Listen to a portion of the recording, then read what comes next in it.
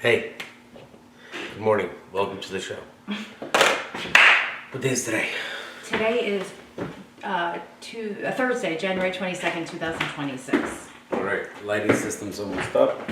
How you feeling today? I feel good. All right.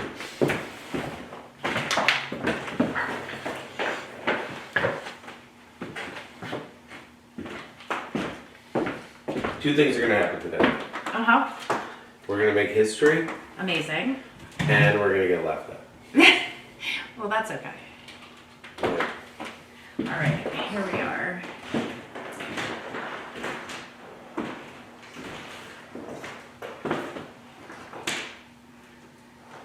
Jeannie Solano's on. Well, there's Matt. We're gonna get you real quick. Oh, she's just signed off. Sign off. She'll For anyone that's wondering, what you're about to see is that you will be going to court with me for support. Well, I'm going to court also. Not you. Oh, I was like, I'm going to court because I have to go. The audience. I've said I make movies in real life, and once court is over, I'll explain everyone what's going on. But anyone at home that's excited to see something, you're about to see a live trial. Hello? Hello? Yes, hello. Oh, I'm sorry. Am I I wasn't muted? sure if you could hear me. Please I make sure. can hear you. Okay.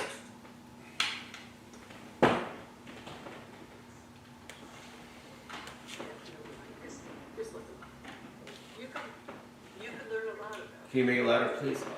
Oh, yeah. I love when they don't realize that they're not muted and they talk about how the court's going. She heard it. The woman's talking about how she was laughing about how people don't hit mute and we're talking about other people and she wasn't on mute. That's actually funny. Yeah.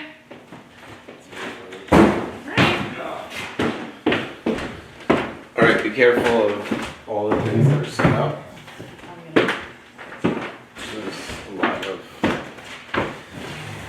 All right.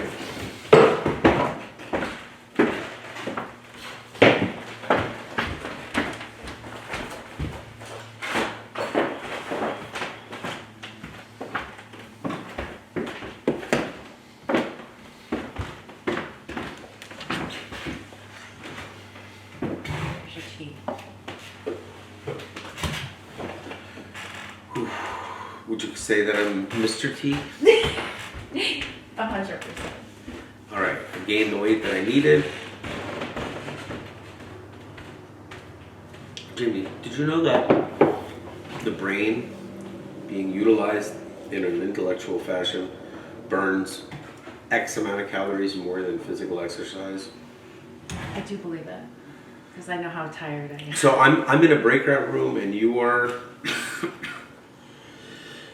you're in general court, right? Yeah, and you're Where's you're waiting for a This breakout lawyer, room. what's behind her? What's that background? Is that a New fake York background? City? Oh, she's a New York City attorney? I think. Well, I know the With the signature. lawyer that signed on to my lawsuit is from the city. I don't know where she works.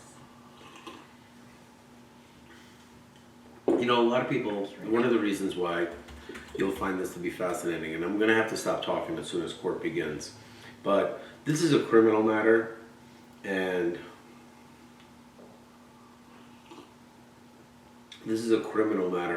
criminal matters are of public interest. It is very rare that the judge or the courts will close a criminal proceedings to the public. A lot of the times it has to do with the sensational nature of the case and the amount of celebrity exposure.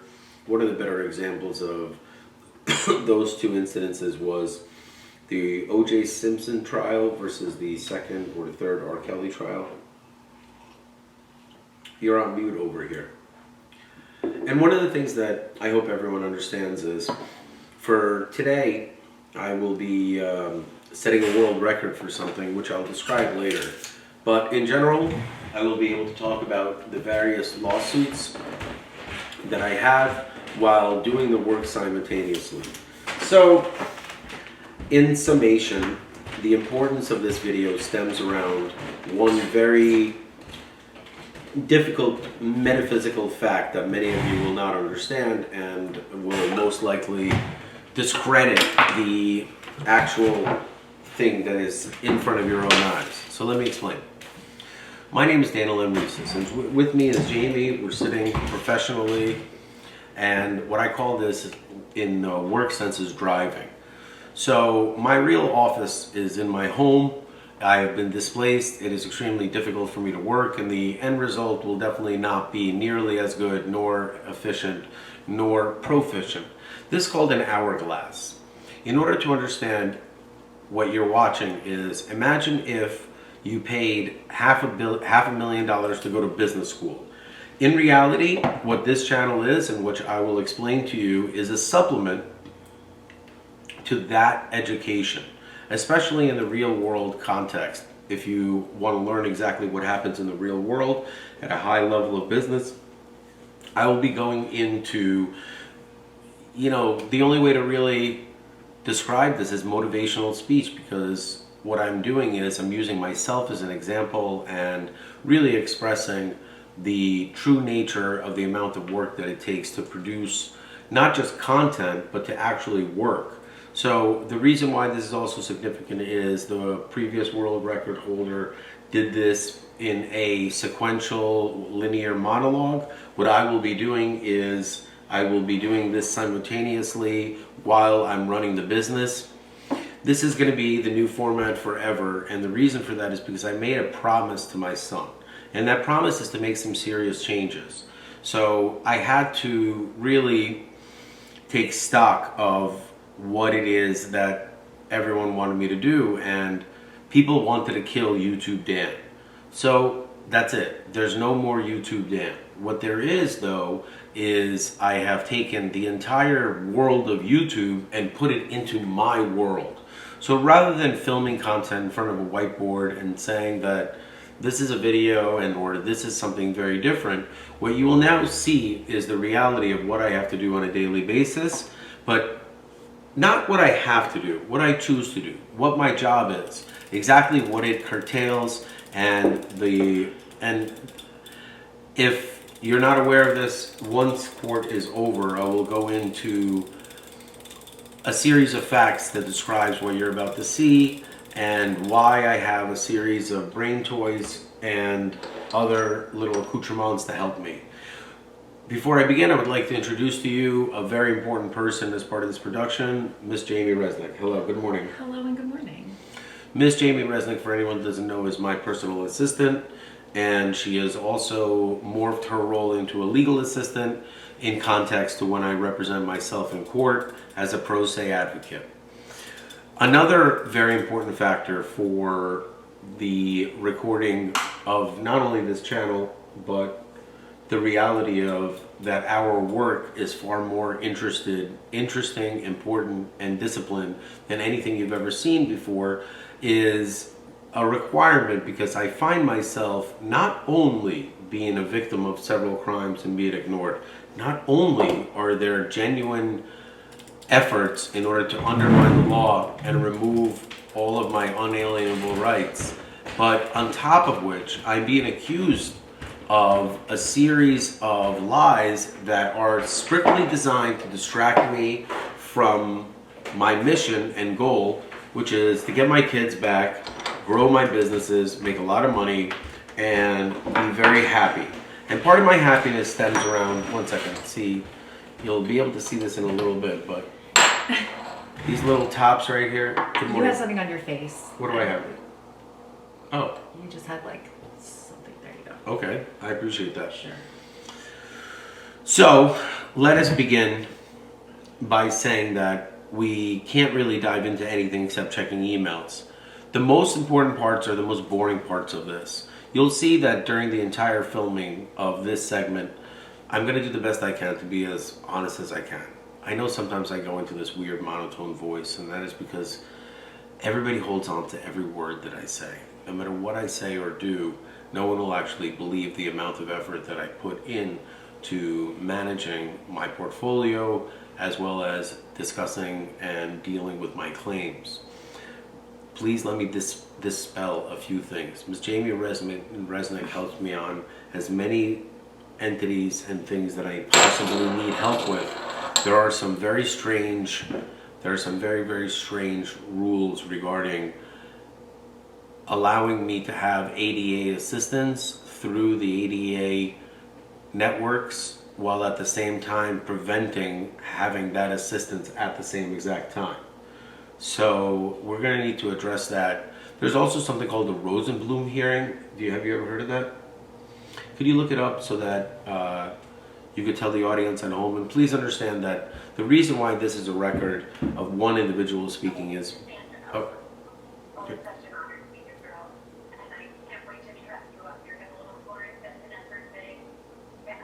What on earth is going on here? I can't hear a single thing.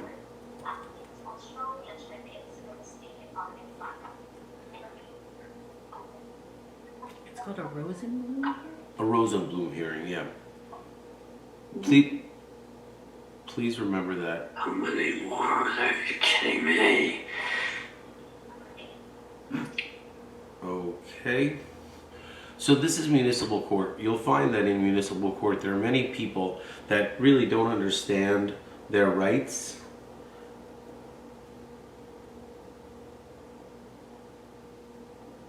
Perhaps it's something else. No. This is it? No. Why don't you Google what is the point of a Rosenblum hearing? Rather than the... So, in case anyone doesn't understand this, I'm not a lawyer. I cannot speak on both legal advice, nor will I give you any form of advice when it comes to your representation, which means that the only advice that I can give to you is my experience as a pro se litigant and a CEO of one of the most important law firms in U.S. history. So I do have significant experience in the law. I've also been practicing and studying the law for the better part of 25 years. There are two forms of practice when it comes to understanding the law. One is practical practice, which is the applied use of the law in context of business, tax, criminal, civil, municipal, everything you can imagine. And then there is the for-profit model, which is attorneys who study the law, go through the traditional paths, and then are licensed by a governing third body that says that now you can earn a living by doing the same thing that Daniel does on his own behalf. I don't agree with the second model, but at the same time, there are many things I don't agree with. That doesn't mean that I change it. One of the things you'll find is that being able to speak in public and being able to advocate on behalf of someone is about 1,000 times easier than advocating on behalf of both yourself and speaking in public about yourself.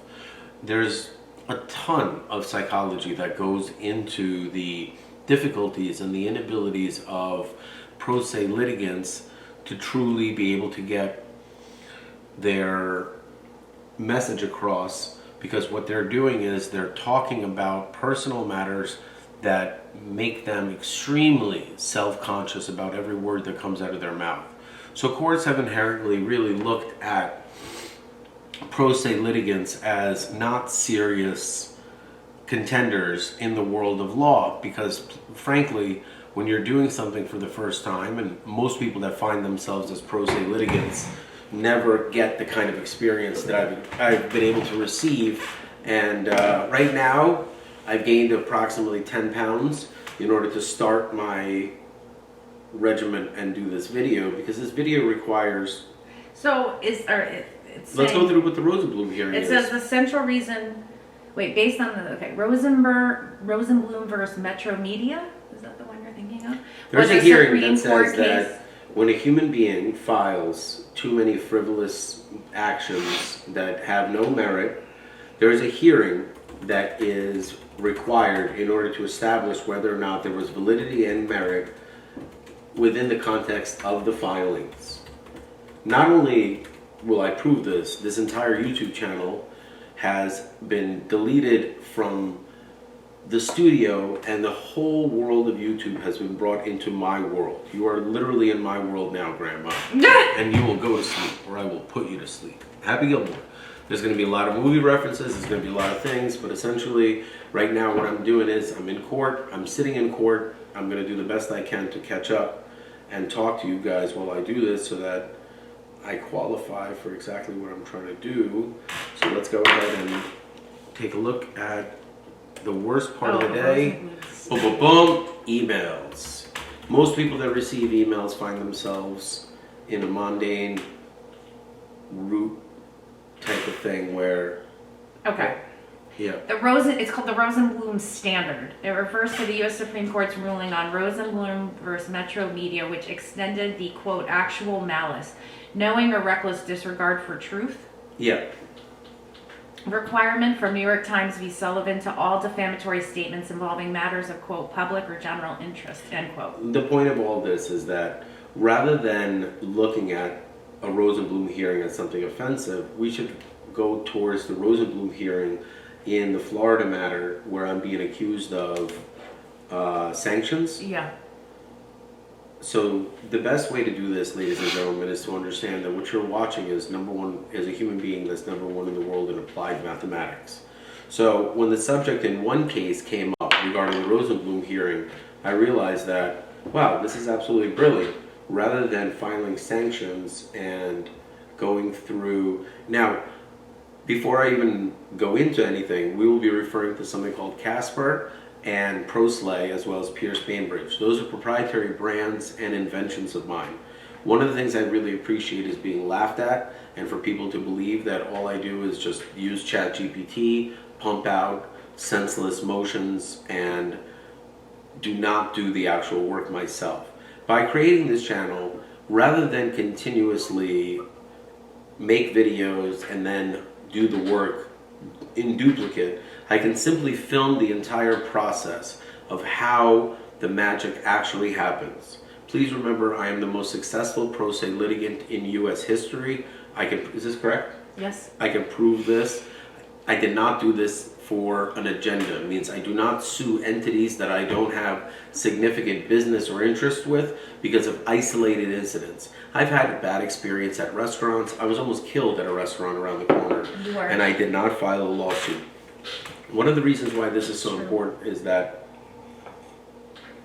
in the Rosenblum hearing, you will need to establish a fact pattern of what was used in order to file the motions, declarations, and the validity of where the facts came from. I will destroy my adversary during the Rosenblum hearing because what is going on is that I am actually the victim of frivolous filings. You'll go in, you'll see all of this shortly, but I've realized that we simply can't do work. Do you understand why this is important? Are you going to be able to do this? Mm-hmm. You're doing a great job. Thanks. So what ends up happening is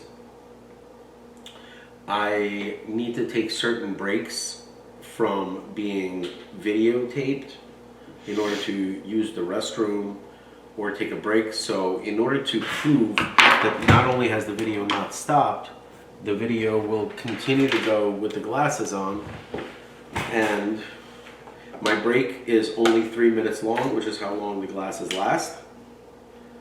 And the continuity, do you know where the glasses cleaning kit is when you get a chance? And I think it's also important for our children to see, like, what is the job? My office is in my home. My records are all in my home.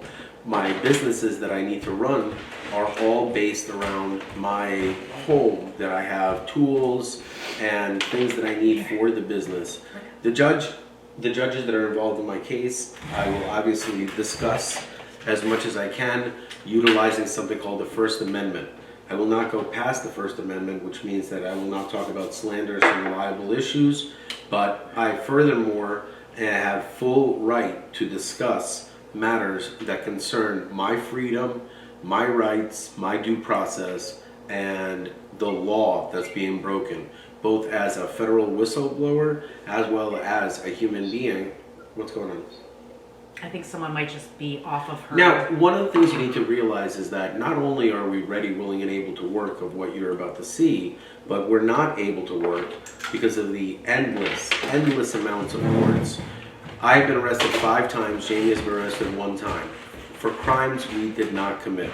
So the best parts of this thing is going to be some of the boring parts, and let's go ahead and flip this because we didn't get the 15 minutes. And you know what, Jamie, I'm really excited for this new format. Are we I'm not gonna talking lie about to the you. crimes we did not commit? For No, that we're I'm going to be with? taking a break, Okay. and you're going to be talking about exactly what happened to you, the crimes that you did not commit, and go from the beginning to end as much as you can. And it's very important that the audience sees the truth. How do you, does the lighting work for you guys? Do you like the new lighting format? It looks good. All right, cool. I'm not as fat as I would like to be, but it would have been nicer if I was a lot thicker so that when I start my workout regimen and explain to everyone that during the course of the day, human beings need to balance both their brains, their bodies, and their souls at the same time. And the reason why I say souls is you might find yourself doing a job to provide for your family, but you know is not only morally wrong, it is the complete opposite of everything you've tried to do for your entire life. I'm going to go ahead and turn these bad boys on. Now the most important thing is continuity, so there's no loss of a single second. So there will be overlapses of communications in order to go from one media to the next and to qualify as one single video. Okay. Jamie, take the stage. Good Okay. All right. So Recording in Oh. progress. luck. Oh, wow. don't, not so fast. Excellent. But is it for me? Good morning, ladies and gentlemen. Is the Caldwell Municipal Court Session of January 22nd, 2026. The time is now 9:21. My name is Judge Joshua Levine, and I'll be handling the court calendar today. Please keep in mind we have one prosecutor, with all of which you were going to speak to in advance to determine whether you can resolve your case prior to trial. We have one judge, that's me, so we will move all of the cases as expeditiously as possible with that understanding. The first matter before me is State versus Jessica McGowan. McGowan, are you with us? Yes, I'm here. All right, I'm going to take a break. No, you can't. 140, charged with use of handheld wireless. Let's give these people some privacy. So just let me know when it's. If you need to use headphones, the wired ones right over here, put one in, and you could have one in the background and do some. Why don't you send a message to your kids? You have 3 amazing kids. I'm sure you have a lot that you want to say. Yeah. You can take this opportunity to do that. Okay. Just, unless you're not proud of your job, which is No, I'm totally very okay. proud of my job. No, it's I'm okay. very proud of my job. Listen, I there's love a my lot. job. There's a lot of people that do not like their jobs because of controversial purposes and everything. If And I didn't like my job, I wouldn't be here. Hey. Well done. I'm gonna give you a chance to talk about.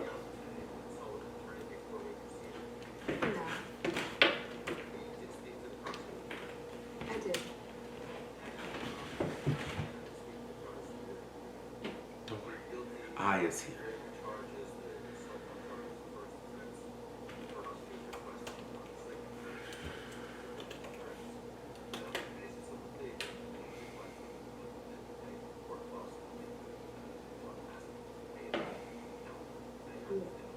Yes.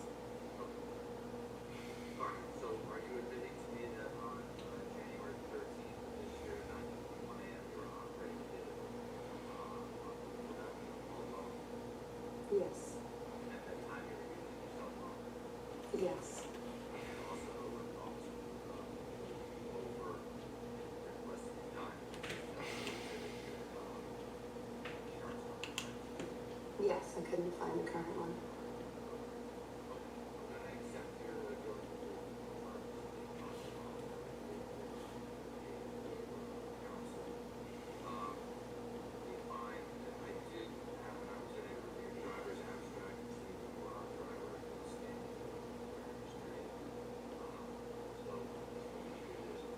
It's not working.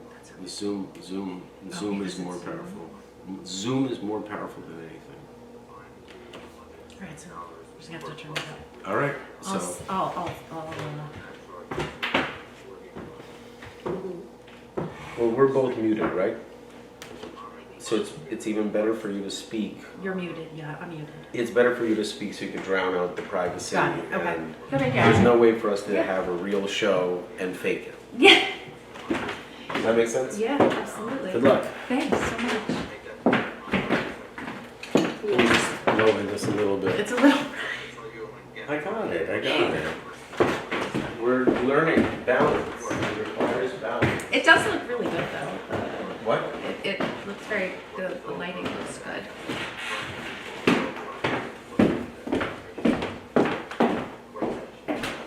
Perfect. And more people are signing on. So this morning's court case is my false arrest in Livingston for harassment. No, In so. July, when Dan was arrested Excellent. and Thank you. had court, I was given permission to speak on his behalf and be the third-party communicator between him and Mallory, and was given permission by not only Mallory but also her attorney, Matthew Would you mind if Smorrow. I jumped in on an adjournment request? I haven't seen person here. Sorry, guys. Your Honor, on Diana Orban. And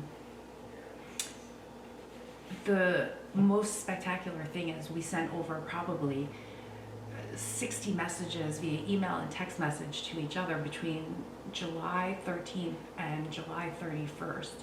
And it was only when Mallory decided she didn't want to speak to me anymore that she went to the police station and said I was harassing her, even though I can show all of my communications and show that they were all very professional.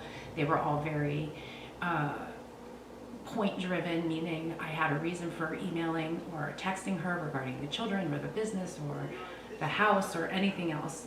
And the Livingston Police Department took it upon themselves to just take her word for it, I guess, not communicate with me, and go above and beyond to make a scene arresting myself and Dan for this completely bogus and false charge of harassment, which is really, to me, so unbelievable that the Livingston Police Department can forcibly remove me from my house and arrest me for a false harassment claim, but when I go to the Livingston Police Department and allege and prove with evidence that I've been the victim of a physical violent attack by the same said person, not only do they not investigate it or do anything about my claims, they completely ignore it. So this entire court case is very frustrating for me because, one, it's a false arrest. Two, it caused massive issues with me, my family, and everyone else. It takes up so much of our time in the workday that I have to spend all these hours proving that I did nothing wrong. And in general, the court system and the Zoom and everything, it spends so much of your time. You really can't do anything else because you're stuck on these calls for what can take 5 minutes or 3 hours. You have no idea. So your entire day is based around not only your schedule, the judge's schedule, but looks like there's over 16 participants in this court hearing. And we just have to kind of wait to either be called into a breakout room, and then you get passed on and passed on and passed on. So you don't even get to have anything really heard by a judge for weeks, if not months, which I don't know who can function and make money and do a full-time job and be a parent and do everything else while juggling all of these things, which especially for Dan, who had 5 false arrests, has to go to 5 different judges, 5 court hearings on top of everything else. And the most amazing thing is that both of our estranged spouses expect us to produce income, to do all of these things, while they themselves are making it almost impossible for us to do anything because we are bogged down by all of these bullshit claims, bullshit allegations, all these other things that make absolutely no sense and are lies and false information. So, judges on. Oh, Jamie Solano. Okay. So your parents for the record, please. Yes, Jamie Hoxie Solano on behalf of Mallory Reeses, Your Honor. Reasons. Okay. Yes. Good morning, Your Honor. Michael S. Nestor. I am the prosecutor in West Falwell, but I have volunteered to prosecute the case against Jamie Resnick and also Daniel Reeses. Okay. All right, and counsel present in the courtroom? Robert Cosgrove is the state for the case. Okay. The owner, Greg, and summarized where everything is at. Who was this? Yeah, Mr. Cosgrove, why don't you go ahead? Are you, Mr. Nestor, Mr. Solano, are you able to hear Mr. Cosgrove? Yes, Your Honor. I am, Your Honor. Is anyone representing Daniel Rices? Your Honor, Mr. Rice? my name is Daniel M. Reeses, and I am proudly pro se in this matter. Okay, thank you, Mr. Rices. Okay, Mr. Cosgrove, please proceed. This is case transferred from Livingston, so we're kind of in the process of gathering everything. We also had an issue because this is a case that required two prosecutors, because the parties really couldn't have the same prosecutor prosecute all parties. So Mr. Nestor is dealing with the case, and he's prosecuting Ms. Redmond, Mr. Francis. He's requesting some time to gather materials and figure out what's going on here. And then it's my understanding that Ms. Solano, who's counsel for Mallory Rices, would like to file a motion, a written motion. Okay. Who's speaking? Who just said that? That's the prosecutor. Mr. Cosgrove is in court. Mr. Oh, I apologize. Is hard he? to hear. It's extremely hard to hear. Okay. I just want to also separately point out for the record, and so that I'm clear, just so I'm clear, Mr. Nestor, you are handling the prosecution of against Jamie Solano and Daniel Reeses, correct? Jamie Resnick and Daniel Reeses, yes. Okay. What did I say? You said You James said- Solano. Jamie Solano. I'm the attorney for. Oh, sorry. There are 4 Jamies. Don't worry, Your Honor. It's wild. There are 4 Jamies. Okay. I have received last week a motion by Jamie Resnick seeking to dismiss the charge against her for harassment under 2C:33-4A. Mr. Nestor, did you receive that motion? Yeah.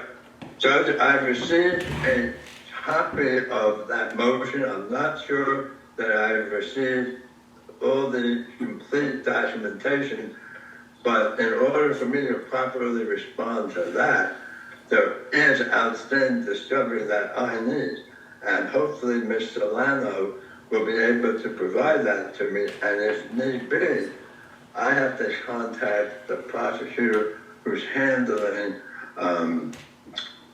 some of these ancillary cases in Essex County to get a full picture of what is going on. So I would need some time to be able to adequately address that motion.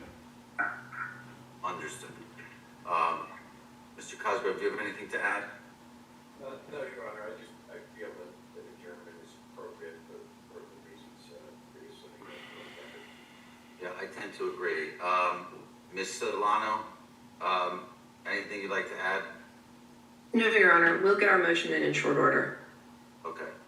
Mr. Reeses? Yeah, Your Honor, I would really appreciate for you to make a court ruling and an order demanding discovery to be released. This has been an ongoing matter it's the same thing every single time. The Livingston Police Department, as well as the prosecutor for the Township of Livingston and the municipality, are simply, they're doing everything they humanly can to block the body cameras, the audio, and everything. A simple order would really lubricate the wheels of the litigation process. It also would save a lot of time, and we don't have to keep going through these adjournment motions. This has been extreme strain and inconvenience both of myself and Ms. Resnick, who's had never had a conviction and has never been lawfully arrested once in her life. The previous time that an identical situation happened 2 years ago in West Orange, at my West Orange home, the case was moved to South Orange, at which point both myself and Ms. Resnick had all charges dropped.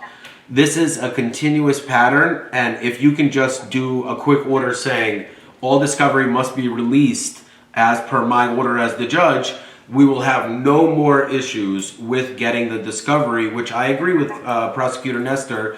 How can he possibly review a motion where it's been over 4 months and none of us have received the appropriate discovery? I've filed subpoenas, I filed Oprah requests, I've done everything I humanly can. Anything else you'd like to add, Mr. Reeses? Yes, I would like to add that I would like for you to say yes. I'm on board with both your frustration as well as your drive to bring truth to the court. What I'm trying to do is not have some sort of a legal argument. We're not even close to that. We're at a point where I am being stonewalled, and so is the prosecutor apparently, at getting the most basic rudimentary information at the onset of the trial. And we're going on 4 or 5 months. I am a father, and this case, amongst many other ones, and the continuous delays are really hurting me. And if you can just cooperate with both myself and the prosecutor, issue the order, I assure you that we will have the discovery within less than 1 week, and at the next court hearing, everyone will be actually prepared. Anything else you'd like to add, Mr. Reeses? Well, I would like to say thank you for giving me a chance to speak. That's a huge thing that I've been denied in many other courts, and I have nothing else to add except I have faith in the justice system, and I hope that we can avoid me filing a motion for you to sign this order and simply just do it. Okay, I'm going to address that and everything else. So the matter, I will point out for the record that this is the second time that this matter was presented before me. This is also the very first time that Mr. Nestor has appeared. He does not have the full documentation of the file. He will need that, as will you, Mr. Reeses, and you are entitled to discovery. I'm not at this stage entering any order requiring discovery. The rules of court require that reciprocal discovery be provided by all parties. If that discovery is not provided, I will then, when the proper time comes, entertain any party's motion for whatever purpose based on the fact of an allegation that discovery has not been provided. But we're certainly at a juncture premature for me to make directives on discovery on a case when parties are just getting into the case at this stage. Accordingly, I'm going to give, and given also the pending motion by Ms. Resnick, given the appearance of Ms. Solano on behalf of Mallory Rices, I'm going to adjourn this matter for 1 month to allow discovery to take place. Also note for the record, I am in possession of 3 separate summonses under docket numbers S-2025, 268, 269, and 270, wherein Daniel Rices files as a citizen complainant a total charge of 35 counts against Mallory Rices. Thank you. I understand that those charges have gone up to the county where they sat for a period of in excess of 45 days and have now been presented to me, which I just received. So I will be reviewing those 35 counts to make a determination as to probable cause. I will also point out that in those 35 counts, there are several charges that may rise to the level of what's considered an indictable offense. And if I do find probable cause, those matters will then be referred to the prosecutor's office to be handled at the superior court level, and that may have an impact on our ability to proceed forward here, because we have multiple matters in multiple jurisdictions, and for the sake of judicial economy, it certainly would make sense for all matters to be heard at once and bring this matter to conclusion with finality whenever that day should come. And I agree with you, Mr. Reeses, that should be sooner rather than later, but we haven't arrived at that day yet. Would anyone like to add anything? 30 seconds. Go ahead. Your Honor, what can I do to not only expedite this process, but I can only imagine of how difficult it is to read the quantity of information submitted. I have over 10 to 15 elements of supporting evidence behind each of my allegations. So that's why I'm saying to you that if anytime you need additional information, your clerk knows where to reach me. I will submit everything as properly, and I am so relieved that after 25 years of never being accused of anything harassing, this finally is coming to an end.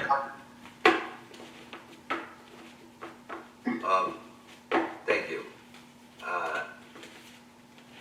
It is extensive, the charges, and we take it seriously. And to do our job, sometimes justice requires some patience. Now, so I'm relisting this matter for 9 a.m. February 26th. At that time, or before that time, I will have made the determination as to the probable cause on the allegations charged by Mr. Reeses against Mr. Reeses, right? I'm saying that right? Against Mallory Reeses. Now, are there any restraining orders between the parties that are in effect here? Yes, Your Honor. I filed a restraining order first on the 8th or 9th of July. 3 days later, there was a retaliatory order, and subsequently there was the incidents that you're going to be reading about, as well as they predicated the initial 3 days afterwards. Simple question. Are No problem. there active restraining orders? Are they mutual by Mr. and Ms. Yes, Reeses? at this time they are mutual.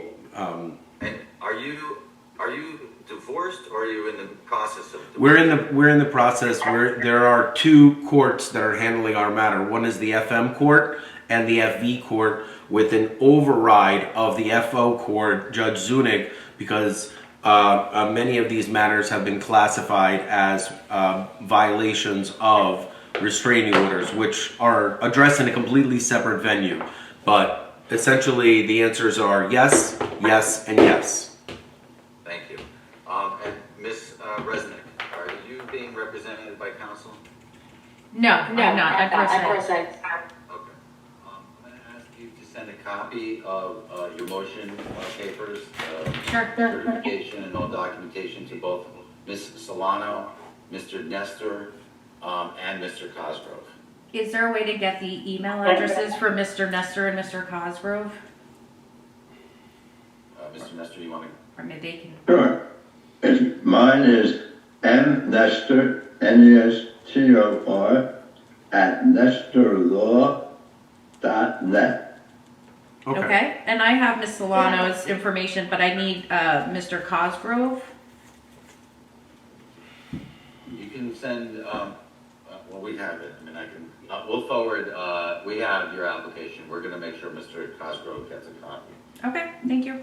But I think that just a formality, so that there's no back and forth. You just, if the courts can just provide Mr. Cosgrove's direct contact information, so that we can avoid. I'm sorry. I want to avoid redundancies. I'm on the same page as everyone. I want to say thank you. I have nothing else to say. I will now be muting myself. Okay. All right. So we'll see everyone back here 9 a.m. February 26th. We'll do this virtually. If anyone has any reason to seek an adjournment, since there's multiple parties, please reach out to each other so that we're not wasting all of our time on this matter. And again, I echo Mr. Reese's desire to see this thing be resolved with finality as expeditiously as possible. Does anyone have anything else they'd like to add before you sign off? Okay. Hearing nothing, so then I'm going to conclude these matters just for the record. Just for the record, what we're talking about here is State versus Resident S 2025-164, which is a harassment charge. We have State versus Daniel Reeses S 2025-192, which is also a harassment charge. Your Honor, one second. There's a mistake. Hold on a second. So the problem is I've been arrested 5 times, and one of those times I'm represented by Coleman Prezioso. I want to make sure that this is the arrest where I posted a picture on YouTube and I was arrested, and not during the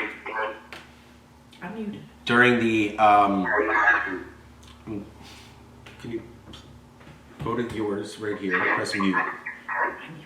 All right. What is the predicated act? What am I accused of? What is the background noise, sir? It's this is an old laptop and I have a new laptop. Hold on a second.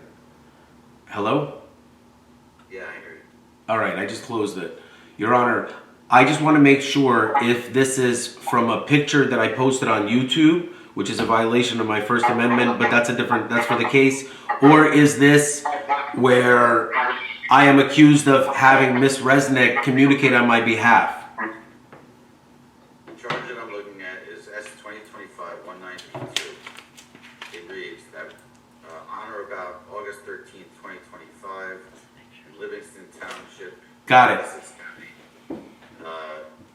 within the jurisdiction of this court, with the purpose to harass another, engage in a course of alarming conduct with purpose to alarm or seriously annoy such other person, specifically by posting pictures of his estranged wife as thumbnails on YouTube videos. The pictures depict his wife holding a cucumber as if it were a phallus. Okay. The pictures were originally taken during a happier time in the couple's marriage. Mr. Reese's wife has since filed a domestic violence temporary restraining order against him, and there is no explainable reason as to why Mr. Reese's would post pictures like this of his wife online. In the actual YouTube videos, Mr. Reese's claims to be speaking about a movie, but he mentions the name of members of his wife's family, further causing the victim annoyance and alarm in violation of 2C:33-4C, a petty disorderly person's offense. Yeah, I totally, I thank you for clearing that up. And obviously, if anyone who didn't like a YouTube video about them had the other person arrested, we'd be living in a different world.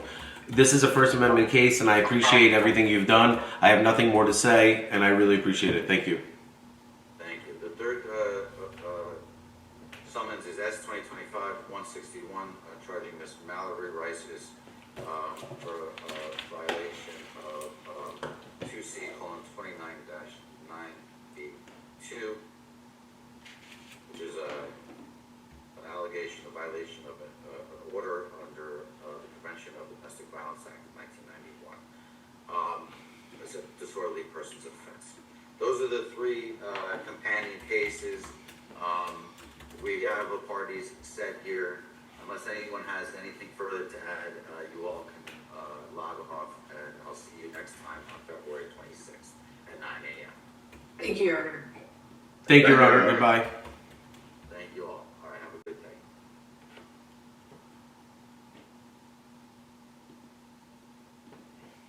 All right. So as you heard it here, I got very excited and I grabbed Jamie, and I am extremely, extremely relieved that, first and foremost, I want to go on the record and say that I have absolutely zero interest in having my wife be in any further trouble than she is in, given what she has done. I want everyone to understand that most of the time that when you see this type of a circumstance play out, you think that it's a win, but in reality it is not a win. It is a loss. A lot of people misunderstand the role that mothers and fathers that are in a divorce play in their children's lives. My wife Mallory is a very good mom to my children. I believe this. I believe this wholeheartedly, that one of the reasons why she's a good mom is because I've had such a horrible mom. If I had an average mom, or if I had anyone at all, I would definitely not think of this. I would look at her much more as a complete criminal, as well as saying some really, really truthful and negative things. But truthfully speaking, many people who grew up with, you know what? Let's continue on our workday. We just finished up our court, and now that we have the studio up here, let me explain to everyone what I have done. Rather than filming YouTube videos and being on YouTube as a character of myself, I have taken the entire world of YouTube and put it into my world. So now you will be able to see exactly what happens during the course of the day. And are you okay? Yeah. What?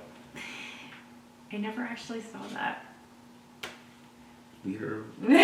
Oh yeah. If anyone doesn't understand that, I was looking at 25 to life in one of my cases where it was a fabrication, and it's extremely important that, let me see this, failure to repair roof. Can you print this out for me? So one of the first things that we want to do is we want to get a clean look at everything that's going on, and the first step is really to make sure to go through all emails and make sure we have absolutely zero emails, and this is the boring part. And you would think that this is not, I hate email, by the way. Do you like email? No, You're a liar, you love email. I do not. You're such a liar. I don't like So, working inside of an environment, for anyone that's watching this also, it's extremely important to have a holistic and positive dynamic with the people you work with. Especially someone as close as Jamie Resnick is to me, both physically. Now, this is a table that I had purchased through a closeout of a man named Matthew Leff. Now, that is a very important character in all of this, because before I begin, I want to take responsibility for the things that I've done. I speak to my son sporadically, and Drake is very, very difficult, and I love him very much, and this is a great example of what I've learned from being separated from my kids. One thing that I've learned is to really accept them for who they are, and I so wholeheartedly disagree with my son Drake's perspective. But at the same time, I have to really put myself in his shoes and know that when you're dealing with someone like myself, showing a person pain really shows them a lot more than just pain. It shows them your inability to accept the reality of how much you're loved. And a lot of people, like myself and very few others, love unconditionally. That is very overwhelming for humans that are not only taught to not love conditionally, which I believe my wife is an expert in, but also to really, understand. Did you check all your emails? I can't continue this monologue unless you actually check this email. So remember, this is world record setting single monologue in one single breath. And it's not one single breath. So let's go through, let's clean up the center area. Okay. All right? So what I'm going to do is, let's clean up the center area, and let's use this as a work in progress whip space. Okay. Now you're a righty, right? I am. Which is why Jamie sits on the left, so that when she writes, she's able to write on both of our behalfs. So let's get a schedule of what we're going to be handling, how we're going to be handling, at what point in time during the day will I have the opportunity to film content which is on the board.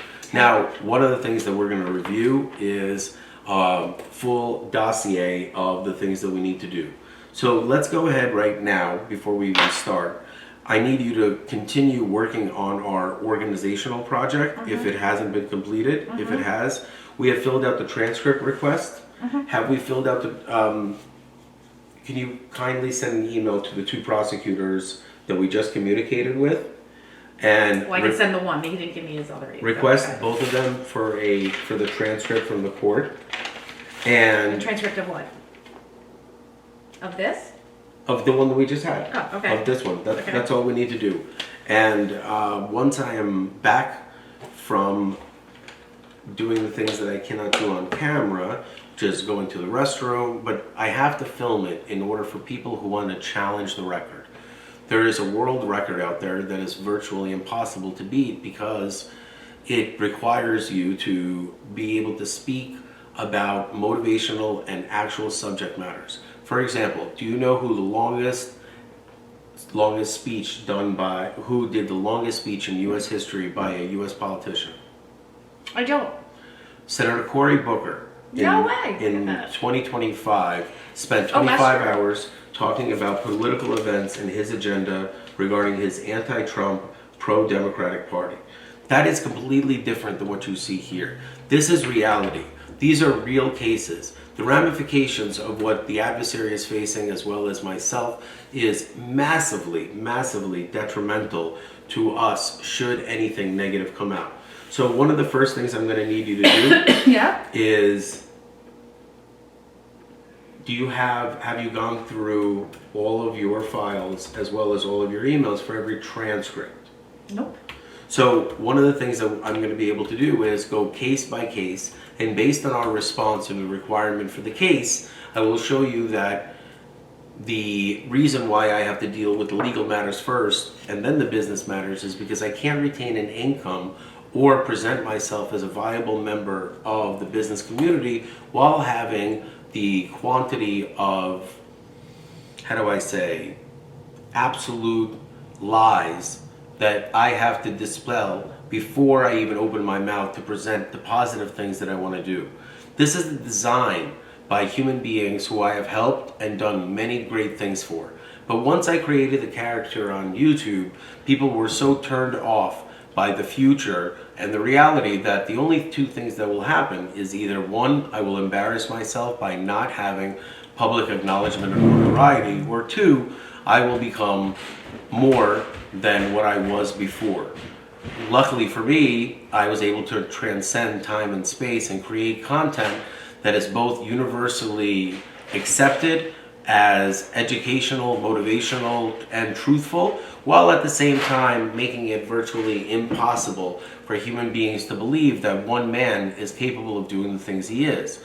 I assure you, not only am I capable of doing it, this new format will allow anyone who doubts anything that I say to see that you clearly have a judge that is going to review some very serious criminal matters.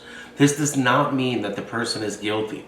As a matter of fact, I am one of the biggest advocates to express that arresting a human being has nothing to do with the reality of that person being guilty. That is such an important factor that, oh, by the way, look at how cute this is. This is how the memory cards are stored. I really thought that it would be a good idea for... Jamie, are you upstairs? You didn't have to say that. You could just say no. One of the funniest things about Jamie is she, like many other women, find themselves constantly announcing when they're going to the restroom. I have to go to the restroom. And a lot of that, in my opinion, stems from both conditioning in a proper environment as well as when you were a child, when you need to go to the restroom, you have to ask permission. There's a great scene of what happens for adults that get conditioned in certain formats, and that movie is called Shawshank Redemption. It features Brooks asking to go to the restroom at a supermarket. The reason why that is so visceral and so important is not just because Frank Darabont is able to use a very easy to understand. You seem very committed. Is everything okay? Yeah, I'm just updating numbers from my job. All right, excellent. When I get back, we're going to go through the entire schedule of the day, exactly how much time we're able to dedicate to which items, and I need you to be fully organized with the transcripts that are ready to go so that I can express some of the values of what Casper is able to do, as well as, so as you can see, this is the future. Are you going to be able to function in this matter? I can. Excellent. And see that? What you want to do is, if you have nothing to say, don't put an in there. Say nothing. Other than that, I think you're doing a really great job. I want your children to be really proud of you. I want everyone to understand how difficult it is to film content that is simply nothing more than watched by either one person or 8 billion people. It is completely shit scary to understand that every word that comes out of your mouth will be viewed or potentially viewed by almost every single person you have ever met or cares about you at the present time. Do you agree? Absolutely. Do you understand how this is the future of communication? Yes, I do. Do you agree with the changing of the format, given the circumstances that we're dealing with? Yeah, I think that it's unrealistic for people to assume that they know what you do in your days, because they just assume that you're filming. But I did contact a really good job at fooling people and making them believe that I do nothing. That's true. Excellent. That's true. We were interrupted before while you were discussing exactly what's going on with your children. And I would like for you to continue doing that. Okay. Is that okay? Yeah. All right. So, the most recent turn of events is that, Try to avoid the ums and the ahs, because what you do, in my opinion, is you take away from the brilliance of Jamie. Ladies and gentlemen, Jamie is an amazing friend. That doesn't mean that I am not in love or romantically involved with Jamie. What that means is that I appreciate her professional conduct. I believe that she is the best mother I've ever met in my life, and I can prove that mathematically. And I assure you, if I say that, I have more than enough evidence to prove what I'm saying is true. And we live in a world where human beings who speak on YouTube candidly, openly, and mention names are far more responsible for the words that they say than anything they say in court. so the most recent turn of events in my family matter is that I have been, as everyone knows, my children were removed from my care without a evidentiary hearing or any real evidence of me doing anything wrong or being unfit. For the moms. Being unfit. Pretend like you're talking to the softball team. Yeah. And to make matters worse, if that's not traumatizing enough, to have your children, who you were the primary caregiver for 15, 13, and 11 years, to have them removed from your care and basically be told that you don't exist anymore. And the things being said behind your back are so terribly disgusting that it's completely hurt the way that the relationship between me and my children and the bond that we had, because it was severed so fast, and it's being manipulated on their side. And what's worse is that not only are all my rights taken away from me and I have to fight to try and get them back from a broken and corrupt system, but what's worse is that my estranged spouse is using the family court to litigate against me and, in some weird backhanded way, Dan, and not focus on the children. And the reality of the situation is, the other day I got an email stating that Jared is taking the boys away. I don't know where Addison's going to be. There's no communication with me. One of my children fell ill. I didn't find out about it from my spouse. I found out about it through a random luck, I guess, because had I not gotten the phone call, I wouldn't have even known the severity of it. And the court doesn't even care. You know, I filed a motion, and all I asked the court was to give me information about who is watching my children when their father travels, where they're going to be, where they're going, and pertinent information. Not only was I told that my motion wasn't emergent, I was told by my ex's attorneys that they just ignored it, and instead of providing me with the information or saying, this is silly, like all that Jared has to do is provide her with an email of all this information, and instead of doing that, they want to cripple me financially. They want to make me look like a horrible mother. They want to paint this picture like I'm not doing what I need to be doing, and all of that is completely false. And the true sad reality is, when your children are taken away from you and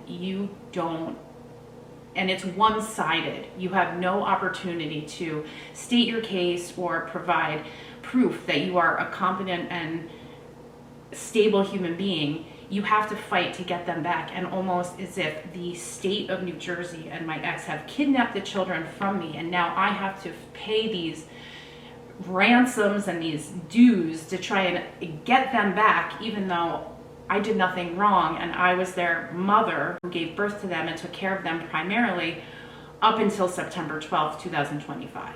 Don't forget the traveling. Yeah. And it's amazing to me because even up until 2 weeks before this happened, my ex my ex was traveling. He traveled for work, I want to say 50% of the year for the entirety of the marriage, which left me in sole care and responsibility of the house, 3 children, and making sure everything ran smoothly. I mean, everything from the minute they woke up until the minute they went to bed, every single care except for maybe driving them places or handling some various sports thing or whatever. I took care of everything. And none of that matters. Not only that, I had 3 children, I had 2 miscarriages, and each one of my children was delivered via C-section. I want to say that in the first 10 years of our relationship, I was either pregnant, recovering from massive abdominal surgery, and taking care of children for the first 10 years of our relationship.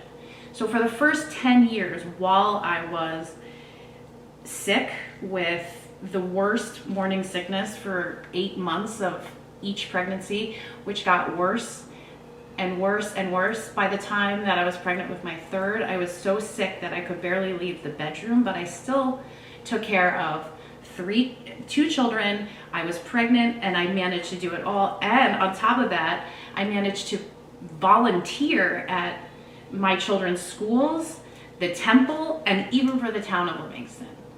And all that while my ex was traveling for work to exotic fun places and doing God knows what. Well, I took care of everything. And now the court has decided that I'm unfit, even though I handle a caseload of over 25 cases. I help with all of the businesses. I manage a really heavy, business. Like, if you just look around, this is just the lawsuits. This is not even all of Dan's business concepts, his ideas, his everything else that he does. And on top of that, for the court or our spouses to think that we are somehow not stable and not coherent is absurd, because I would like to see them manage even a day of what we manage. And it's the truth. I mean, they have taken a negative, they stand on their negative soapbox against us instead of thinking what is right for the children. How can severing ties with one of the parents who has been a stable role in their children's life, who has always done good by them, who is a good, fit parent, how is that good for the children? How is that good for the 5 children that are being completely removed from one of their parents' life? And it's not. And that's the truth. Like, there is no good about removing children from a parent's life who is responsible, stable, competent, loving, and has absolutely no complaints about them ever. Fully support her. Ever. Until that day. And what's amazing to me is that they're just, it's because they have lawyers, money, I don't know, but the fact that something could be filed on paper, ruled upon, and the only evidence that they have is that I made YouTube videos and spoke about my life, or that I don't know what the actual beef is that they have. Be honest. But like, that's what I'm saying. Like, why would someone, like, for Jared to litigate against me in family court and Jared to used your use the children Jared as used a weapon your children against as a weapon you. against me. Yeah, and these videos will now expose the And truth. not only that, Do you have the he's- chargers for GoPro? Yeah. not only that, it's See, this is the part that you miss. not only that, it's not only is it the wrong venue. It's illegal. Hold on a second. It's illegal. It is not legal for human beings. But like, I'm just, what's amazing Are to me you is, really trying to give the benefit of the doubt? no. So then what are you trying to do? You're doing an amazing job. at I'm just telling finally people speaking. what's You're happening. finally saying the truth. I'm just telling I've people been- what's I've been happening. I'm not trying trying to to get you- accomplish anything. I used to care what people thought. I used to care about people's opinion of me. I used to care about what people said about me when I went on YouTube, and I care much less. And at this point, whatever I say, I say. Whatever I say, I don't say. But That's why this is not going to be edited. you This is not know, gonna be I just reviewed. like this is just It will the be truth. This is posted. just reality. The reality is, my kids were taken from me, and I have been financially crippled by both Mallory and Jared. And at this point, not only are they trying to cripple both of us, but me even more is that Don't forget, Mallory committed over 80 crimes. removing child support, okay, then asking me to pay for child support, pay expenses while you took my children from me, pay for XYZ, also while you're financially crippling me. At this point, I really think that his goal is to just either have me literally die, kill myself, or be homeless and just like evaporate into the Well, that says a lot. abyss. That says a lot more And I about think how those much are the he two- loves your children. Yeah, I think Because those are the any only two human end being goals he that wants to wants. hurt the parents of the children doesn't love their children. They actually hate their children, and their hate for their children manifests itself through their actions. So, Jared, congratulations. never took the You have kids from me. absolutely proven that you are, mathematically speaking, one of the worst fathers in the history of humanity. Because what you have done is that you have went out of your way to hurt your own children. Human beings who have the capacity to hurt their own children fall into a completely separate categories of human beings. So a lot of what you're hearing about Jamie saying, I took care of these kids, I did everything for 12 to 15 years, 15 years. I managed the home, I did absolutely everything. I It's worked not a just full-time that. job, I contributed to the home. Jared Resnick is an alcoholic, let's be honest. And you supported that alcoholism by ignoring the fact that he was not present and he needed to drink in order to not be irritable. And a lot of that is where we start. We start with you taking responsibility of how you not only enabled this behavior, but your entire motif apparatus, your MO. I think, look, I can take the blame for and responsibility for certain things in my marriage. I take zero. I've done nothing wrong as a parent, as a mother. I didn't say you took You know, anything wrong as a mother. As a wife or as a partner maybe, but Hey, this isn't a Jamie bashing. This is a truthful reality check as to when you go into something called a motivational speech, which is what this is going to be categorized in. You have to also understand that there is a mathematical 100% end sum to every single real equation. Okay. And a real equation requires a sum of a bunch of different things. Sometimes it's a negative, sometimes it's divisible. The sum is the addition of the numerators that lead up to the final result. A true applied mathematical equation has two equations on both ends and they equal each other.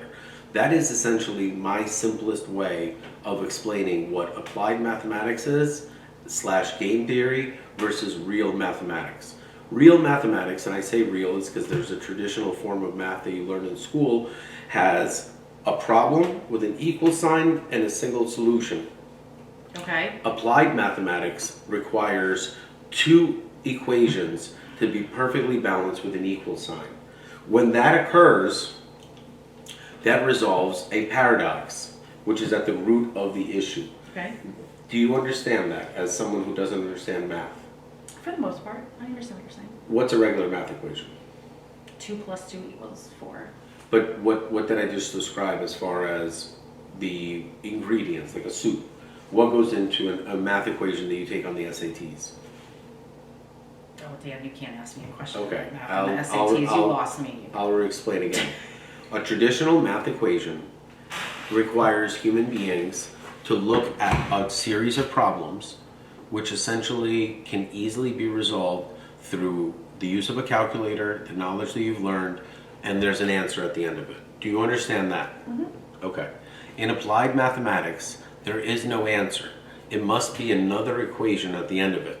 So, in real terms, the examples that I use today will be the actual applied mathematical versions of the answers that are rooted in the issues that are blocking both myself and Ms. Resnick from living our lives. So what you're going to see today is the most advanced form of applied mathematics as part of a world record speech.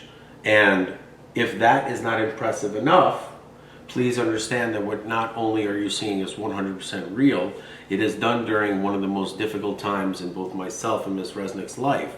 So the quantity of pressure, stress, and complete insanity of dedication that is required to make this is to put everything aside mentally.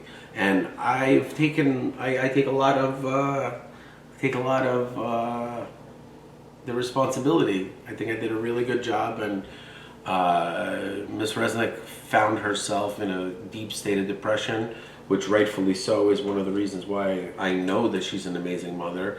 And her depression has rippled obviously into the business, but in reality, rather than continuously thinking about success, money, ego, I took a moment to really think about Jamie. And what I realized is that she has been so mistreated and so abused because she relied on these people. She gave her entire life to these people. I don't know who and what all these friends are, but Jamie is one of the most popular girls in town. She lost her popularity when she started working for me because, frankly, people became extremely jealous. They saw her full transformation both mentally and physically, and they realized that what Jamie does is something very special to Jamie, which essentially means that Jamie has found her happiness. We don't live in a society that wants to see other people happy. So it has taken Jamie many years to understand that people really dislike her because her name is Jamie Resnick and she works for someone named Daniel M. Rhesus. Yeah. Those are the circumstances. Now let us begin. Okay. Get me a clean piece of paper and let's go through exactly what needs to be done. Okay. So we need to put the courts on notice. For anyone who doesn't understand, I have just recently been the victim of a massive conspiracy and a fraud, which culminated to a summary judgment of over $2.5 million. Please let me give you the background of all of this after I have the information ready. And my goal is to not only name names, but to express that humans that are, what's this? Isn't that what you wanted? I need the Jeff Aaron's file. I need to find, and I need a file of all the text messages that were sent, especially with Harris Palmer and Jared Resnick. So ladies and gentlemen, I'm going to explain to you exactly what's going on. Let me adjust the camera for a second and explain that what I will be doing is putting the courts on notice via something called a motion for stay, because obviously I have no interest in the endless conflict that is going to be the culminated result should I not deal with it. I also want to remind everyone that not only am I delivering this speech during a time when I am faced with some of the most difficult personal challenges I've ever been faced with. Hey Jamie, could you do me a favor? Could you stand up in front of the camera?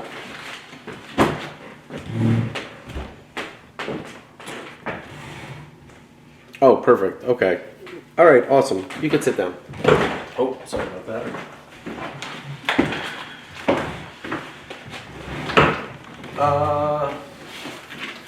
let me go quickly through this board. What this is the first initial board of the litigation that I'm involved in. Please understand that I'm not able to properly litigate or work while I'm outside of my office, where not only my files are, but this entire project was started because I knew that I had the motivation and love of my children in my life. I would not engage or go into certain battles and fights had I known that I would have my children removed from me and my motivation would then become negative instead of positive.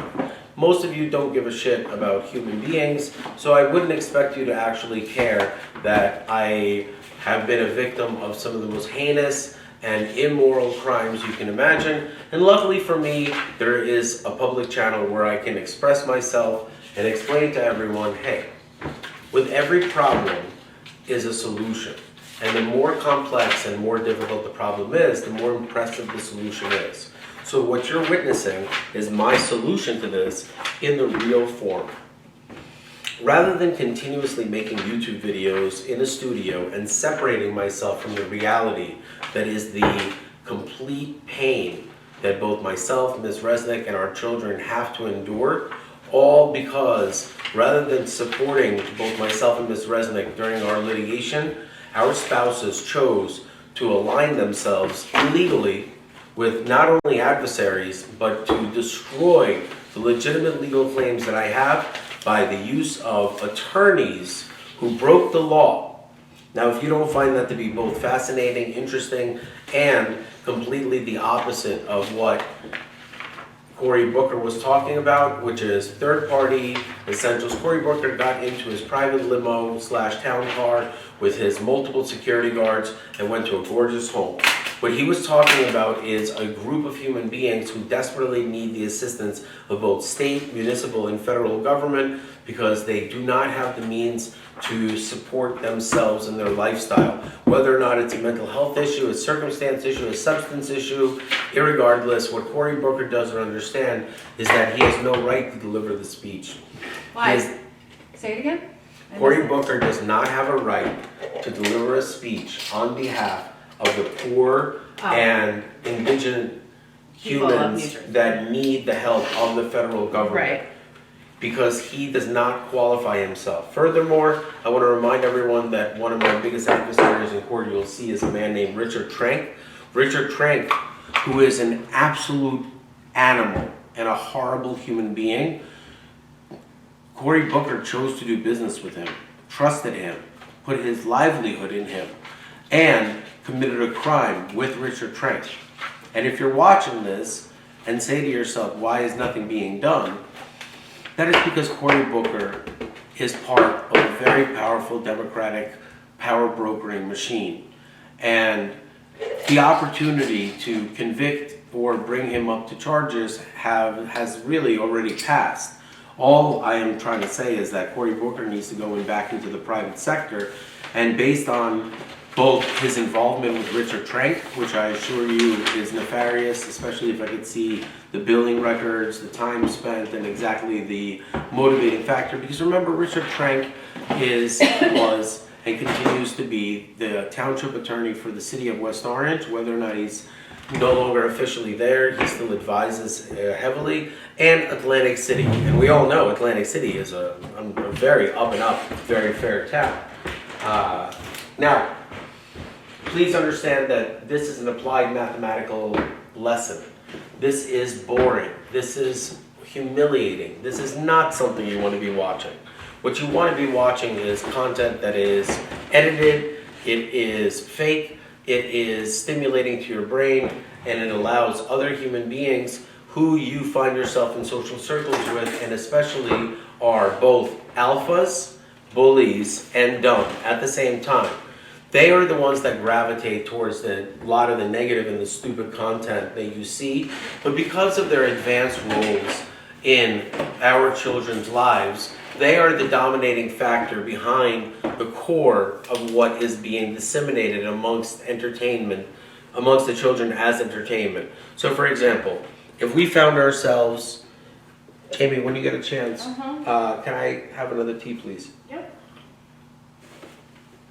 When you find yourself wondering why your brilliant child, who is not only extremely smart, but gets good grades, works really, really hard, is not invited to birthday parties, or is left out, that is because we live in a town of bullies, and some of the least intelligent human beings are the ones that drive the social agenda. Do you agree with that? Absolutely. Excellent. Hello, like, I watch children get bullied in front of their parents and their parents do nothing. Okay, so what we're gonna do is, here's Aaron's, and here is Lustig. So in order to make the applied mathematical equation that I'm looking to make, I'm gonna have to assign a number to the cases that are linked together through a helix of, let me take a look. David Salakian, Aaron, 1. You see, these two cases are extremely important to not only link together, but to show the validity of everything I'm talking about via text messages and data. And please remember, Harris, I have your laptop. I assure you, the last thing I want to do is disclose in a lawsuit or in court the content of that laptop. This is not a threat. This is me asking you, hey, maybe you should use some discretion and privacy and maintain a level of understanding of we are men with children. I think about your children and the ramifications should the information that I have as part of my ownership and role in a corporation that I do not own, but I personally gave you my laptop. That used to be mine personal. It wasn't a work matter. So I own it and you chose to not delete it. And that's a huge mistake, Harris. Now, these two lawsuits, Lustig and Aaron's, they are due.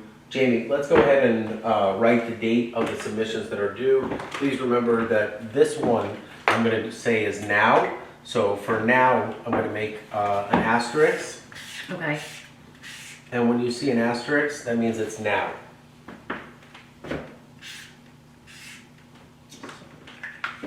So that means that for today, we're going to be addressing these direct matters immediately. The Aaron's is a 1 and a 1, so that means that it is extremely important that we link these two together. And when you see the process being done, and you actually understand that this is what is required for complex litigation, and resources are managed through mathematics. I, as the former CEO of Pierce Bainbridge, was able to really understand that, please, it wasn't like we had hundreds of cases. We had 24 cases. A lot of them were previously mismanaged by the former staff, so it was an extremely difficult job to do, and I was there to do one thing and one thing only, and that is to stop the riots. I not only did my job, I found that the fascination behind the legal community was very evident. And why we are so fascinated with the legal community is because at the end of the day, just like all sporting events, courts have a final winner or loser. And we as Americans are so utterly obsessed with winning, also losing, which is an end result. So just like we love sports, we love the courts. Sports courts. Kindly write that down as notes, as an original. So we need to immediately file this matter. Now, U.S. Alliance is a foreclosure matter, and that needs to be filed immediately.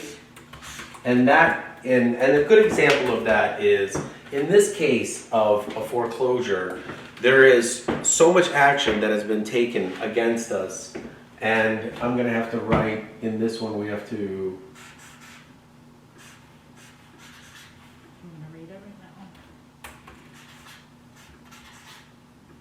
These two humans are going in a box because they have a huge reason. There's a massive issue behind the foreclosure matter as it pertains. What is that letter? JB. Oh. NB and JB. Oh, I know. We'll get to all of that once the filing is done. Reese's Menendez, the divorce.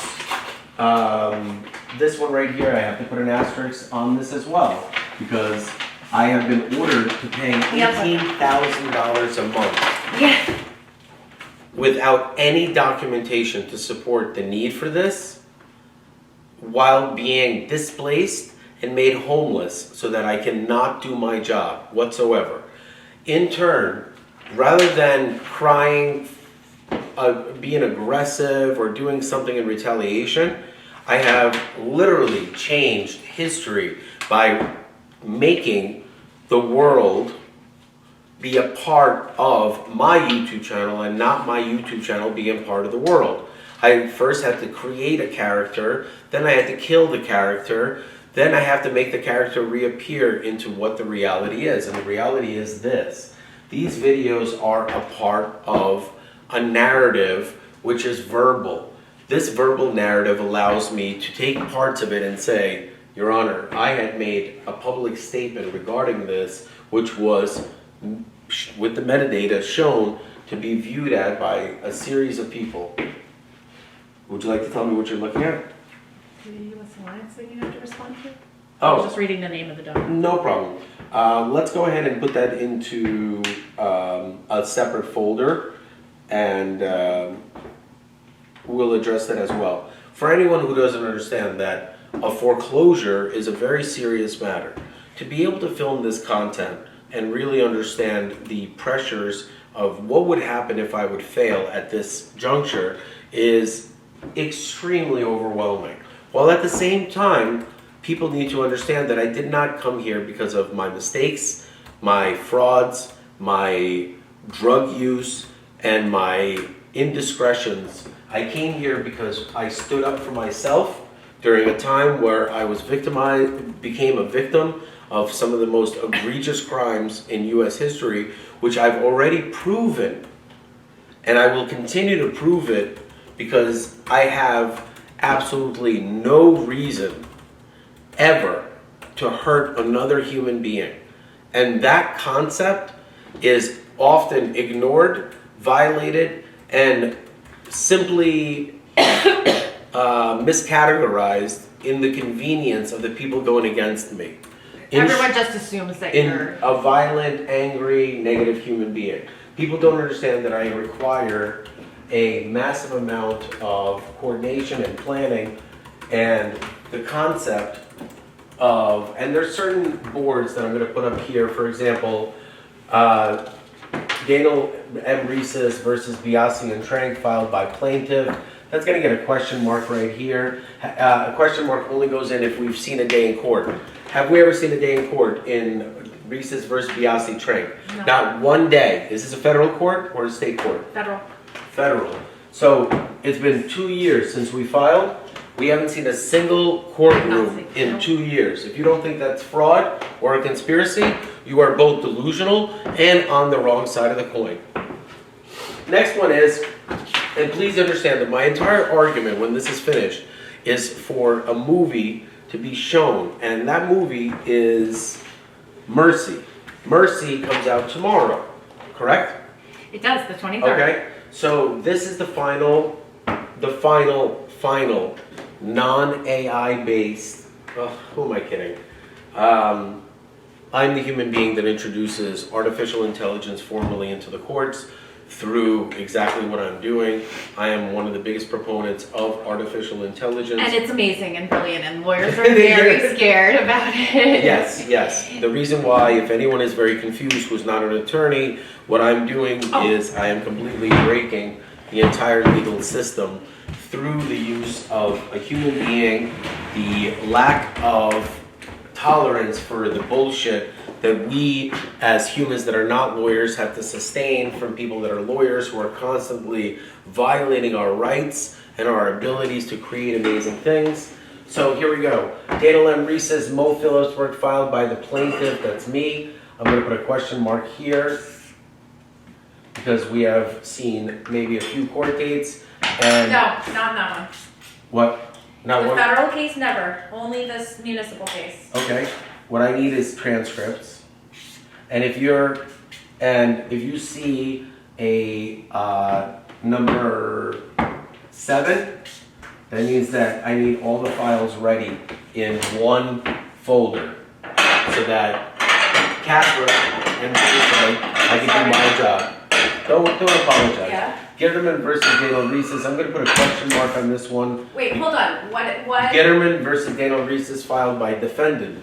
This is my mother pretending to be this woman suing me for something that I did not do. I believe this either was dismissed or... I think it might have been dismissed, but that's the case where, yes. Why don't we leave a question mark Sure. and go through that? And I hope that people in the audience understand that this is the first time in U.S. history that any human being has ever been able to break this type of a record while at the same time divulging some of the most monumental and jaw-dropping material that is 100% real. So I'm not talking about stories of other people or motivating you through a series of factors that simply have nothing to do with me. I'm showing you the reality that one human being who not only has the brains, but the balls and the means to deliver the truth and to change the world so that we live in a fair, more fair, and honest environment owes it to you, the audience, for me to do this. Let's go through now. Look at how important, look at how much more effective this entire process is. Now, we used to do the same exact process, but by changing it to an entertainment-based format, you have actually made us much better because we are now forced to focus. And me, as a human being with massive amounts of attention deficit disorder, so you'll find that I will need to be cooking while I work. Yes, I will also you need to be do doing multiple things at once. Correct.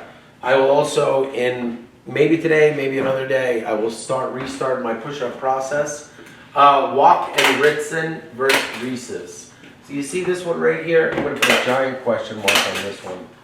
And I'll explain to you why. Because there's a man in here that I really like, a lawyer here who has done something amazing, and I believe that there's a way to resolve all this. Next, Reeses versus Menendez. Huge question mark right here and an exclamation point. This guy's in federal prison for defrauding me, and I'm not getting a single answer behind it. Ladies and gentlemen, please understand that there's a video that is up there somewhere. I guess I gotta post it again. For what? For my sentencing of Bob Menendez. It's up. I know, but I have to redo it. The judge looked at me like she didn't know what I was talking about. I was like, Your Honor, I'm the person that not only is a victim of, as I'm trying to explain to her. You know what's interesting is like you can't. So, for example, with Pierce Bainbridge and the Gitterman and all that stuff, whenever you bring that up, people giggle at Pierce Bainbridge, Kyle Rittenhouse, like, I like the talking about top it so again. that I could write in large formatted. So. But it's a real thing that you actually did. All of this happened, And yeah. on camera, you have proof, all this stuff. Not only that, Do me a favor, hand me those. Finish your thought. not only that, I was working with you at the time, so I'm a witness to it. Jared Resnick notarized your document The same Jared Resnick? Jared Resnick notarized That's your a document that father- you were the CEO of Pierce Bainbridge. I have a document notarized by Jared Resnick, attorney at law, that Daniel M. Reeses is the CEO of Pierce Bainbridge. You came over to 48 Lee Road, you signed it. Yeah. In front of him, with me present.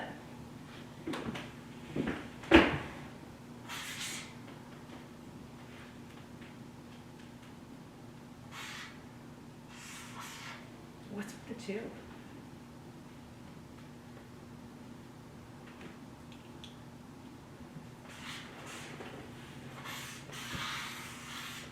Every case has a number. Why does Reeses v. Menendez Blask LTD have a question mark and an exclamation point? Because they're both in federal prison and we're not getting anywhere in state court, civil court. We should immediately be able to see. This is federal court Yeah. versus Menendez And a bunch Blask of, LTD I as his county understand prosecutor. this. This man is federal prison. Yeah. Just that alone should allow me to have a voice in federal court. Right. The idea that there's something frivolous about this. So these people, the Livingston Police Department, made a huge mistake. It is a legal error. Yeah. Federal, Daniel versus Reeses, I dismissed. Yep. And I'm gonna put a X and a question mark behind it because, and the judge was Salas. Mm-hmm. Salas, Esther Salas, the same woman who is very close friends with this man right here, Bob Menendez, who's in federal prison, was not only the judge, we never saw one day in court in 3 years. In 3 years, No, we never never, saw no once. one day in court. And you know, the Salas case is interesting because judges keep bringing it up, lawyers, Solano brought it up in her thing, is that you bring up Daniel's Law, you talk about it, right? Who brings that? What? People bring it up. The Solano brought it up because you speak openly about Salas and Daniel's Law and what Yeah. happened to her. Yeah. And what I find fascinating is that the same judge, Judge Esther Salas, who had these things happen to her, you and I received some disturbing hate mail. Mhm. And we provided it to her and said, we need to see you in person, we have real issues. She completely ignored you, ruled against our motion, which just screams to me like she's Judge Esther protected. Salas is a human being that needs to be investigated by Yeah. federal authorities regarding crimes against our society. Nothing more. Yeah. After a formal investigation has been concluded, then we can discuss other matters. I'm just gonna skip this one, put an exclamation point. This one is really important. Affidavit of marriage discovery is 2-5. And then the Lustig matter, you don't have to write anything, but this is how we start with 1. Remember, each case has a number. Once I find an applied mathematical equation, I assign a dual number. So these 2 cases will be balanced out. So we're going to be working on these 2 cases, and believe it or not, are you okay? Yeah.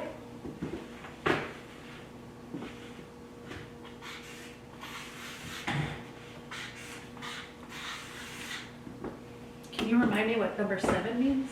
It's a case number. Oh, I assign my own case numbers in my own brain got it. for the applied mathematical equations. There's a subtext of 7 equals whatever that is. You could also change the numbers, but you can't change the numbers because the duplicate numbers, there are no cases with duplicate numbers. So when they're balanced out, the 7 represents the case of this one, but some are in triplicate, some are in. It's too difficult to explain because, once again, I am not a professor of applied mathematics. What I do is I use my brain and do something called the path of least resistance, as well as a mathematical quantitative analysis of the amount of hours that are inputted within a certain action and what is the percentage of an expected admissible variation for the end result. Admissible variation is in between. A range, there's something called mean, median, and mode. You should really look into that if you want to graduate the 9th grade. But other than that,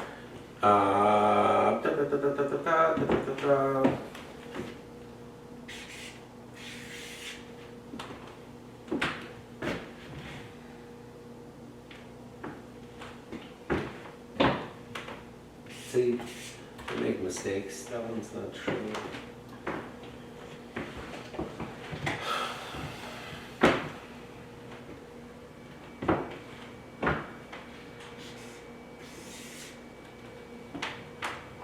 See, I got it, see?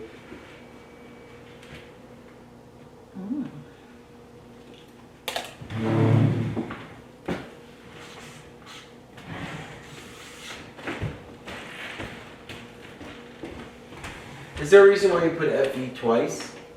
Yeah, you have a case where you're plaintiff and Mallory has a case where she's plaintiff. They're 2 separate cases. Got it. What date did I file mine? Who filed first? You did July 10th, 2025, and I'm sorry, July 7th, 2025. Mallory filed on July 10th.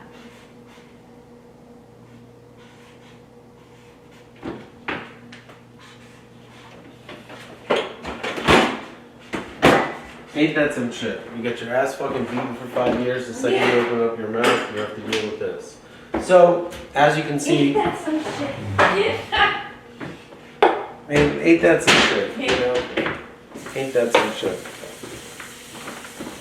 So, the embracement of the reality of how litigation strategy works, I don't know how to explain this to people at home, that if you don't possess the intellectual mind or the legal mind which is very different, taught to me by John Pierce, taught to him by John Quinn of Quinn Emanuel.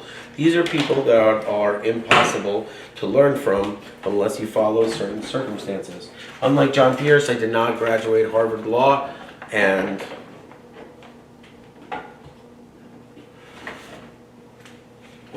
all right, excellent. So this is the positive aspect. All right. So let's go through the immediate action items that we're going to have to file with the courts today. Okay. So that while I'm working on these matters, and please remember, none of this allows us to ever have a job. Why?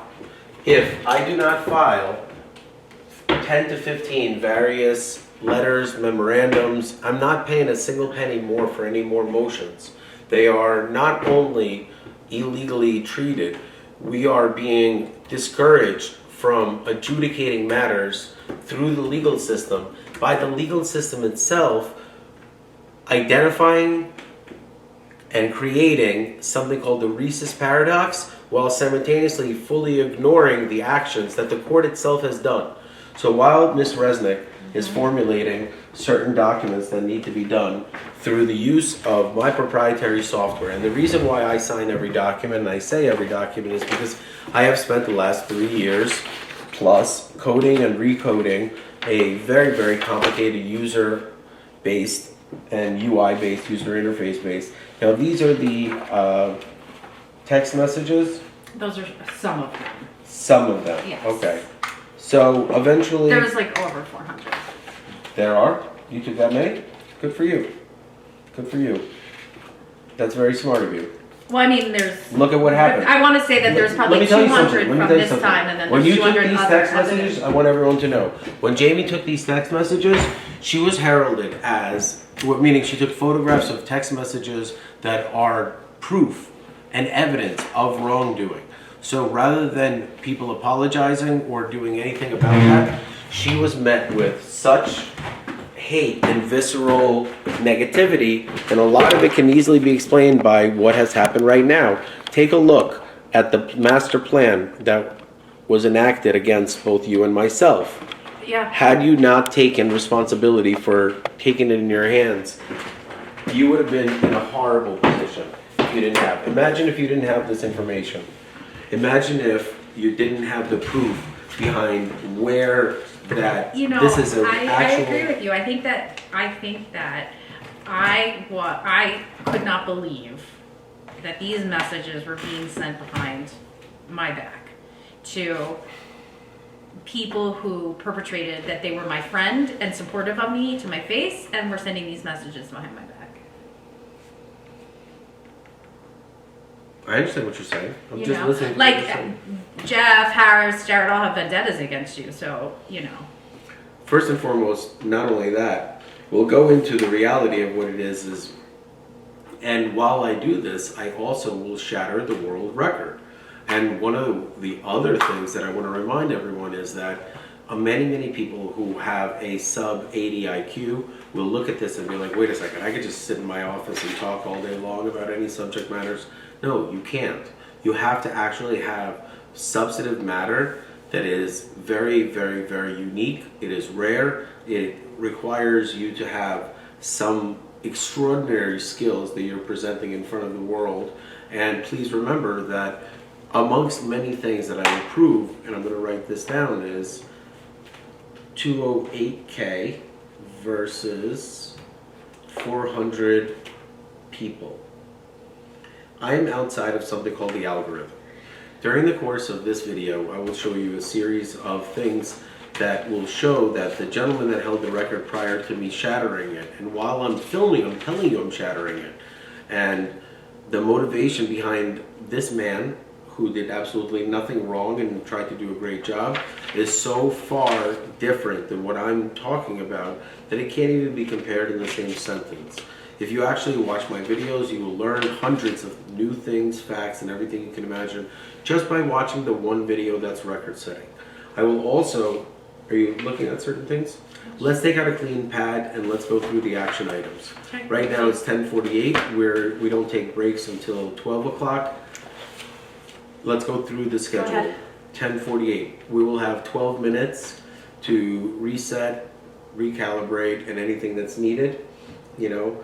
And I don't want to say but the GoPro travels with me so that everything I do is continuously covered. So before I take a break, I simply turn it on. That's how I'm able to solve the issue with the brakes. Next, at exactly 11 o'clock, let's go and let's start filing motions not motions, but letters to the courts and various things that are going to be required.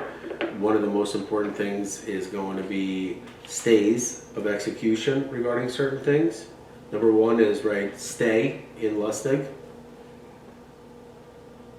We're dealing with fraud at a very high level. Number two is Daniel's letters to judges.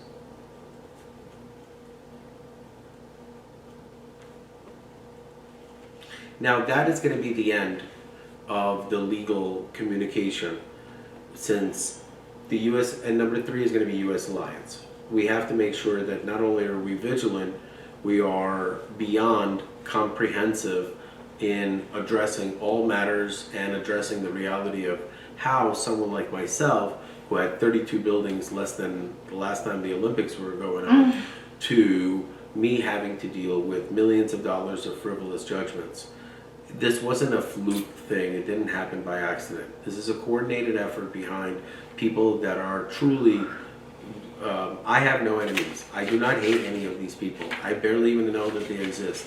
But because of my success in various industries that I chose, as well as, which is the worst part, my ego, which I allowed to dominate many aspects of my life, and I've had to pay a very serious price for it. And notice that the way I'm speaking, I'm a man that's been humble, and I've dropped my ego, and all you will see is me working. So there's Daniel's letters, U.S. Alliance, and Ford. The Ford next one is, ladies and gentlemen, believe it or not, what I do is for profit. So the second thing is going to be, draw a line against that. Where do you want me to draw a line? Right over here. On top of this line, write lunch. Not next to number 4? Write lunch. Right here, cook. So, or cook lunch. Okay? What's 4? We did stay in Lustig, Daniel's letters to judges, U.S. Alliance. And I have to read all my transcript letters. Hold on a second, Jamie. What transcript letters do you have to? Courts we don't have them in? Right. I understand that there's long-term projects, but we need to immediately start to get the money that was stolen from you. Okay. Prior to me making any money, I have to first fix all judgments, all litigation, and all pending matters that affect my ability to earn an income, as well as my parenting schedule as a human being. Okay. It is extremely overwhelming. I understand that what you are required to do is also extremely difficult, but it's very important for us to do it one step at a time.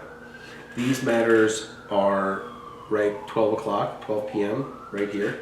So we have until 12 p.m. to file basic letters and start files and start to go forward with it. I will show everyone at home exactly how to mitigate risk and how to do the best you can to prioritize the most important parts of a business element versus the latter or least important parts. Why this is very important? Because once again, time is the most valuable resource. As you can see that although I am breaking a world record, every single second that I spend not with my children, it is extremely painful, and Ms. Resnick actually has a lot to say. Right now, she will continue doing her work while both she and actually you guys can enjoy watching the screen do absolutely nothing, because she and I can take a break for a second. Would you like to take a break? Yeah. Okay, so all we have to do in order to continue this video is to take a break and switch on to either adult subject matters or subject matters that can be saved for a time where this record is challenged in any way. So please, while we do that, let's close this up right here. And if you hear any Seinfeld in the background, it's 11 a.m. We've been working since 6:30 in the morning. And as you can see, the actual production has been limited primarily because court as well as organization and planning is a core requirement before you do any work. Are you good? Yep. All right, let's go. Let's go take the video and continue filming.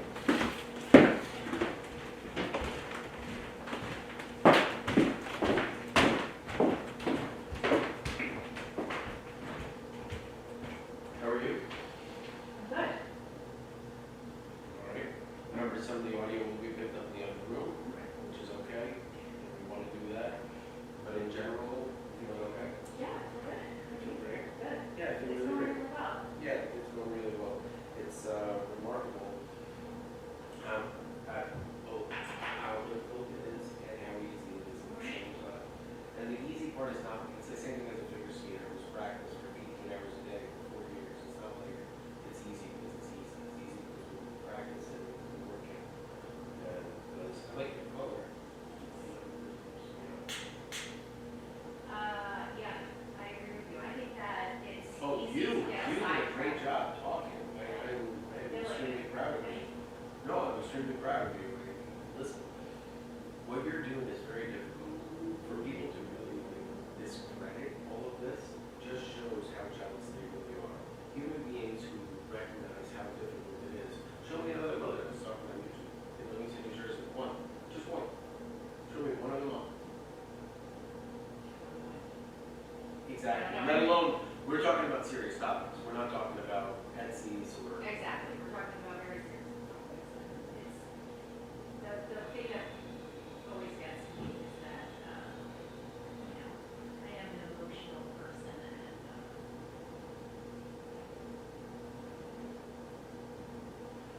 I think I let my naivete.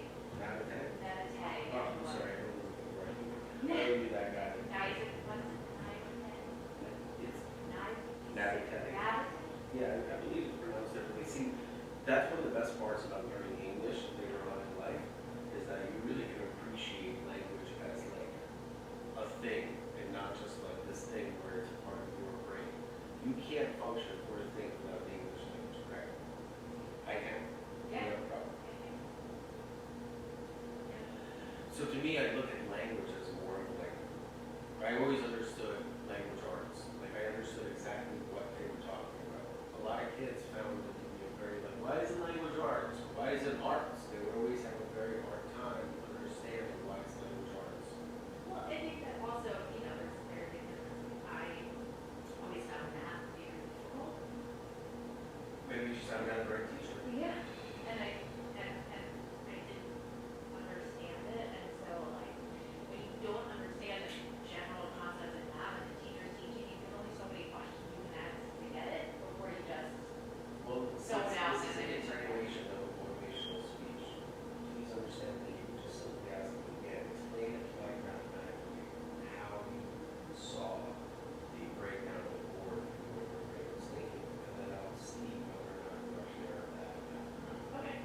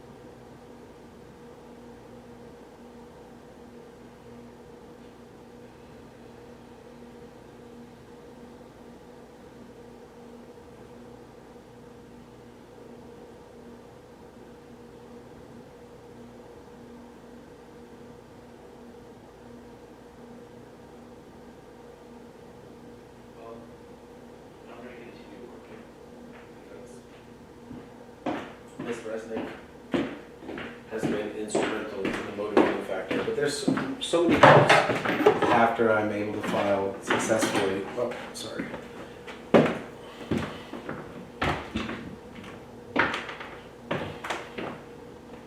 All right, so I'm back, and I've decided the strategy is going to be in this sequence. The most important things are going to be U.S. Alliance, Mallory's, the motions that were, or the orders that were filed against me yesterday, as well as the Brian Lustig matter. And the Brian Lustig matter will have an overarching umbrella regarding all the judgments that I have to deal with. And it's going to really require the Department of Justice. So now I was able to, where's my marker? Isn't my marker in the other room? Oh, it's right here, it's right here, it's right here. All right, so now I figured it out. So essentially,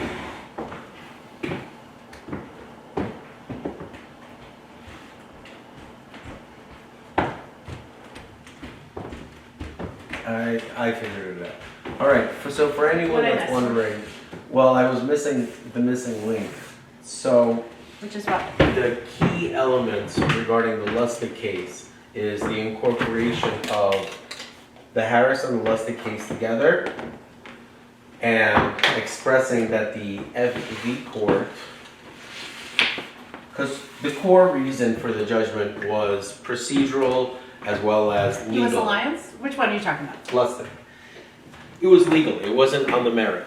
It was because we weren't able to file the opposition for the motion to, but we filed it, right? I'm not 100% sure, but I think that the Lustig is not only procedural, but the But Jamie, the missed fees was $60,000. We never had a single day in court, and I'm Right, like, $2.5 right. million in debt. How can it? How is that even remotely legal when I have multiple defendants saying that, hey, they have completely lied and everything that is being expressed is a complete lie? we have sent certification saying there is Anyways, it needs to go.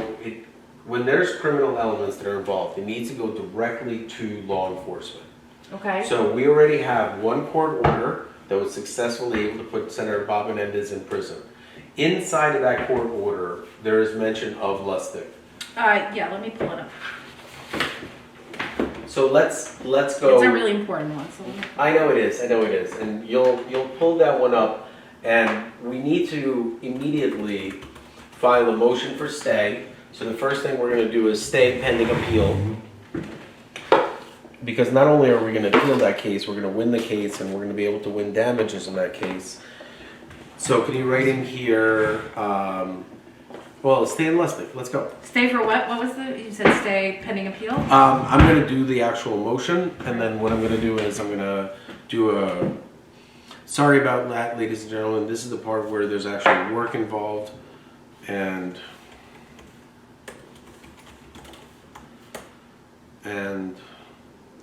the...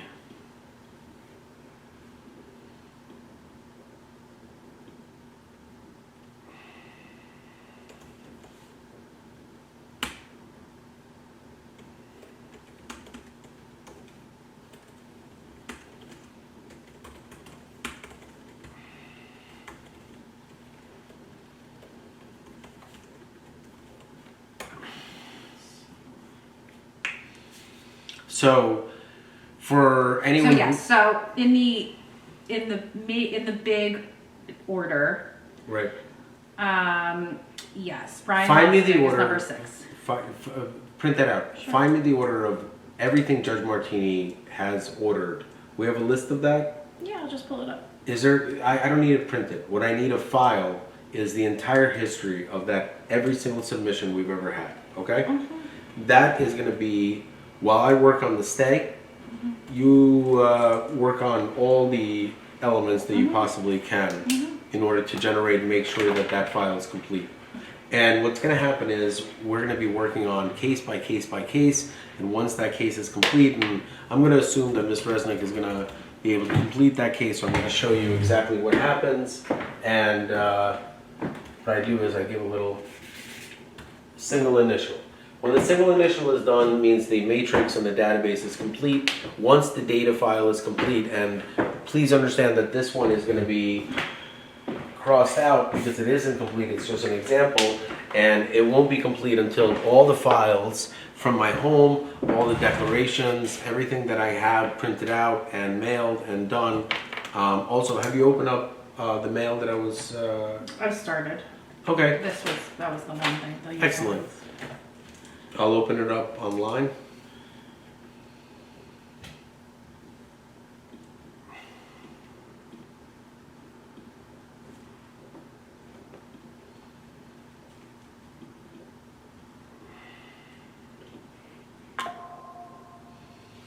We also had a small piece of inventory sold. I officially launched Cash Cow recently. Obviously, I don't have in my inventory or anything. So what you're going to see right here on YouTube is my communication, or my attempt to communicate with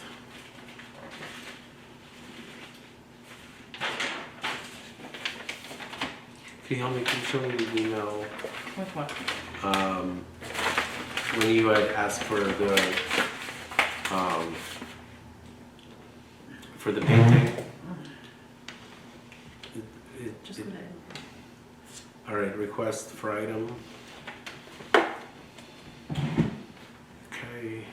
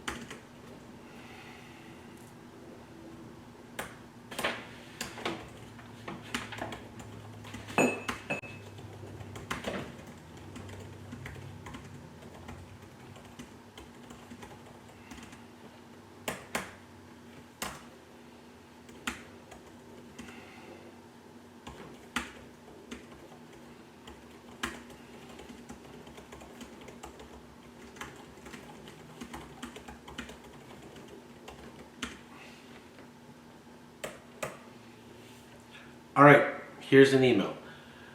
Matthew, please note this item is for the business I started.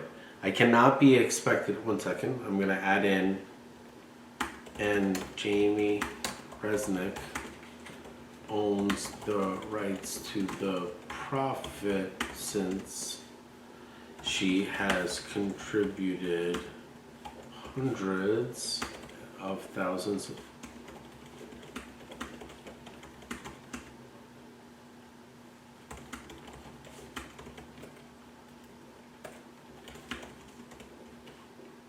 Okay, I cannot be expected to produce any income if I can't even run my business. Your client can easily coordinate this to be picked up. This is not legal and a tortious interference of business. It is beneficial for the judge to see how impossible and unrealistically I'll change your to, no, your spelled right. Oh, your client's I don't understand. expectations, what? Go ahead, finish reading. No, I just, I need you to only focus on what I'm printing the listing orders. But you don't need to print them, you need to put them in a I digital will. file. I will. I was just, this is. You're just this is wasting the printing. I just wanted to read what the settlement offer was. No, that's understandable, but it's very important that we That's keep everything digital Yeah. and we complete the files through the digital repository and we use less printouts as humanly possible. We already have in extensive amounts. And that's not to save the environment, it is, and that is my mom's signature.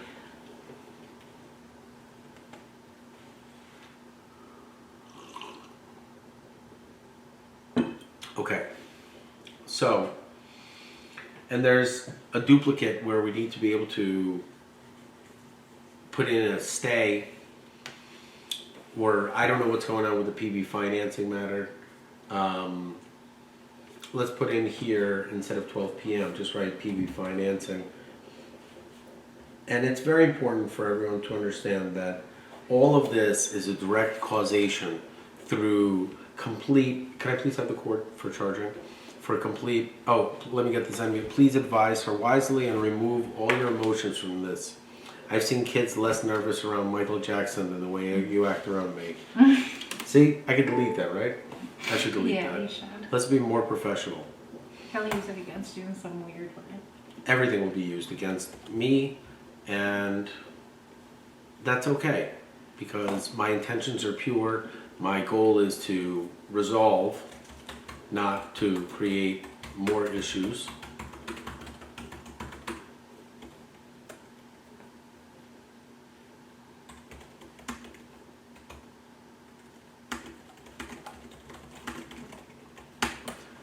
Wow, I can't believe that the audience gets to really see the truth and the true nature of what transpires. If you're up, can you do me a favor? Can you take the red pot? Are you boiling eggs? I am. Oh, that's a really good idea. Could you also take a red pot and fill it with like 70% water? Like maybe 75, 3/4. So I've always wanted to make a really delicious cream of broccoli soup. Today I'm going to be able to do that, and I hope it turns out good. That's all I have to say about that.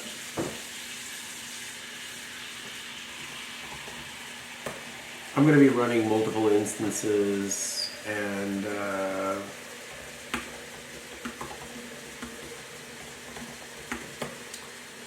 Casper has the ability to take what I really want to say, and I want to stress a couple of things regarding use of artificial intelligence versus non-use of artificial intelligence. One of the only reasons why I am forced to continuously rely on artificial intelligence, which I have created myself, and I find it to be a very interesting time in our life, because the only reason that I need to use artificial intelligence is because there's been an absolutely unnecessary burden of proof that is required for honest human beings who don't have the money in order to present their case in the court of law. And ironically enough, when it comes to the world of finance and resources, human beings who possess the income are truly not very nice human beings, and usually poor people are constantly trying to be nice and do the right thing. So my exclusive use of Casper during a time where I am being drowned in a series of complete fabrications is only a direct result of the circumstances I'm in.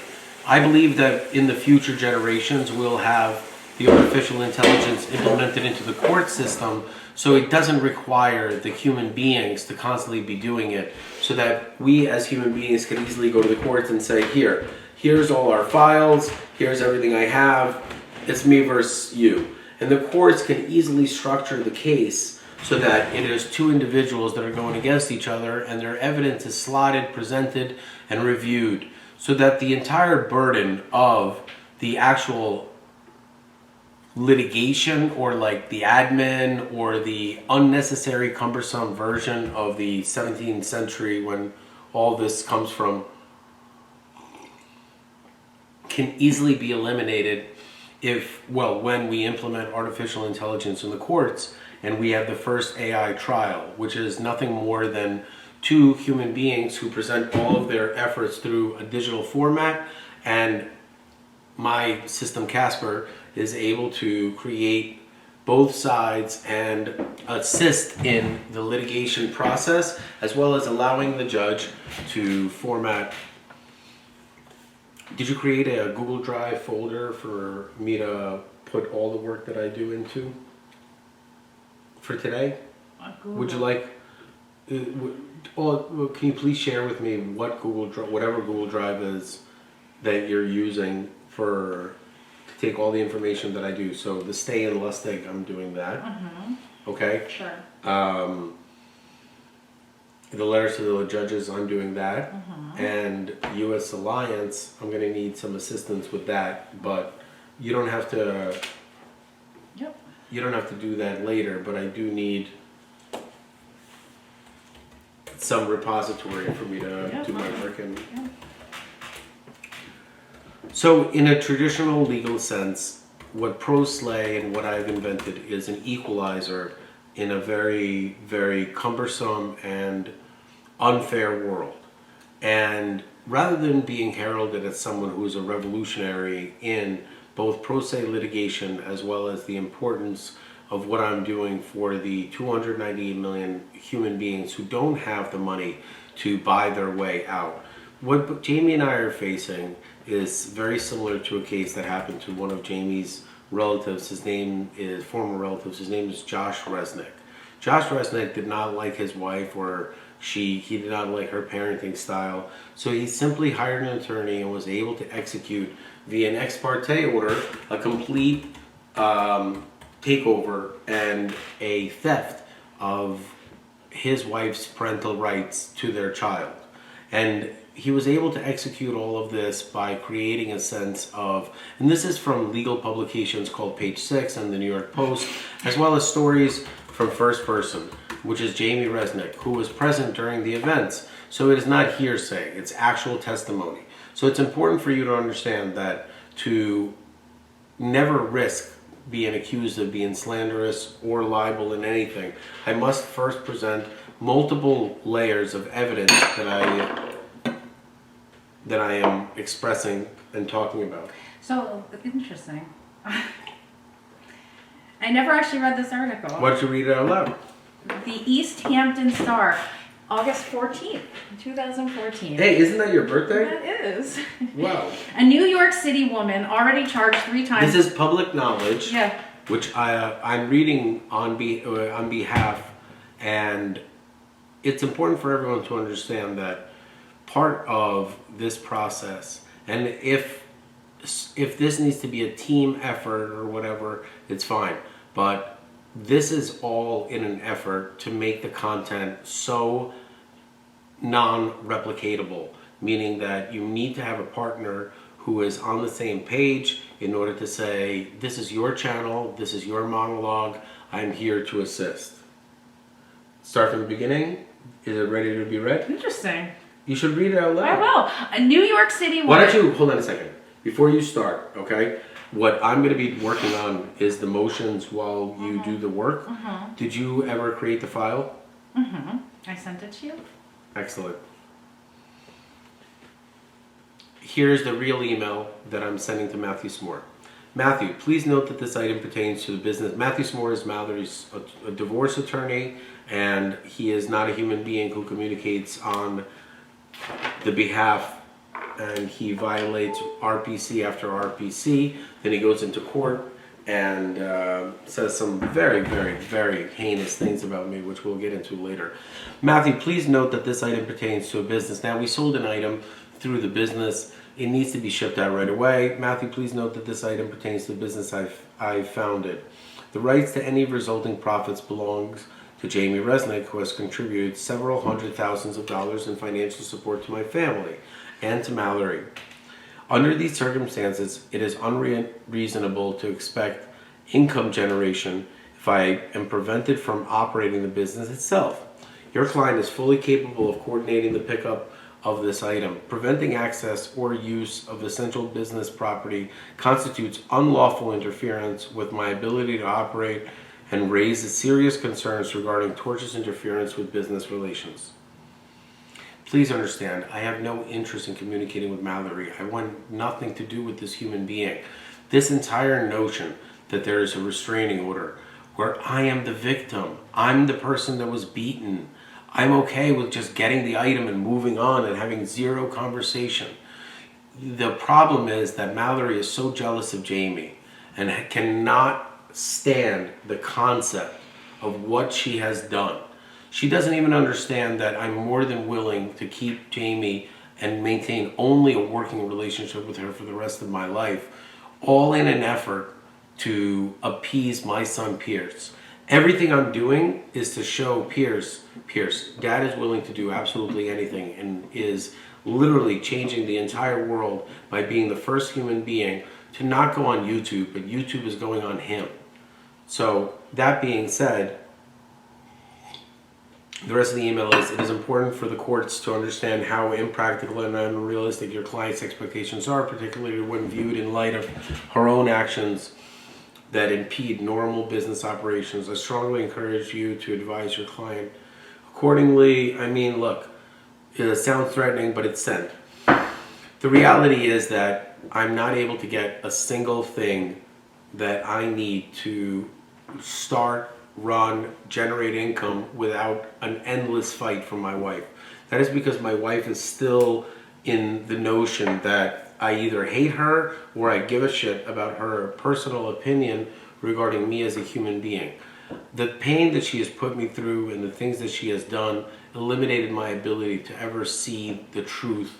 And all I have is a series of memories, which frankly are nothing more than positive, and they're very carefully coordinated with an iPhoto library, so I could replicate these memories at any juncture, or should digital consciousness go in a little bit earlier and I want to relive some of the positive experiences.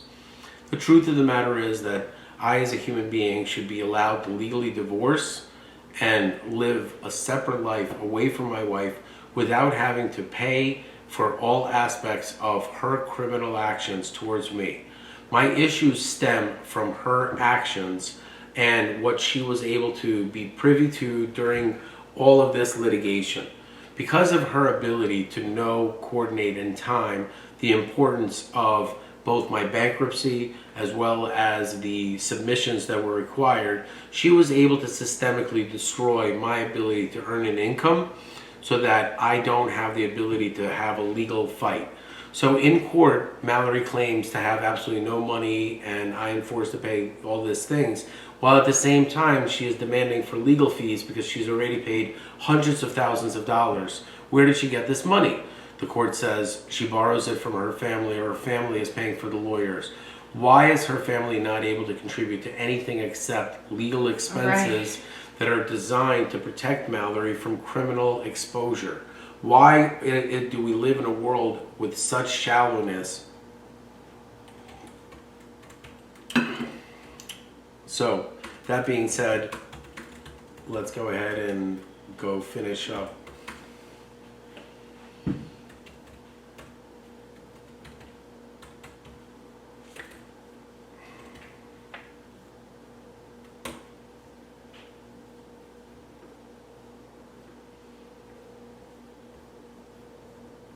All right.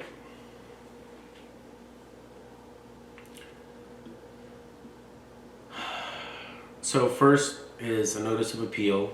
It's relatively standard when it comes to the courts on a federal level. My goal is to go in front of the Supreme Court, so I don't anticipate winning. I simply anticipate going through the legal process to the maximum of my ability to do so. So it's pretty simple. Jamie, in here, is there a date that I need to work off of? It's a general. If you go into, first of all, you're in the wrong folder. So this Sure. is this folder that we need to fix because you have other things. So this is your folder. Isn't that what you're working on? Sure. Okay. That case? All right. So Daniel Whip right here. All right. Cool. Thanks. Thank you. Mm-hmm.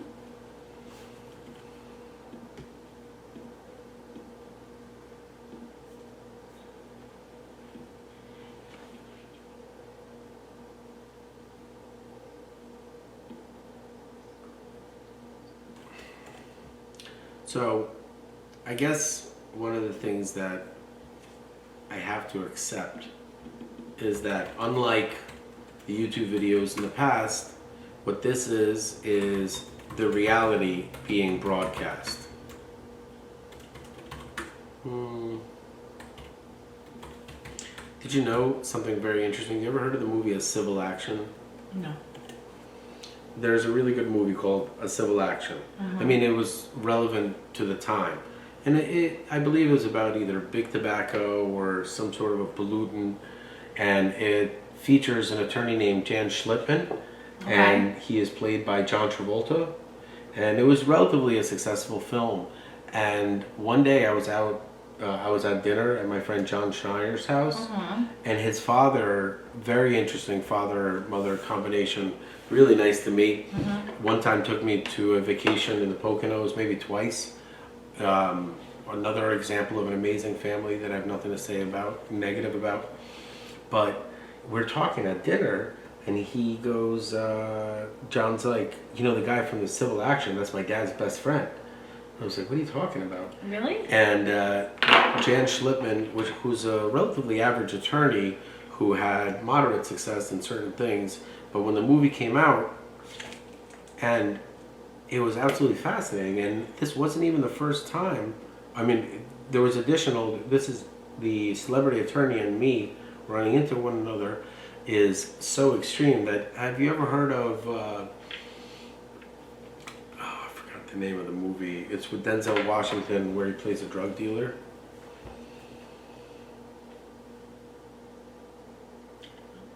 All right, I'll look into it. But that's a good note to have for the next time that I film additional segmentation. So one of the things you might notice is that I do not stop talking, and I'm able to talk and work and do everything at the same time. This is who I am. This is who I am as a human being. I wouldn't go on a first date. I wouldn't expose myself to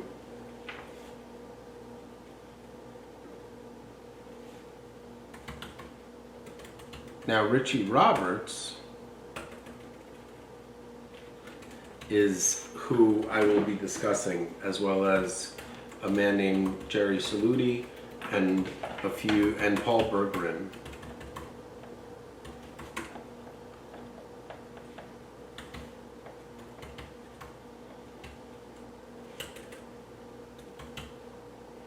Now these people are important, and Jerry Saluti, I have nothing bad to say. I have nothing but a good memory of the way our relationship left off, and there are certain people I don't remember. But before I do that, so the notice of appeal is ready. I'm going to move on to the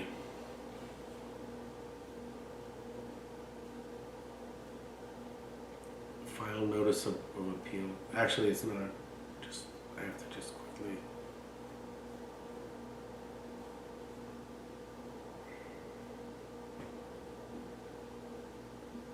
Oh, no, it is. This is just a general.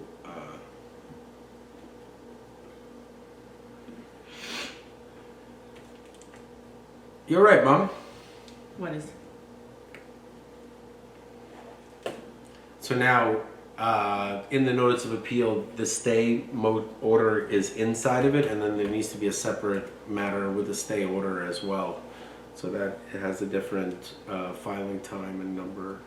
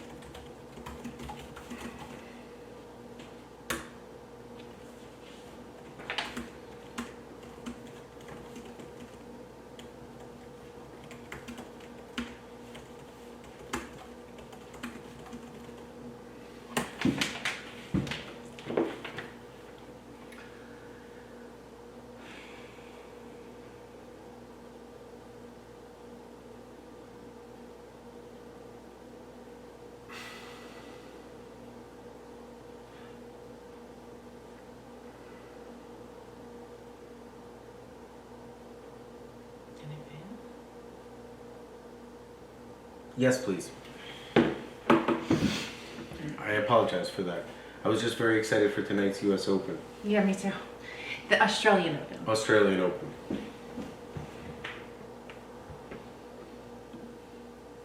You know, due to the fraud that Jamie has faced, she is faced with a massive amount of expenses and extreme budgeting requirements. Uh-huh. And what is going on is so unfair that 1131. All right, so here is the stay. I don't think it needs to be filed with a payment process, but if it does, you know, I'm gonna add into. I'm gonna. Can you put into my to-do list right to, a bankruptcy? Because Right to bankruptcy? yeah, I might have to refile and go directly to the judge because what's going on is just a little too illegal. When you're done with this, move on to completion of the bankruptcy file broken down to both 7 and 11, please. Okay. All right. And whenever you want to address anything to the camera regarding personal matters or anything, I highly recommend it. This is a conclusion. This is a continuation. And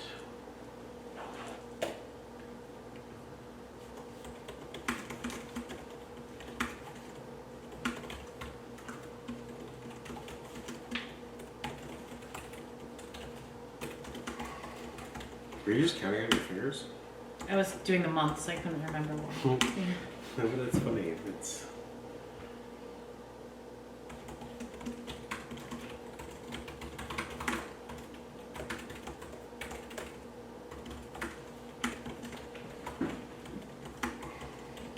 oh, I just had an idea. So, You know, believe it or not, talk to me. I just realized that the judge violated my tenant landlord rights and I've been illegally displaced from my home. Yeah? Yeah. And I don't have Yeah. a place to go like Mallory does.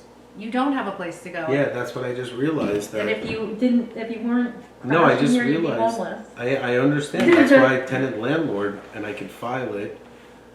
And I can file it, and it's legal. And there needs to be a judge that sees the reality. So something like that needs to be made into a full document. So like I need one document that starts it, which is a Word document. Wait, A what? Word document, which is a copy and paste of everything that's on Pacer or state courts. The initial entry, when I open up a case file, when the matrix is complete for that one square. Remember the squares that we did? Uh-huh. Okay, that's a matrix. Let's say that one case is one matrix. Uh-huh. One matrix square. Exactly. That whole thing needs to be put into a Word document, and I want to see what it looks like.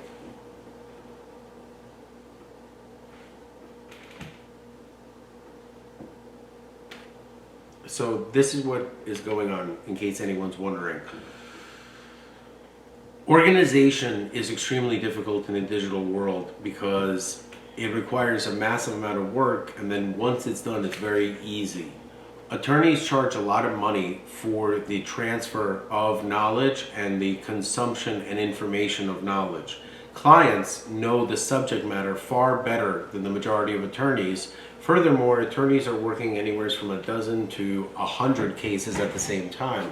So the amount of energy and effort they can place into it. Artificial intelligence, as well as human beings who are vested in certain projects, are not faced with the same thing, which is called mental fatigue. One of the things that you need to have before you have mental fatigue is you have to be mentally of sound mind and body. Thank you. You can share it, but I'd rather you just put it into a file that you're sharing in general. So I will not be using that. I need that also into a PDF format. So, You're already doing it. oh, thanks. Jamie, you're really good at your job. I'm sorry. I apologize.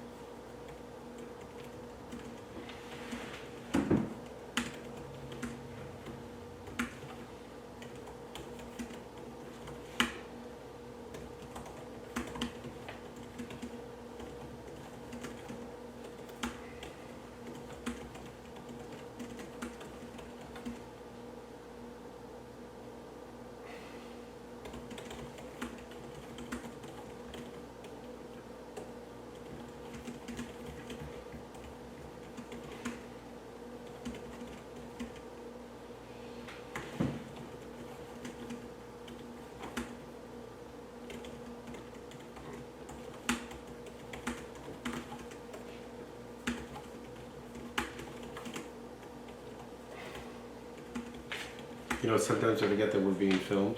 I do too.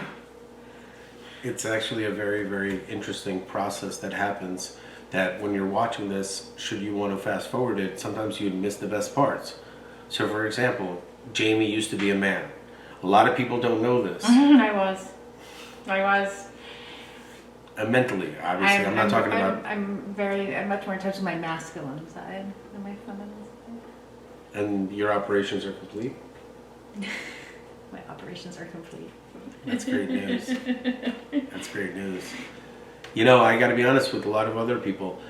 I find that there are so many people that are better looking that used to be men that have transitioned than actually women, that it is impossible for me to deny the reality that there are just a lot of people that are better looking as transvestites than they would have been as men. Yeah, I agree with you. And like I that's agree. the if like you might as well kill a person if you don't allow them to exist. But if you take a comparison look of like, this is what it looks like as a transvestite, this is what it looks like as a man. One is a lot more handsome or better looking. I'm not even sure what language I'm supposed to use. But me personally, I've never had a homosexual experience. What? It's important. It's important to address these things. Well, why do you feel necessary to say that? Because I'm so out of tune to what it really takes to live a life of lies. Because I love my wife's body. And the closest thing to any form of homosexuality that I experienced is I tried on some of what she used to, you know, I mean, I don't know how, whatever, once in my life. And she had a hidden camera and she used it against me. And I found it to be a very, very eye-opening experience as to what people who live with secrets such as closeted homosexuality, rage, gay feelings, gay urges, they live with a massive amount of pain. Because what I went through was extremely painful and shameful because I couldn't really understand what was going on. Because I love women, I love my wife, I always found it to be, I always found men to be good looking in a form where I can discuss it because I don't have any sexual attraction to them. And I always found that to be a big part of who I am and the strength that I was able to convey. Nice. Good. One second, I have to, this has to run.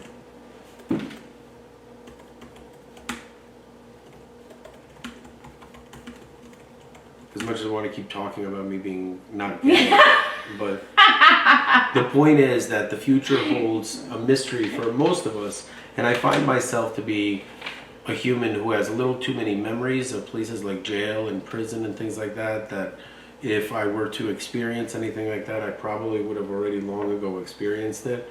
I just find myself to be very lost in the idea of being intimate with someone of the same sex because one of the things that I find extremely awesome is how nurturing, loving, and beautiful women really are.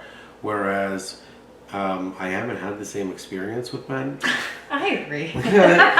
So I'm not really sure why I have to explain myself, but I guess I do. You always have to explain yourself.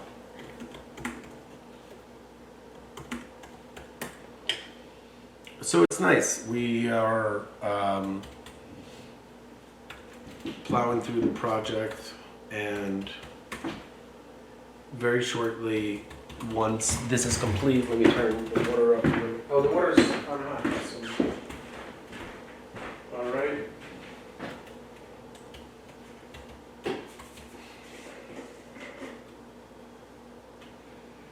You know, this bullion investment is one of the best investments. I agree with you. I've ever made.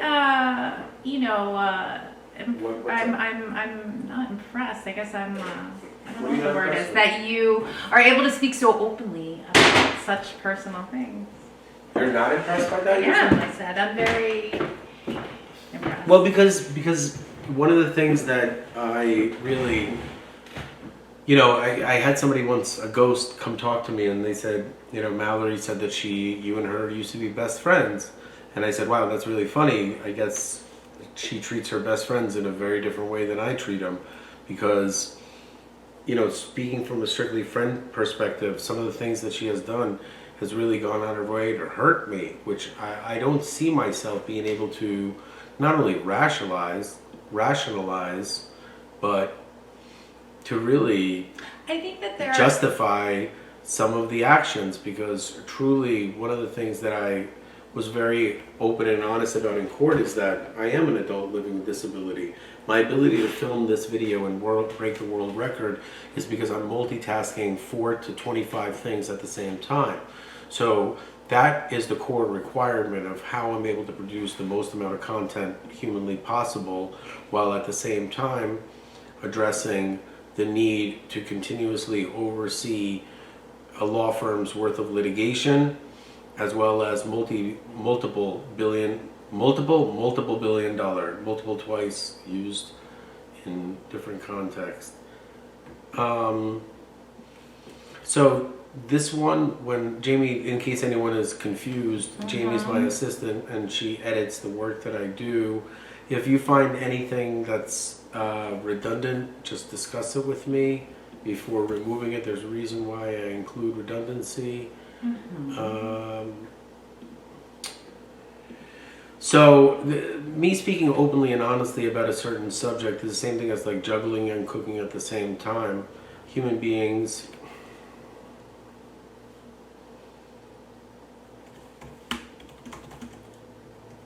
so obviously there are certain key elements that need to be presented every single time you find yourself formulating any form of motion or anything along those lines.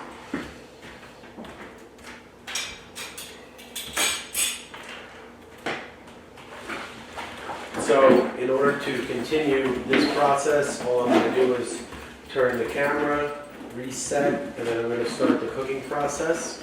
Once the motions are finished being filed, I am not, meaning like once you start working on your end, I'll cook lunch. Well, what did you say you were making? I just boiled some eggs for Egg salad. Do we have bagels left? We do. All right, awesome. I'm also impressed with your ability to multitask and talk and work at the same time. You are? And film. Well, you're doing the same thing. I'll learn. I'm kind of confused of how you could be impressed by something that you're doing such a good job at. Me? I'm trying. I think that what you're doing is, you're not understanding is that we live in a world where human beings are not able to do things like this. That doesn't mean that they're not going to. That doesn't mean that what we're doing is not going to be revolutionary when it comes to humans' abilities. And why I do this is, not only am I so offended by how I've been treated, I have realized that my children have been manipulated to a point where they've lost all respect for me. And once the respect has been lost, it can't just be reestablished. It not only has to be earned, but I've lost a lot of respect for them, because that's not how I taught my boys. They could be 9, they could be 11, they could be 50. It doesn't change the fact that what they are human beings. And human beings need to show love and compassion. And I got to give my son Pierce a lot of credit because Pierce has really taken it upon himself to be transparent and honest, and he gives me a true and honest viewpoint of the way he sees things. So before I begin, He is so sweet. before I begin, I will start with this, and this is all ready to film. And if you give me a second, can you take out all the ingredients that we had prepped yesterday, so that I can finish the cert? And I finished coding the part, so when you need additional items, all you have to do is watch exactly as I do.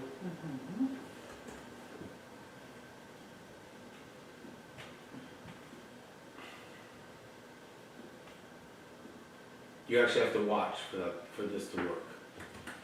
It doesn't work if you, one new, right here, self-explanatory, control V, that one right here. Here's your options when you're done, okay?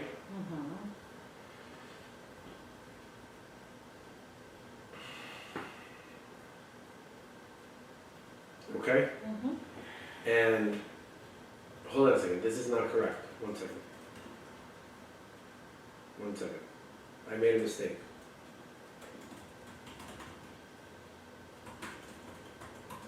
Oh, here. Here it is. This is done. So anything additional you need to do, you could do it based in this. I'm sorry about that. It's right here. It's right over here. Here's your, here are your next steps. Okay? So you can process this.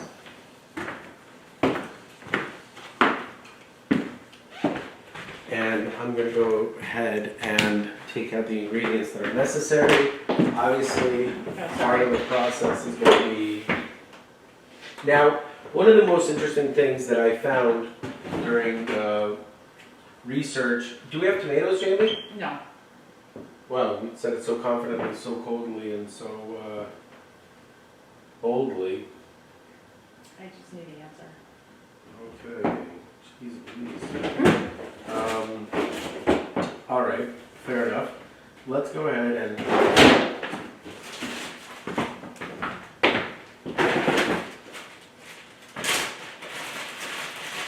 Let's go ahead, we have the garlic. So today we're going to be making cream of broccoli soup for lunch. Cream of broccoli soup is relatively easy to make.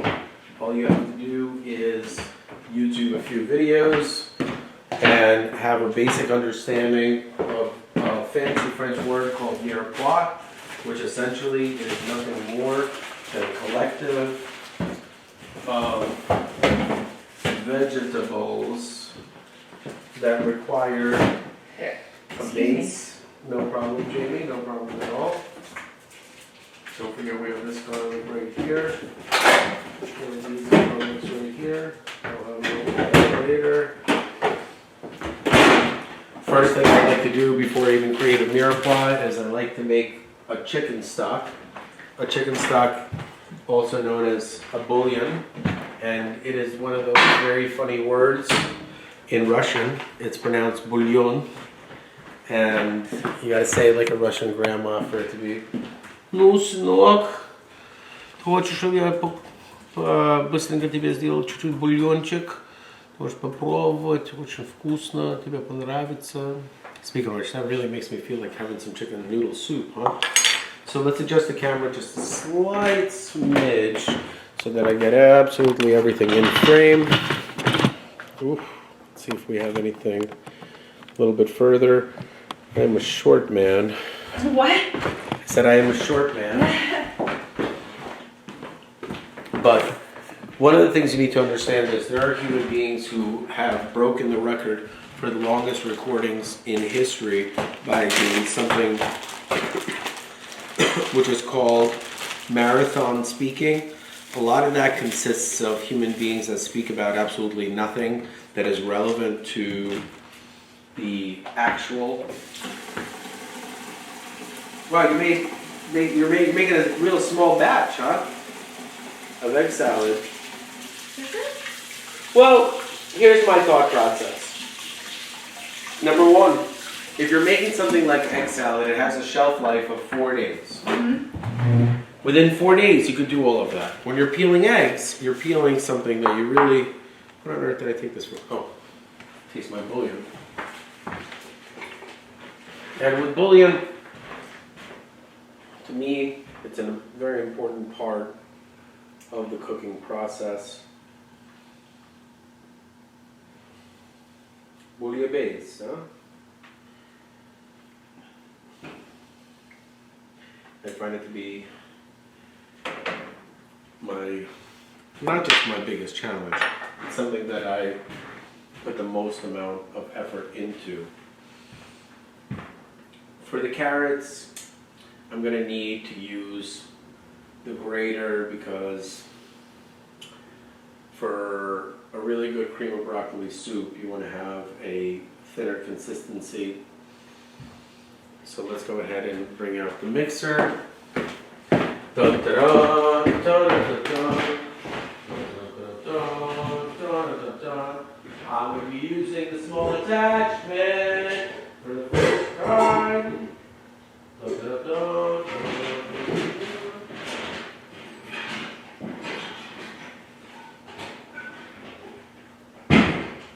I've never used this small attachment before. I'm really excited for that. Because I definitely will be able to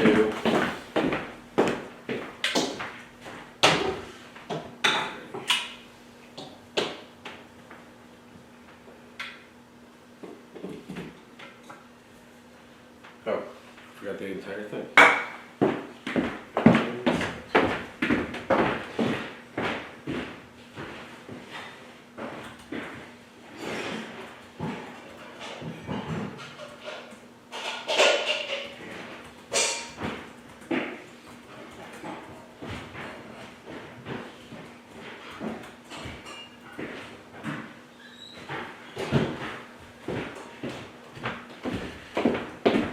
And what's really cool about this is that, Jamie, how many units are you going to be editing and doing?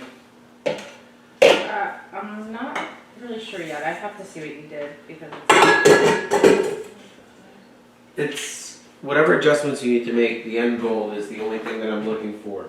It's a motion for stay or a notice of stay, pending appeal, and off camera we're gonna have to decide the strategy of either we go on an onslaught of litigation or we file appeal. Well, 100% make, you know, but where is that piece of paper?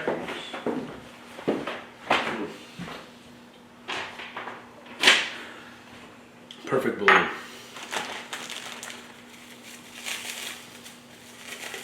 Onions are a funny thing. There's so many people that have so many opinions of red versus white versus Vidalia and things like that. When you're making a mirepoix, which is the base of a good soup, it really doesn't matter. One of the things that I want to remind everyone is for a cream of broccoli, before I even add the vegetables, I want to make sure that the broccoli is really broken down. And depending on how it looks, I might add everything at the same time. And broccoli will just naturally break down as it's boiled further and further. So you don't need to do the whole blender thing. A lot of chefs that believe that you need to pre-blend after you make the cream of broccoli. I also don't add what? Is there a reason why you only added this one number to this, Ms. Mary? Yeah, sure. Probably give me 1 second. I could have made a mistake. It was just the base of where you started.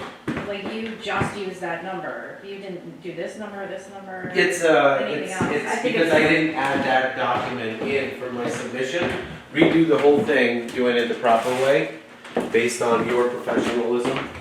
I think that you're much better at certain things, and this is a good example of that. Not tooting your horn, not doing that thing that you think I'm doing. Just keeping it real, Miss Resnick.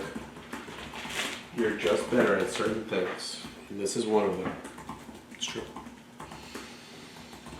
It is all true. Ah, I get to use my onion chopper.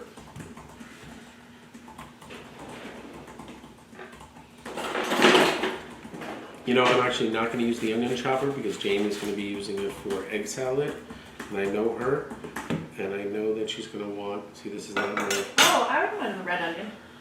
No, that's not what I'm saying. I'm saying that I'll just cut the onion by hand, and we don't need to use the onion chopper. We could use the onion chopper when it comes to. See, you notice this right here? The energy that I display no longer looks like I'm a crazy person. It's just a human being who is able to maximize the amount of hours that they have to produce the most amount of content possible, while at the same time showing the audience that, hey, I'm dealing with an impossible situation. The faster you realize this, the better everyone's life is going to be.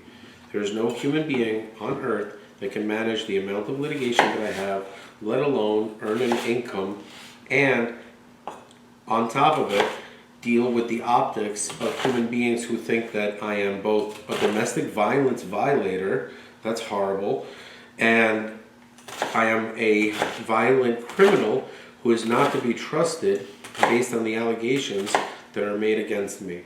And over the course of the next however long this video continues, I will explain to you what the rhesus paradox is, how it works in Casper, and why it's so important.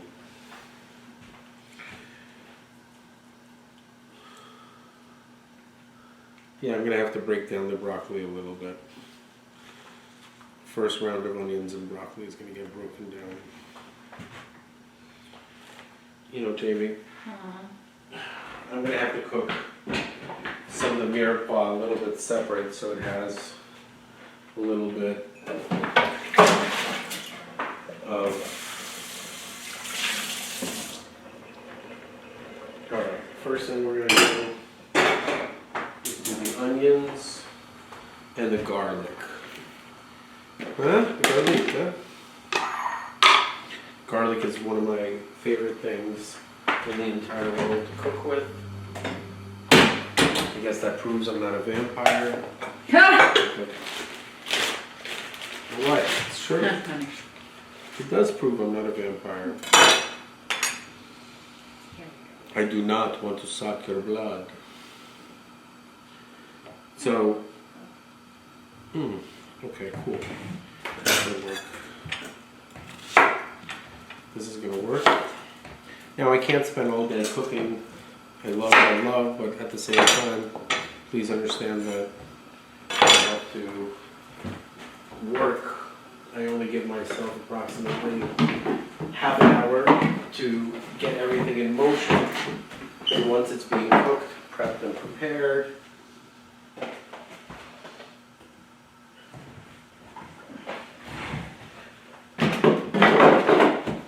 I really like whole cloves of garlic at the end in a meal.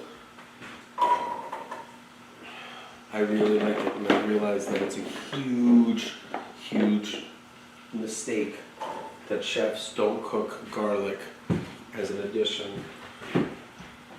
And I'm going to change that. I'm going to change that. I'm going to quick prep these carrots. I own an amazing barbecue business that I'm starting for the first time called Drake's Barbecue. I never give up on a vision, even though other people have done everything they can. I've been scarred. One of the reasons I do that is because it's very hard for me to communicate unless I cook. When I cook, I'm able to speak what I really want to say. Yes, granted, apparently I might set the world record for the longest motivational speech in world history so far, but please remember, records are meant to be broken. I encourage human beings to try to do it.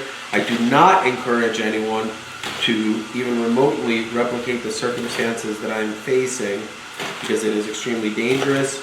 It is extremely, extremely paradoxical, meaning that what is the point of all of this if my goal is to love and be with my family? So you have to be very clear in your vision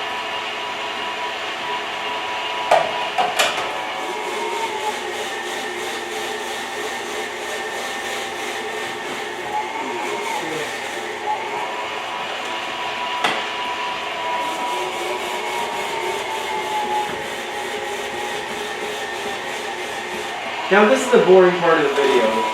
There are many people that believe that you can easily order lunch or do things like that. I believe that as well. But at the same time, doing extra work while Miss Resnick is formulating and finishing and processing the rest of the motions that I have to file is simply not conducive to the reality. And yes, sometimes you'll find me doing things that are out of character. So if you see that it takes an entire day to fulfill one set of motions, that's a realistic expectation. If you see me doing 5 or 6 motions in one day, and you say, oh, someone's helping him. Well, unless you can figure it out, I highly recommend you keep your mouth shut.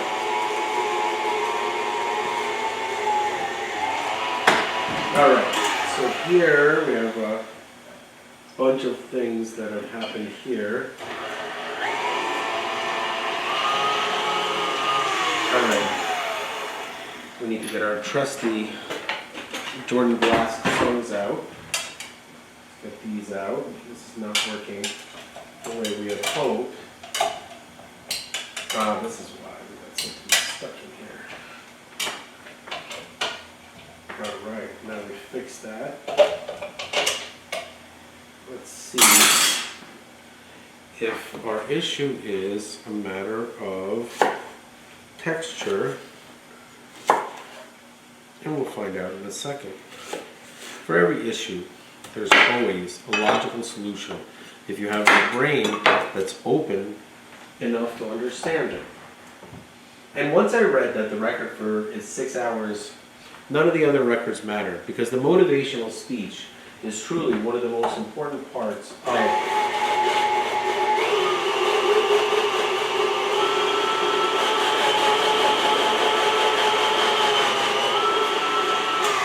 of what the positive aspects of YouTube really are all about. There is informational speech, which includes how to, how not to. For example, this suit, I did not look up how to make because I believe that intuitively, I have a recipe for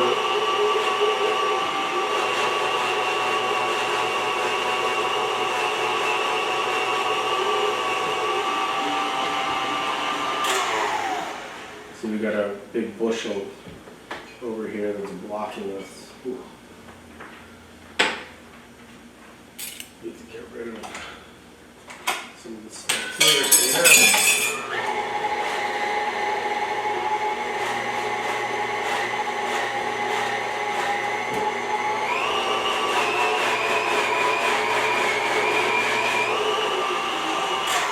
Now, parsnip is one of those hidden vegetables where you're not going to really taste it unless it's broken down properly. I agree with you. You do? Heard you, yeah. You're here? I know, I was so focused on this. It's okay. And now I'm doing like...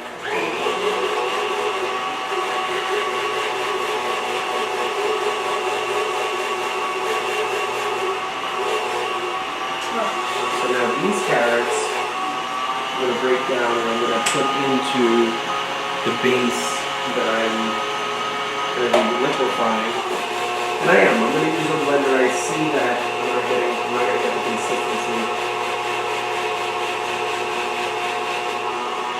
Alright. So here, let's go ahead and wrap this bad boy up.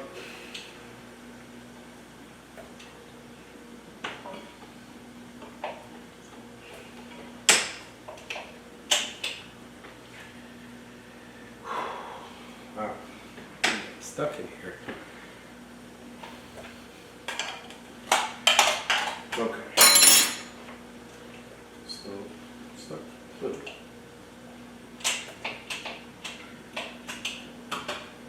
Alright. Later.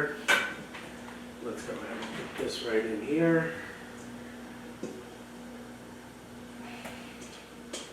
And that's really what you want as the base. And the garlic and onion mix over here. It's going to take a while to cook, and I'm going to end up, call me crazy, I know you're going to, but it needs more garlic. And this is just going to be ready to soften, and I do it separate. And normally I would do a mushroom, but until I blend this and make this into the puree base, I don't want to add the mushrooms yet. I already can see that I'm low on water, so luckily this great pitcher needs to be mixed out. If anyone cares at home to know that just because you have bubbles in something doesn't mean that there's soap in it. It's just a matter of generation. A lot of it has to do with the city of water that you get. In Livingston, New Jersey, we have a relatively pretty good water. I haven't tested it in a couple of years, but I used to test it regularly. I do believe that it's a good tasting water, which is an important part. Really? What's that? What's that, Jamie? You think Livingston has tasty water? I do. I do. Not as tasty as Dan's nuts. We're all out of it. So this is important. This is a lesson I learned the hard way with my ex-wife, is cleaning up after myself. Man, was she mean to me. But luckily a lot of that's over, and I get to move on with my life. And whether or not you think I'm crazy, I assure you I am right. Being right is a construct that you can only really measure to yourself. You can't really prove that you're right to another person, because whether or not they believe you, they can change their mind at any time. And to say, well, this person believes me, is just showing how insecure you are about your own position. I care about my position a lot more than I do about anybody else's position. Not because I'm selfish, but because I'm a realist. I believe that, oh, by the way, spice is the spice of life, not variety. There's actual spices that you need to add. So this bushel of parsley and dill I will add towards the end, and this is the last day you can use this. So it's good to use it in soup. It's never good to throw out vegetables, but when it comes to freshness, it's not an option. You're either eating fresh or you're not. And let me see, garlic powder, underrated part of the soup process. Black pepper, I always use a larger grain black pepper, or else you just completely lose it. And I like the pepper in soup. I love paprika in all aspects of coloring, especially when you're eating a super creamy soup. You want to have a little bit of coloring to it. And this is going to go ahead and do its thing. Now, I'm going to leave the camera running, but in order for me to go off screen and maintain the record, I have to walk with my GoPro. I'm going to take a little bit of a break. Mr. Resnick, what time is it? 12:14 p.m. 12:14. Did you get a chance to check email? No. I will. Just let me know if I need to address something. Since we are live, ladies and gentlemen, we want to make sure to remind everyone that there is discretion that we use. So just like the other courtroom that we were a part of, first off, that judge, I don't know who it is, but I'm going to make this entire video dedicated to him. Because this man is one of the first human beings to realize, holy shit, there's actual truth behind what this man is saying.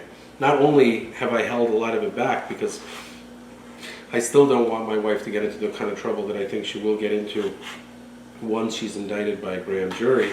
And it'll be to a point where I will say, I tried to tell everyone. I literally went to jail and was willing to say, okay, I didn't go to jail, all in an effort to try to resolve it. But when I realized that she continued to commit more crimes the longer I went without actually doing anything about the law, I realized that I was the enabler.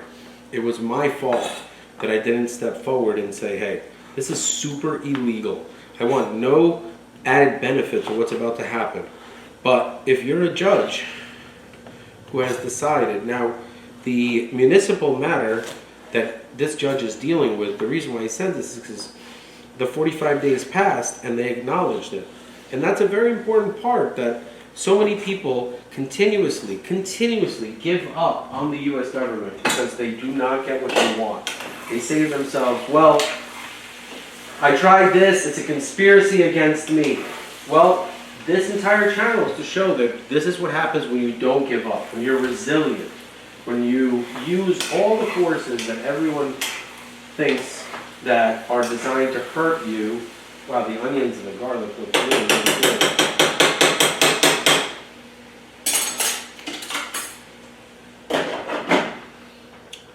So here, what I'm trying to do is, before I take my break, I want to make sure that everything. How does this knife that I don't want to use continuously get into my hands? Stream of consciousness. No, there's no emails. I'm still working. Great, thanks, Jamie. Great work. See, for me to be able to really do this, I have to have not only a really great assistant, but a trustworthy assistant. There's a lot of people that make a lot of money with their assistants, but the aspect of trust is lost the further you go down the line of success. But if you're able to find someone that will stick with you during the failures of life, I assure you, you have found yourself an absolute gift. And that's where I find myself saying, everyone go fuck themselves, except Pierce. I made a promise to Pierce, I'm going to stick with my promise, but it requires him and Mom and Drake and people that are in my family to make changes that are not just me. And I can't just continue to change for the worse. So by my elimination of the YouTube character is really, here's the carrots, here's the parsley, there's the paprika, there's everything else. This is here. Let me very quickly get down to business, as the kids say. I hope my butt crack is no, I can't. It might be. And if it is, I want to apologize to the censors. The goal was not to have the butt crack.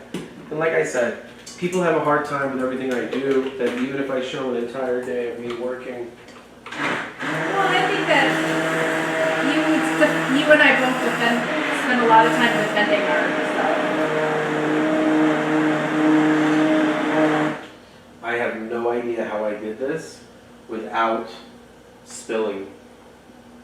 I just did the most amazing, like, cremation of the veggies and the broccoli without spilling a drop, Jamie. Nice. What were you about to say?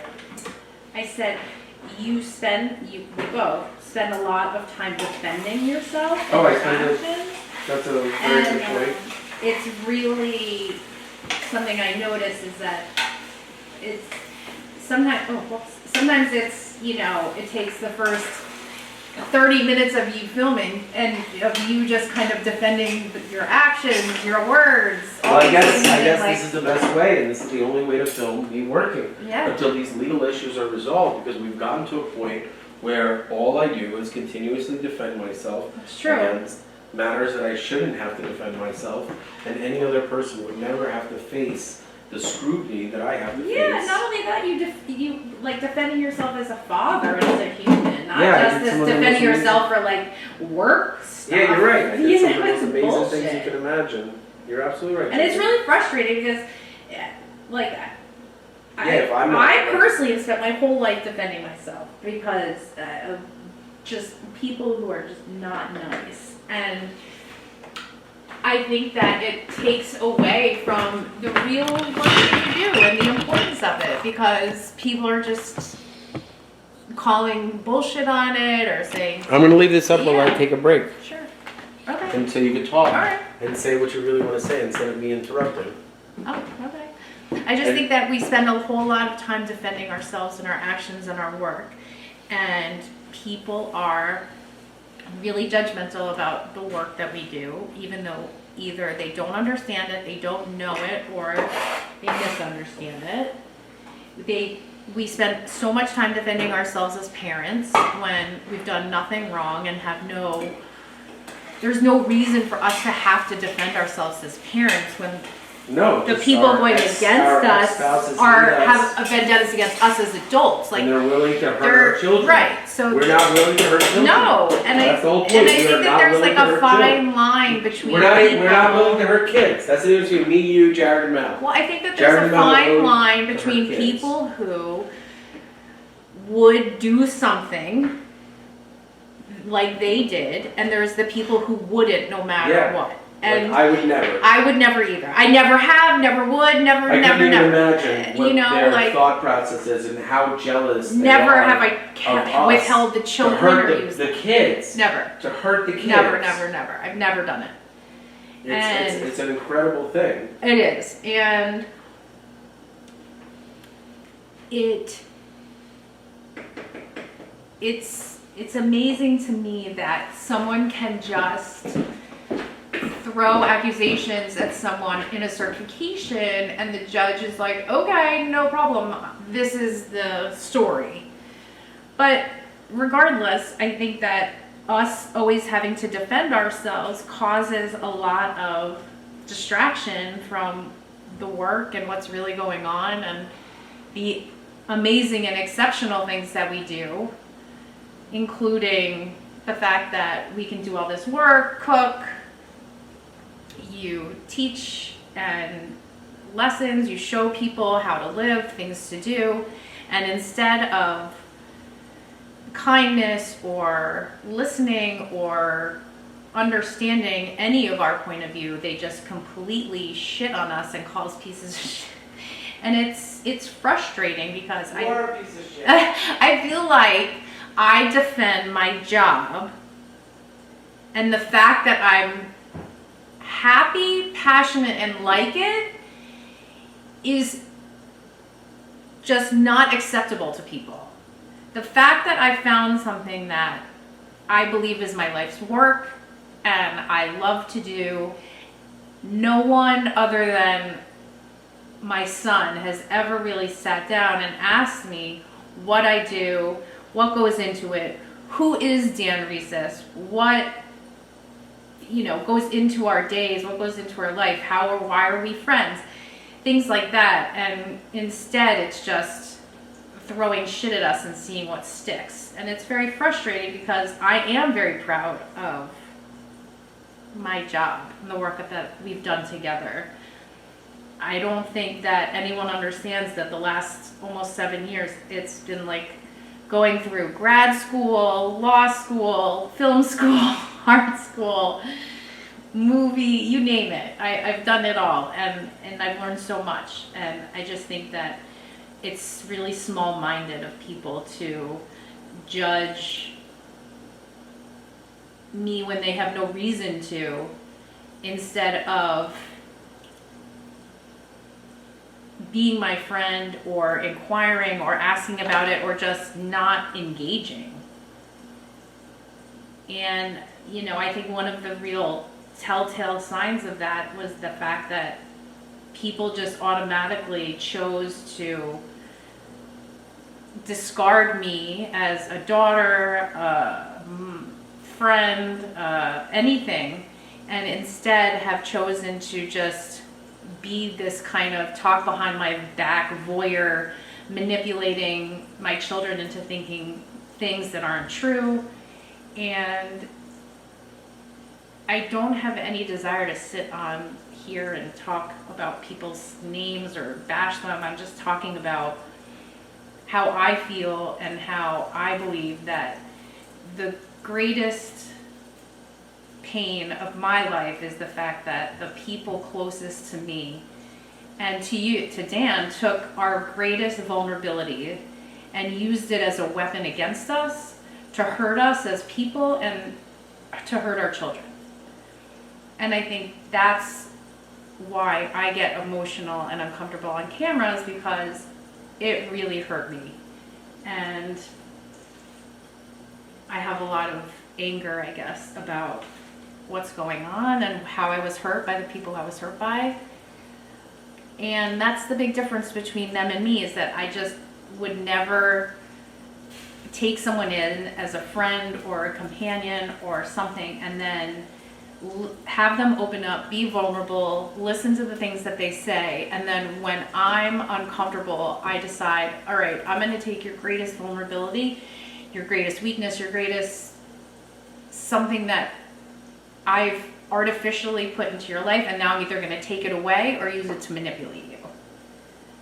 And that's, I think, the big difference between what separates us from other people, especially estranged ex-spouses. And the people even going against us in court, honestly, they assume one thing and they have no idea what's the truth. And that's it. That's all I have to say. If you're done with your break. I am going to break. All right, so this needs to be.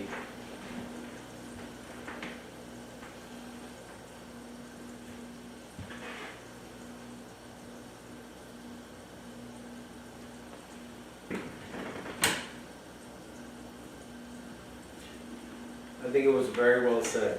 I think this is the first time that you're really opening up about the difficulties and what you're facing. And in our personal relationship, you and I have been fighting a lot because I believe that you're holding all of this back. I am. And I believe that this is very healthy. And I believe that there's nothing wrong with being honest and transparent and speaking the truth when everybody wants to silence you. And I believe that you're doing something really brave. Thanks. Now, It's are very you- scary. I don't like talking about Are you also doing it. emotions at the same time? I am. That's the most impressive thing. And believe it or not, we need to eat. A lot of people don't really appreciate that. And I want to show everyone exactly what I will be making.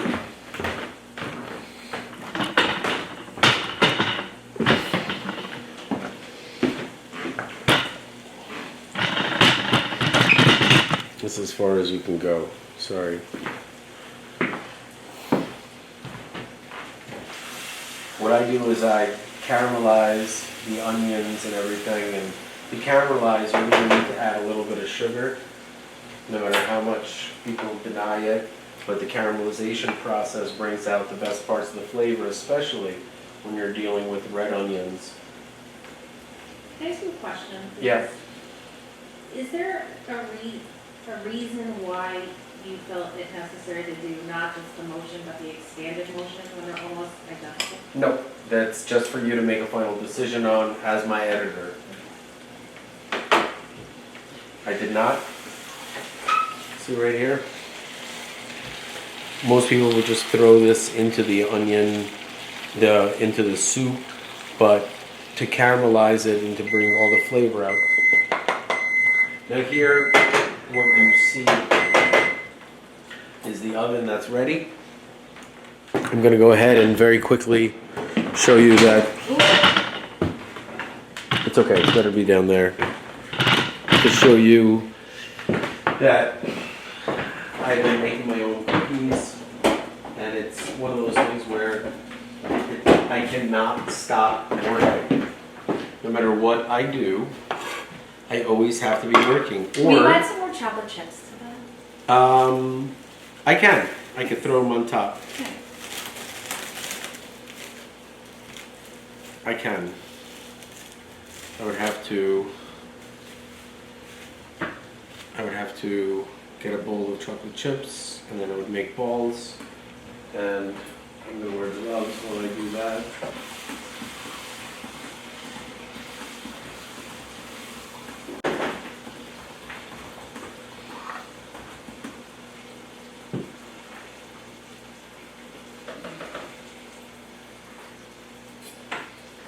This is my little tasting. So the extra chocolate chips is a no problem. You know what? For you, I'm Thanks. gonna do it with. I can't resist more chocolate. I'm gonna do something really special for you.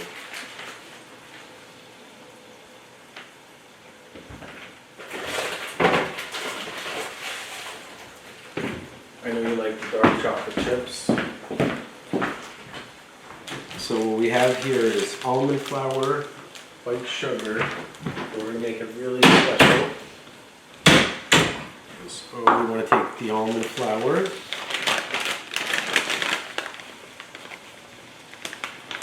And we want to take the white sugar. and you will see just how awesome I make these, and obviously the chocolate chips. And the chocolate chips we're gonna put in a little bit of a bigger bowl.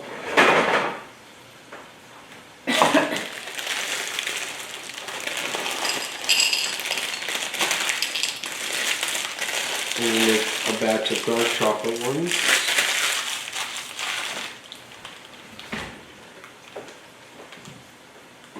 Okay.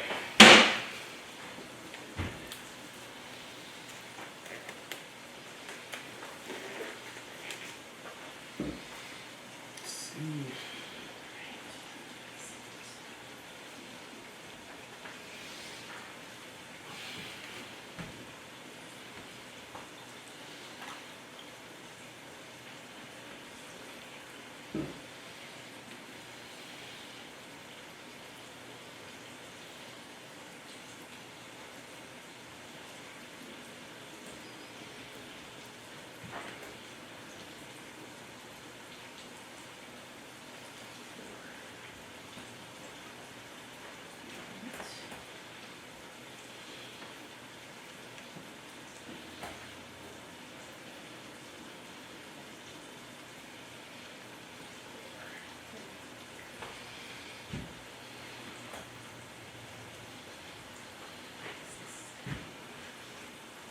All right.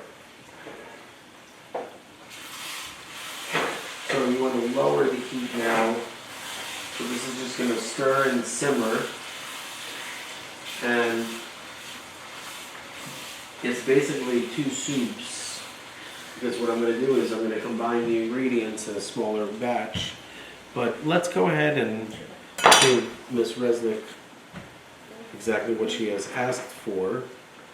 So now we're going to go ahead and add the carrots to the soup. Get rid of this. And let them boil down.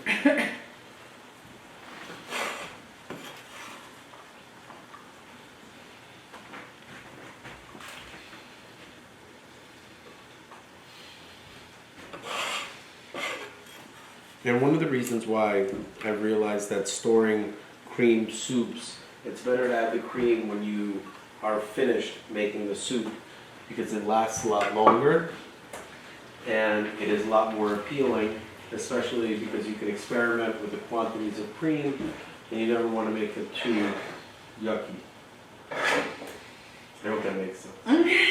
Professional word, yeah. What's that? Professionally speaking. Professionally speaking. That's funny.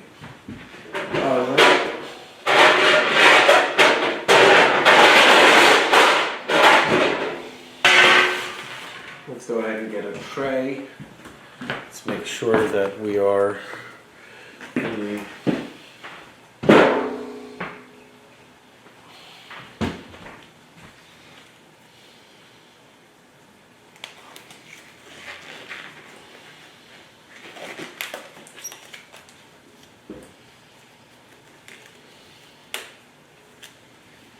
wow, it's incredible. We only went through one board.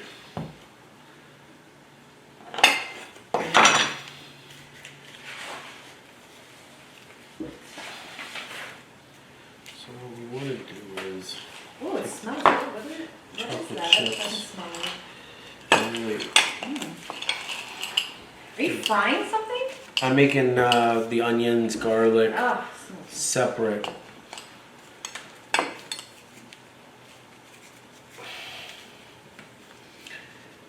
And then what we do is we roll it into the almond flour. Have a completely different taste.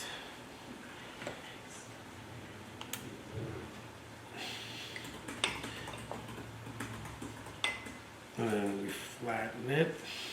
And then we put it into the powdered sugar. And this is my cookie. Oh, we spray it. Spray the pan.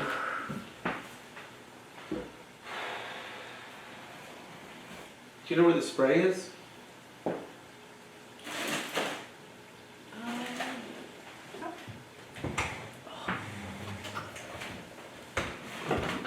Oh, it's right here. Oh.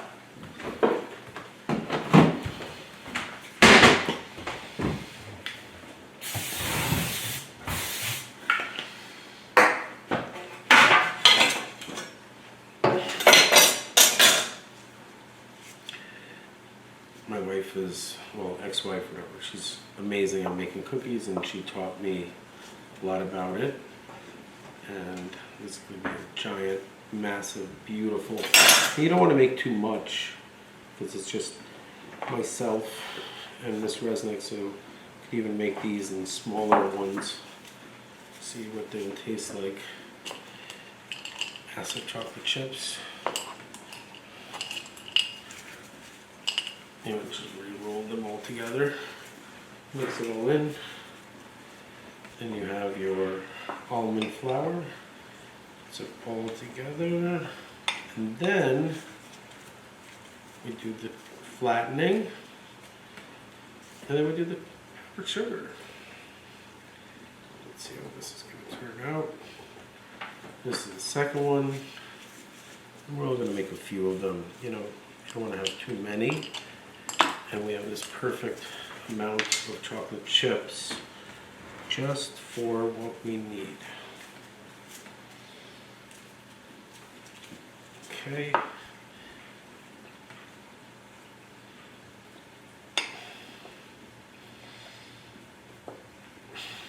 Okay. I appreciate people who can bake. I think it takes a lot of patience. What? Baking. Oh, I'm not a really good baker. I don't follow any directions or instructions or anything like that. I'm a terrible baker. I'm serious. I don't think you're But I used to work at a terrible. bakery, so I know a lot about it, and I love telling my boys the stories.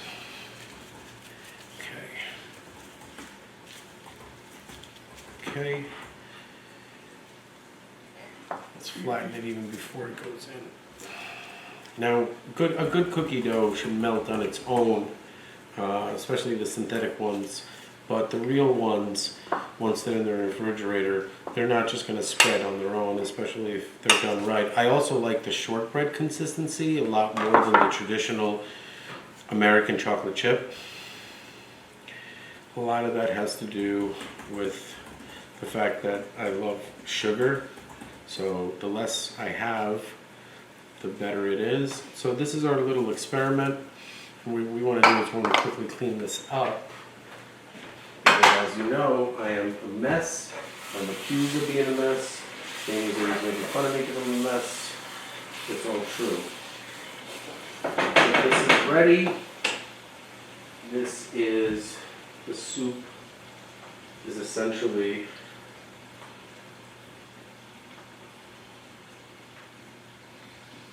ready to be mixed with the onion,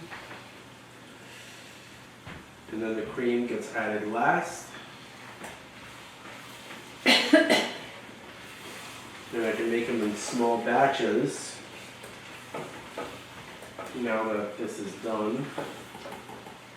You know what, I'm going to cook it down a little bit more. I'm going to cook down the onions, and this is all boiling down, and this is ready to go be put in. Very small batch. But I have a feeling, I forgot to take out Oh, the payout. That's my the move. constant. Yeah.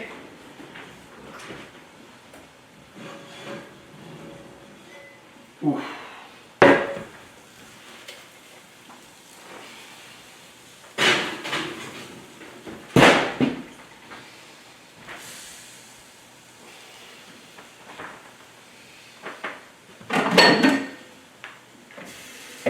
All right, watch this.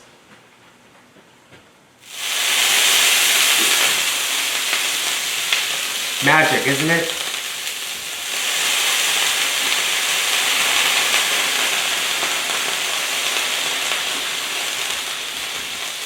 Just helps it cool down. Ooh. Gorgeous, isn't it? Now let's try the soup base, because that is what I need to do.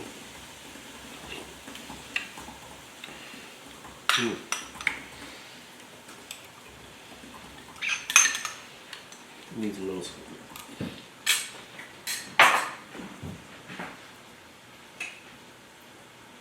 Needs a little something. And I know what that little something is.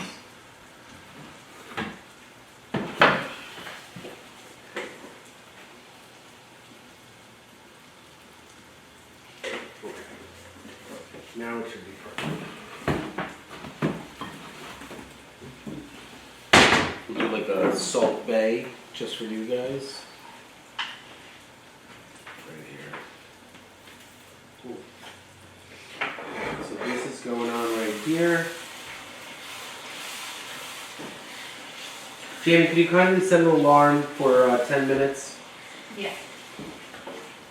We'll check up on our cookies in 10 minutes. This will continue cooking. Down. This bad boy. Alright, so this is ready to go. This is going to go back in the fridge for later.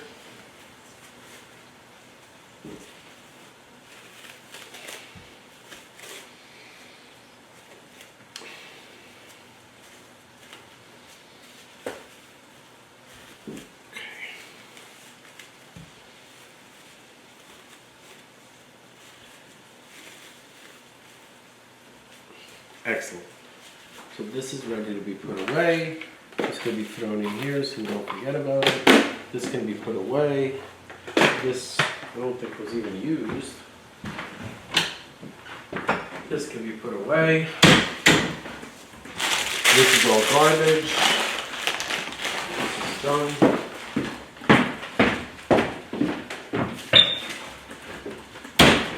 And for me, doing the small routine things are very, very important to keep my mental sanity and stability in a healthy place. Many of you find that doing the easy things are very easy for you. That's not the way my brain and my life work, and I wish that it was the other way around. Well, who am I kidding? I really like who I am, and I like all the abilities that I have, such as the creation of this channel or the creativity that I'm about to tell you right now. Okay? What I'm going to do is I'm going to show everyone Miss Resnick and her constant dedication to her job, the amount of work that she does,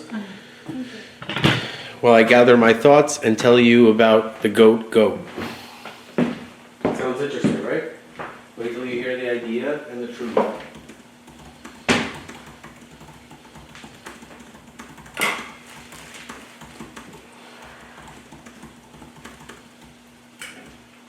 Would you like some tea or anything, Miss Resnick?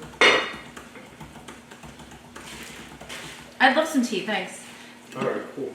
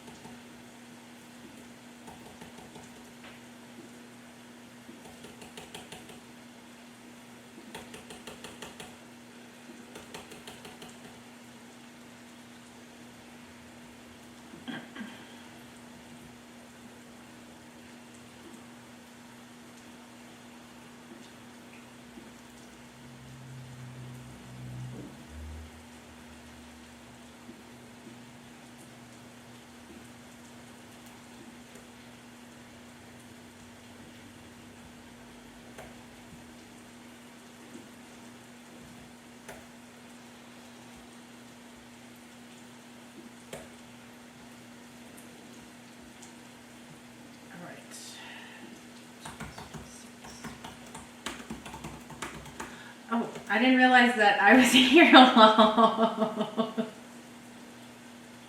You're a hardworking woman. It's like, wow, you're being so quiet.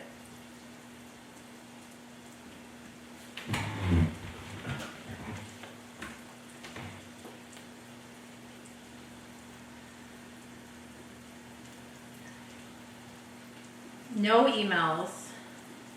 Well, you know, we're on top of everything.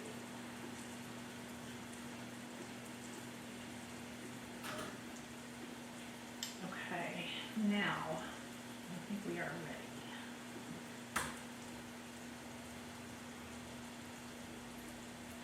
Oh, saved.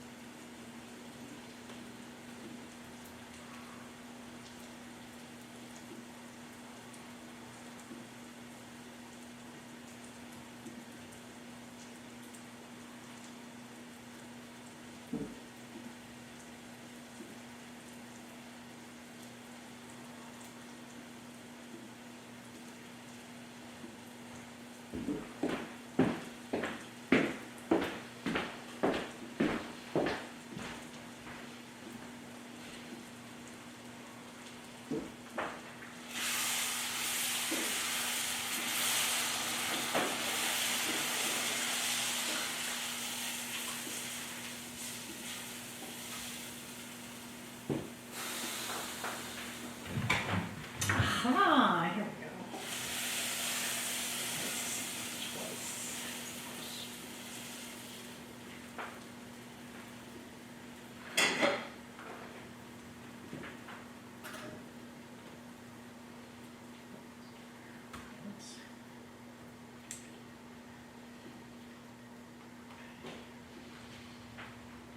So the trick is to make a small batch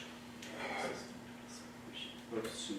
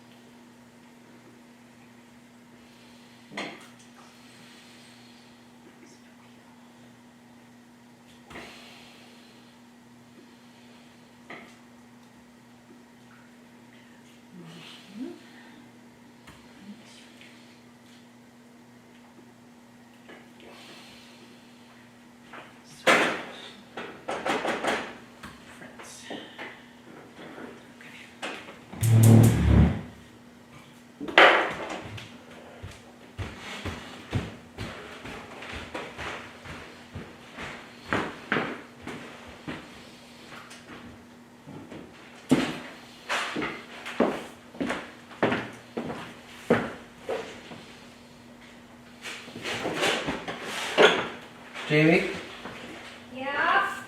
I think you're really gonna like this cream and broccoli soup that I'm making. Oh yeah. Yep. That's our lunch. And we're gonna have to take the audience with us.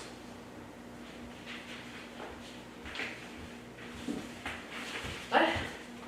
What's going on in here? What am I missing? What's this? This is my cream and broccoli right here on the right. Yeah, but what's this soup? It's the base. I don't add the cream until we're eating. Oh, you pour that in there. No, I poured that in here, and I add the cream in small batches Did because you you taste don't. it? No, you're about to taste it. It has to be brought up to. It's warm. Hold on, I have a tasting. Oh. That's the chocolate chips. I already checked them. Oh.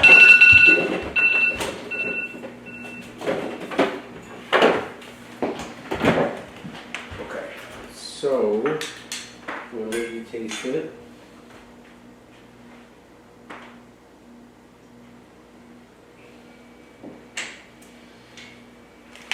very hot. Okay.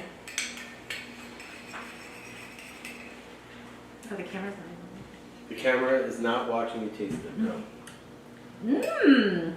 You like it? It's like a creamy vegetable soup.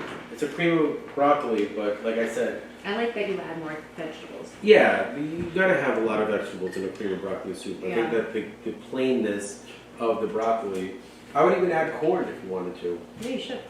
You're okay with that? I wanted to, Yeah. but I didn't want I like to corn. overstep my boundaries. No, I like corn. Corn is really the Corn only thing is that's good. missing. Corn! So, as you can see, your capacity as a human being is only limited by your own decisions. My ability to do the things that I can do and multitask is the same reason as why I am handicapped as an adult, is because my mind is so focused and driven on completing the task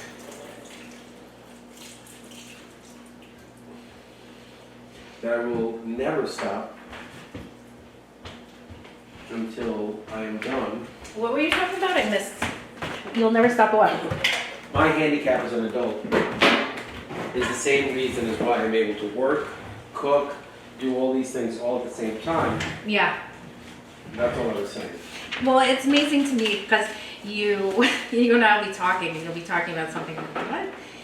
And you're so far ahead of whatever we're talking about. How about the salt? It takes me like 6 months to get Was to. the salt good? You could use a little more salt. I was gonna say, I undersalted But you know I it. like my salt. I undersalted it.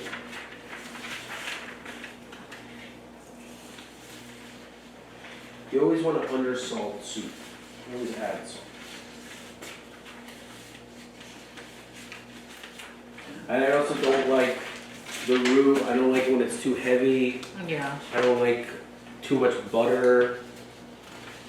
Well, I disagree with that. No, I don't like it. No, I added butter. Don't worry. All right, you're ready for review. All right, give me 1 second.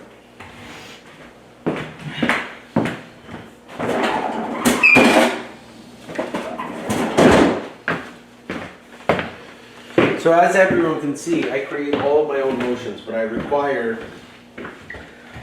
So the first one is certification of Dana Lem Reese in support of the motion.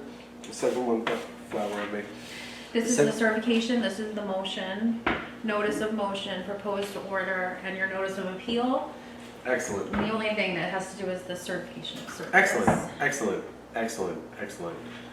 I then will say that the tea is almost ready. I then will allow us to take a break. Will you sign these documents so I can? Yeah. Of Excellent. course. Just can you move my laptop and have the documents ready for me for signature, please? Mm-hmm. Yeah.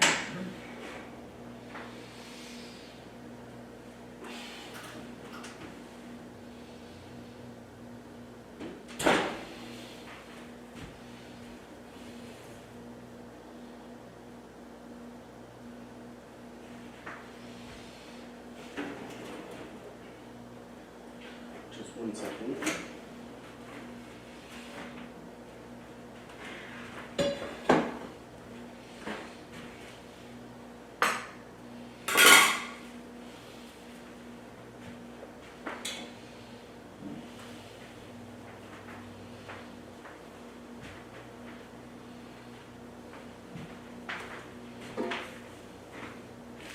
And did you fill out the request for the transcript? That one's really important from yesterday. Mm-hmm.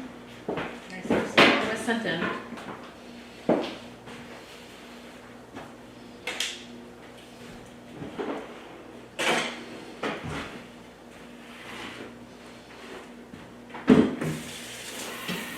I'm coming to sign, I'm sorry. Oh, no, I'm doing something. I haven't put your papers up yet.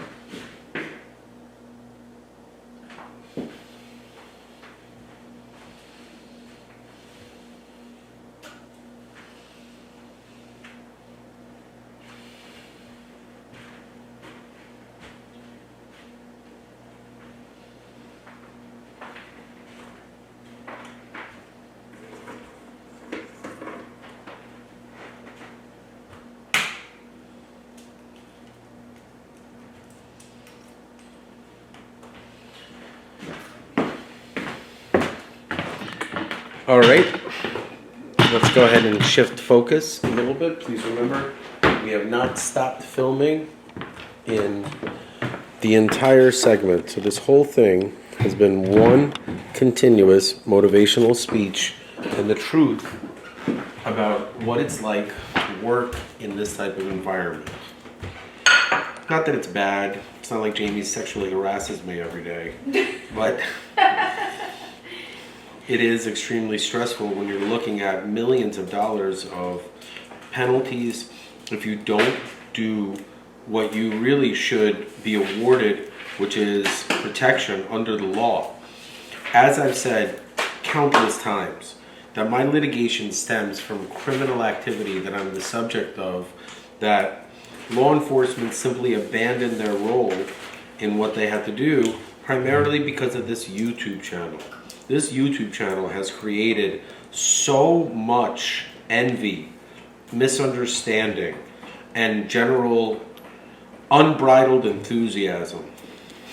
It's a Seinfeld reference. I hate peeling. I'm the worst at it. What are you doing? Trying to peel these eggs. Oh, I'll do it. You know how to peel eggs? Little eggs. I want to see those skills. Can you Also, watch your hands, please? I will wash. Hmm.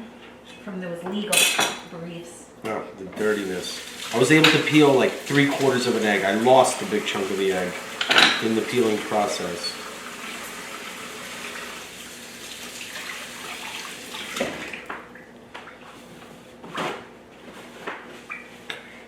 All right, so we're coming. All right. Let's see those peeling skills. You got it. Throw the shells in here. Come on. Okay. A special happy birthday to my brother. Today is his birthday. Which brother? Jeffrey. Jeffrey? Yes, Wow. Jeffrey, who I would, Happy birthday, again, Jeffrey. even now, this, I would like to believe that he is a supporter of me in some way. We've been through a lot together. I believe he supports you. I believe that he isn't able to publicly support you because of the shit that he gets from your my other parents brothers. and my brothers, yeah. And your brothers, because they have always treated you as a second citizen based on what you've said. Yeah. Now, that could be a complete lie, guys. Jamie could be a complete psychopath I who has am. told me a series of lies. Oh, you might want to get that. Maybe it's Jeffrey. No!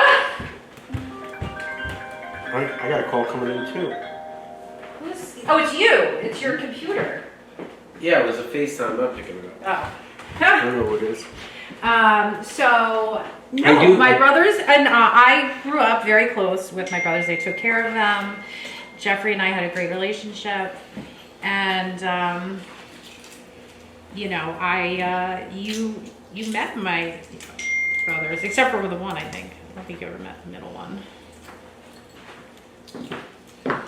Yeah, is that true? Right? I don't think you ever met the I never met Jace. You- Unfortunately, I met Casey under some very strange circumstances. Very strange. And that's all I have to say about that. Very strange. It's so funny. So, like, for example, like Casey would call me and be like, I need help with this. I need help with this. Do Julian this. Hagman. And I helped him out anytime he asked. I did anything he needed, bailed him out, got him out of trouble, did all these things for him. Yes. And then I become happy and lose weight and start doing things that are interesting. And he comes to your house and makes a whole scene. It just proved me completely right about what I'm saying now. Last Oh 4 yeah, years. he got married, he had a baby. But he doesn't give a shit about you. No. Point proven. People Exactly. think that I'm some sort of a cult leader or I do some sort of voodoo magic. No, I don't do anything. I say, okay, why don't we let the people that go against me, let their actions speak for them. Right. So, unfortunately, the worst part for everyone else will be the second part of the day after we take our break, eat our soup, and the film continues. The entire time, I will continue speaking. most of what I will be speaking about will be drowned out behind both the Seinfeld episode as well as The Distance. And the reason for that is because a record is a record. Human beings that challenge it must have the proof to show that what I'm Record saying, is a record. it will not stop.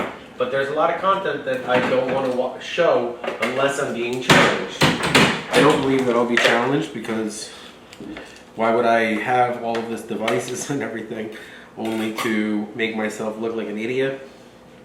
Oh, this is our thing. All right, you ready? I'm ready. Pretty cool. It worked. Voila! It worked just as well as the other one, trust me. And you don't have to change it. Wow, it's really cool. Definitely a game changer. Yeah. Mal, eat your heart out. I found a much better way to make egg salad. And it keeps it all together, nice and clean. So then when we have a bowl, you know, the only part I'm not going to show on screen is the mayonnaise being added. What? Mayonnaise is the best part. Yeah, unfortunately, it is very, look at that, perfect. Totally Maybe you're- clean. That's so perfect. See, like, I would make a comment, but I'm not gonna. You can make a comment. Why wouldn't you make a comment? I mean, I'm a closet mayonnaise eater. I'm not a closet. closet something. Closet mayonnaise eater. Just sit in your closet Not a with closet a jar of mayonnaise and a big spoon. Yeah, right. Come on. I'll add the salt and pepper on camera. I think it's funny that we're not having mayonnaise. I'm not. I have no shame in my mayonnaise game. I know. It's not that I have shame, it's just I have shame. You have shame. It's literally shame. It's not that I have shame. I have shame. I have shame. That's exactly what I have. But are you ashamed ordering extra mayo at Jersey Mike's? No. Just on your egg salad mix.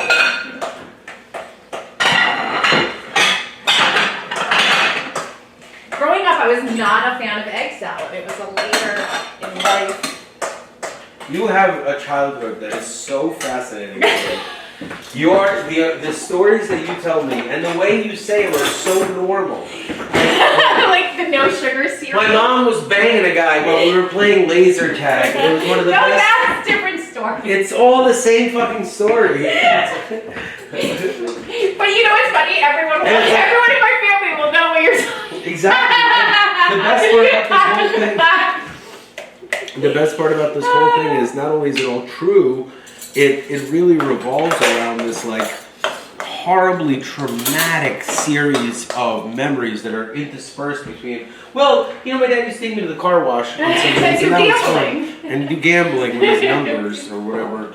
Which I like gambling. I think gambling's a good thing when it's done responsibly, except I think there's a very big difference between my story as a general person Legal you're gambling. meeting me, and Yeah. I'm like, oh, this is my childhood, Right. very surface. Or I can talk about like, oh, I'm severely traumatized from my father, and I did everything I could to get his attention and approval. oof, And so being heavy. asked to go to the car wash on Sunday for an hour Was felt it? like a big deal. So, oh.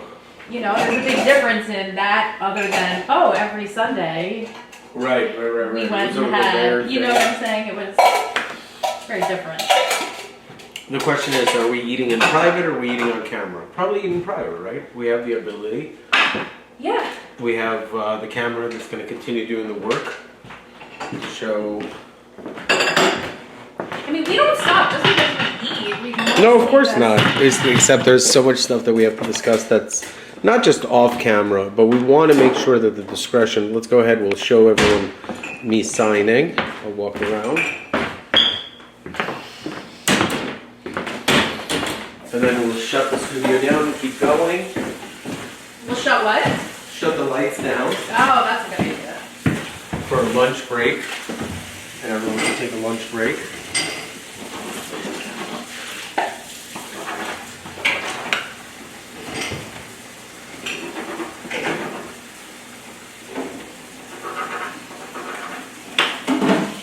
Excellent.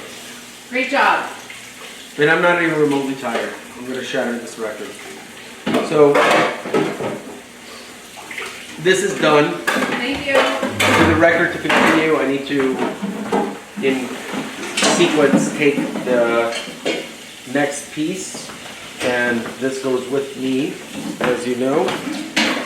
So this goes off. This goes.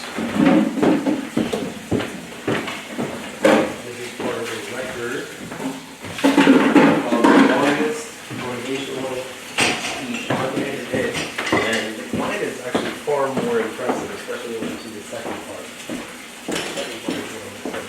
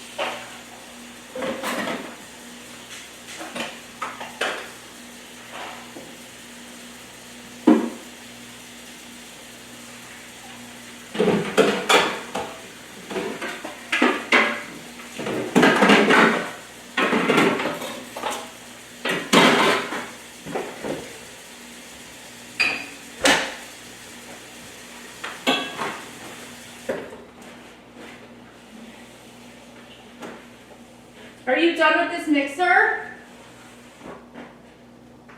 Yes, I am. Okay.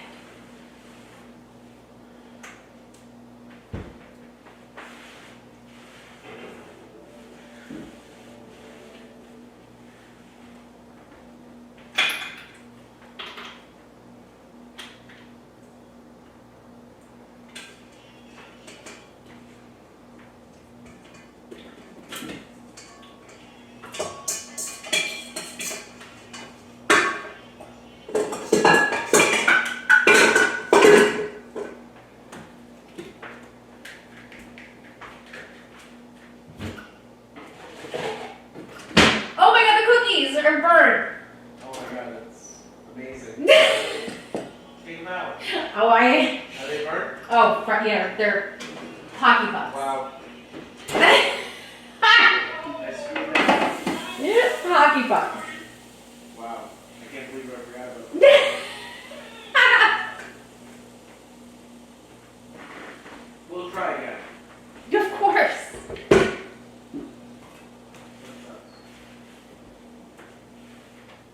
Failure is part of life. What, babe? I mean, what? Failure is a part of life.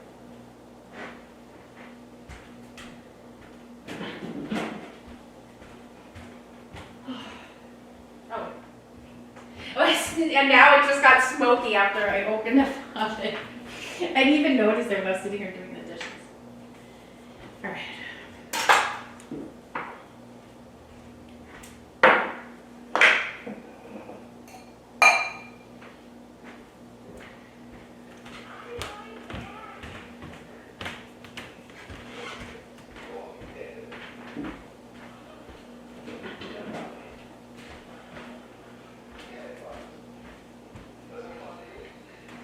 All right, I'm gonna finish scanning these documents.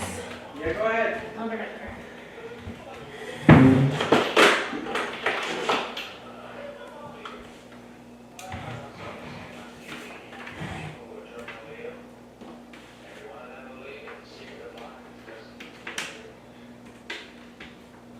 Jamie, why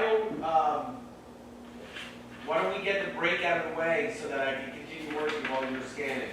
Okay, What do you think about that? sure.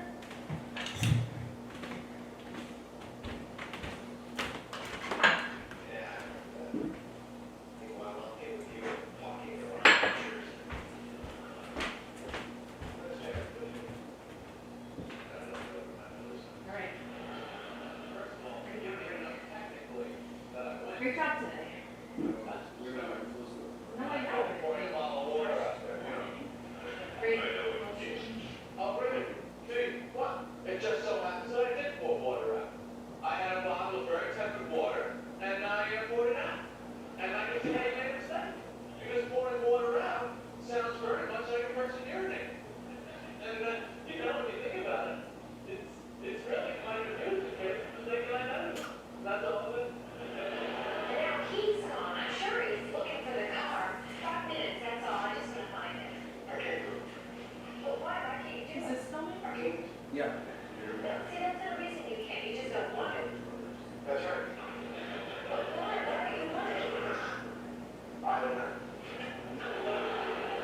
Wouldn't you get any satisfaction out of helping someone else? Yeah, I would.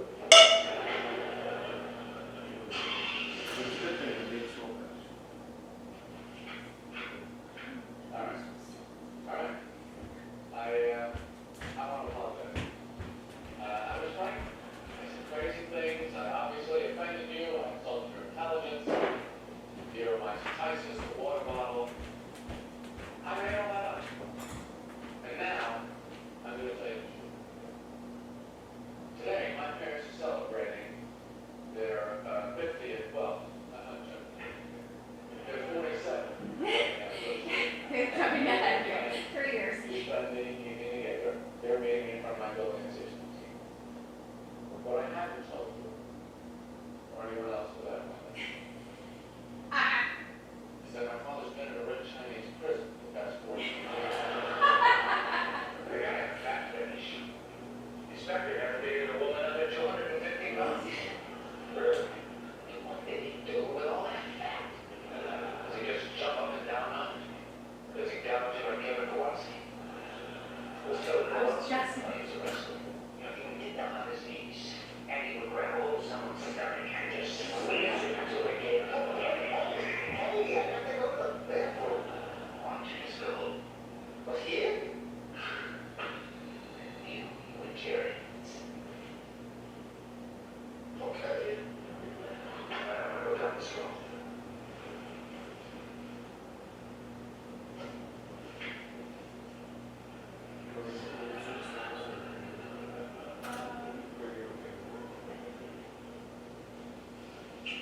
What did I do? I didn't do anything. It's so funny. Don't you believe me? It's their 47th anniversary. You know, this is gonna kill them. You're aware of that. Kill them. It's the biggest night of their life. Your folks have an anniversary today too. Chinese prison. Chinese prison.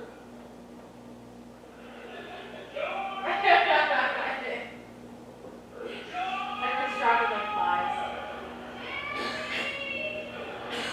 We've done this. Have done it. That was the most amusing parking around. Where the car is, and you're fine until you see them do this move. Once they do this,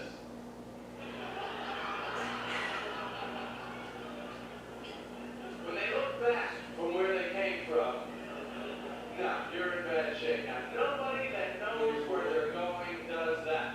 Pilots on planes don't open the cockpit door and go. Slam. Well, what happened was my father was staying at the home of one of Red China's great military leaders, General Chang. Oh, by the way, he came up with the recipe for General Chang's chicken. The orange field Sichuan March. Sorry, go with that. Very spicy. Well, apparently General Chang is a very flamboyant man. The big failure of the general for the hell of a cook. Look at this. Look at this. Will you look at this? He doesn't have enough to never say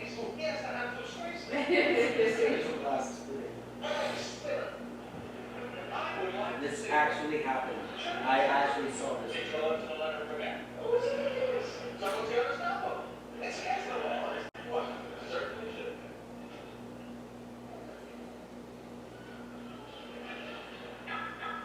This is so machine.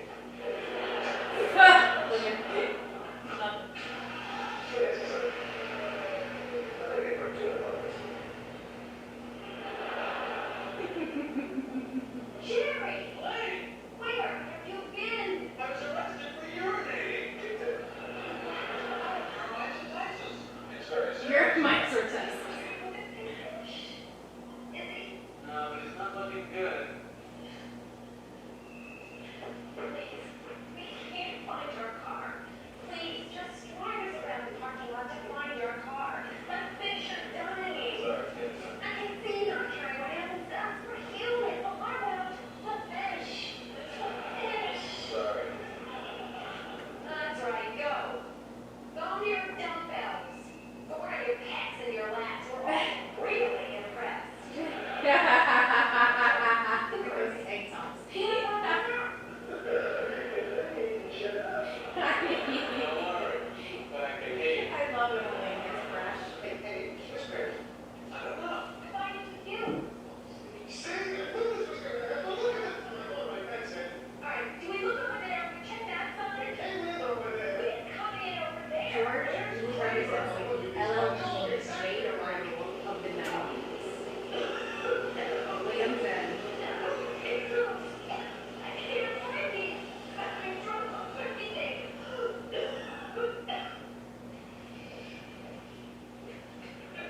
There she is again. What are you doing? Did you? I don't remember. What fish? It is a- Kiwanis. Excuse me. Really? See what happened here? My friend forgot to make it. Sure, I'll try you. We're late, and my parents are waiting for me to come back from there. It was Well, I would like an answer here. Sounds like a toilet. Or something else. You're telling me. It's a bird food. This happened to me too. Very frustrating. We had several people. They wouldn't even answer me. I'm happy to do it. I'm Michelle. Shut up. I'm George.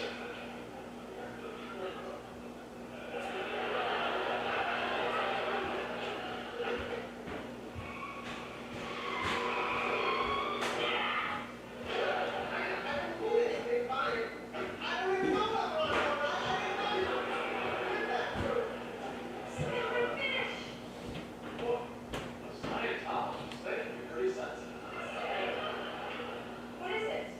The car!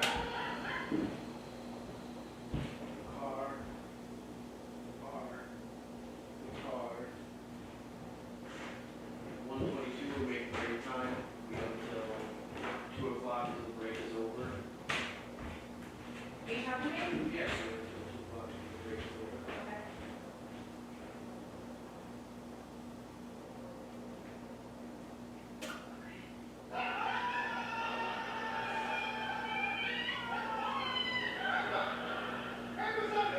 Oh, God.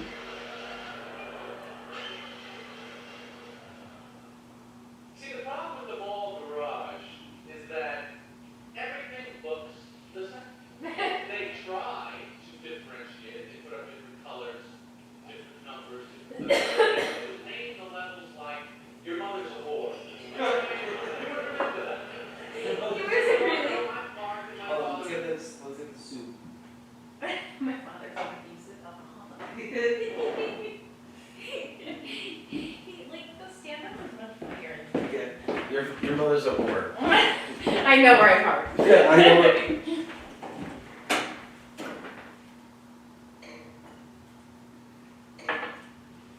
All right, this is ready to go. You see? What's that? You see? Yeah, sorry about that. Not work out. Let me see what happened here. All right, I'll take the dough out and I'll make a really. Do we have chocolate chips? We use them all? We have regular ones. No, right. Do you want a big bowl or a small bowl? What did I do with the log?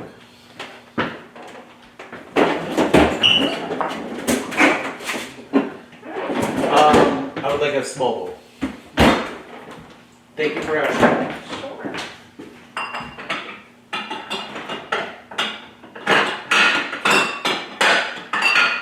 I'm going to turn the camera so you can better see that a few seconds spent on effort. Wow. Yeah. This is such a failure. We're good at that. Fixing our It's not even that bad. We burnt it already. I swear. The other part is bad, the burnt chocolate chips. Alright, this is ready to pour? Yeah, wait, watch your back 1 second.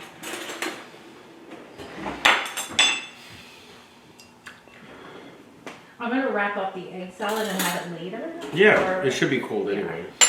I'll put it in a tumbler.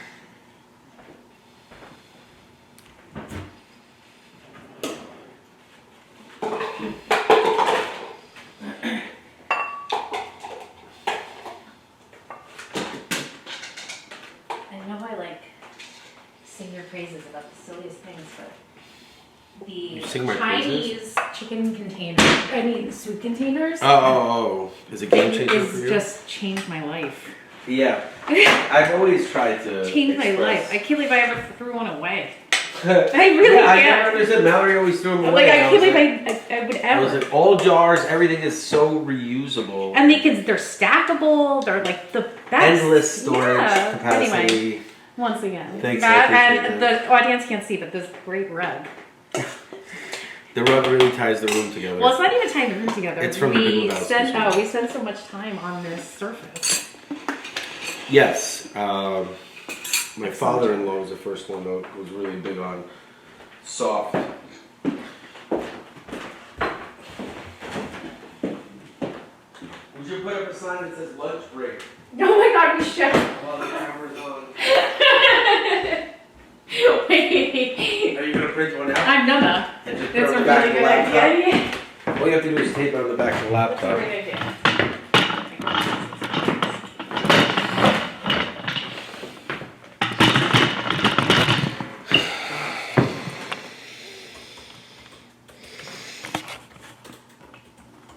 I'm gonna zoom in on your laptop so you could put lunch break right on it. Or on both of them, actually.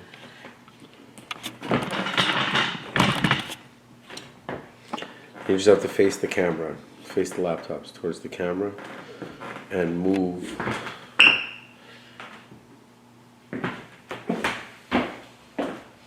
Move this bad boy.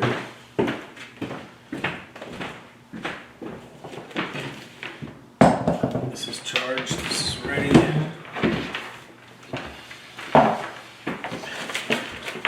Move this out of the way. Get rid of this hard drive, which has done its job. Ooh. Looks good. What? Soup looks good.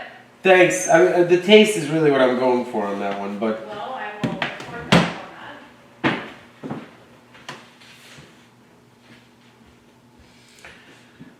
all right. Did you break up two of them?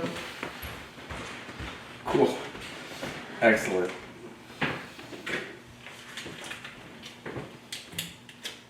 Can you make mine double stick tape so it doesn't go around? Like fold it like this. Yeah, so it doesn't go at any point next to the screen part. Mm-hmm.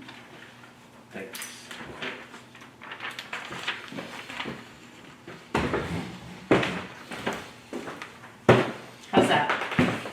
It looks great.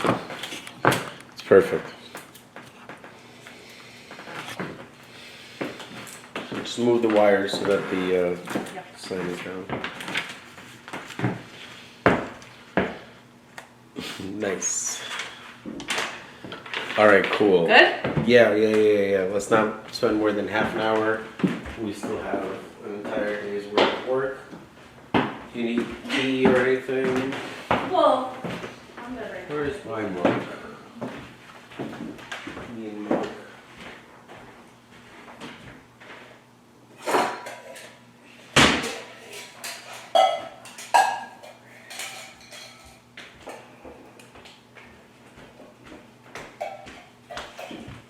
The episode's going great, Jamie. I agree. And I love the fact that we have the secret footage for anyone who wants Right. to know. The super secret footage. It's super secret. The super secret green room footage.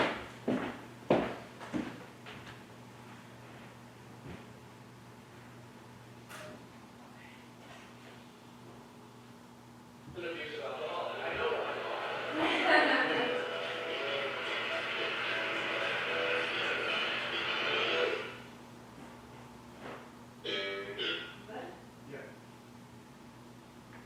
You know, there's like always one location in your neighborhood, one store location that's constantly changing hands. Everybody has this in their neighborhood. It's a leather store, it's a yogurt shop. It's like constantly changing. Nobody can do that. It's like some sort of Bermuda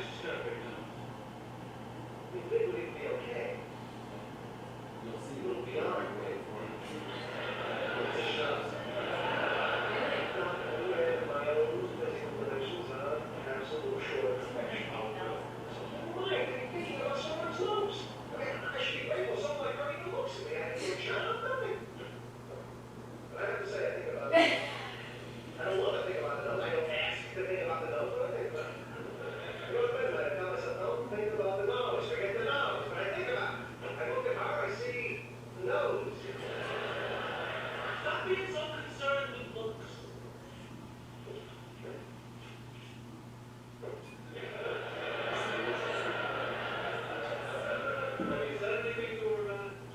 You never do that. You know, the ironic thing is, she had a smaller nose. I never got out of her in the first place. She got on my league with a smaller nose. And I really like her. I know that. And I know one other thing. I'm not getting past that nose. I should have been. I gotta think about it. Look at the size of this thing. So my mother's going out with this guy who needs a jacket in her house. So, you know, she gives it to me. Well, 2 years later, he shows up and he takes it back. And now he's in prison. Got arrested for mail fraud. So Elaine, all you have to do is go over to the apartment, tell the landlord that you're his daughter, and you want to bring him the jacket in prison. He's never met her. She's in California. put so little cream in it. Are you with me? Oh, yeah, I put maybe a fiance. Here on O Street. You just come in, he's up there. What's so special about this chair? He believes it possesses some extraordinary power of forgiveness. It's not on your head. I was down to the regular lunch last night. Yeah. Now go back there tonight, 'cause I'm not gonna pay another conversation. Garden. Well, you didn't wash all night? I washed, just not that night. You would believe the women in this club. Man, It's amazing how many beautiful women live in New York. I actually find it kind of intimidating. he looks pretty. Just need a nose job.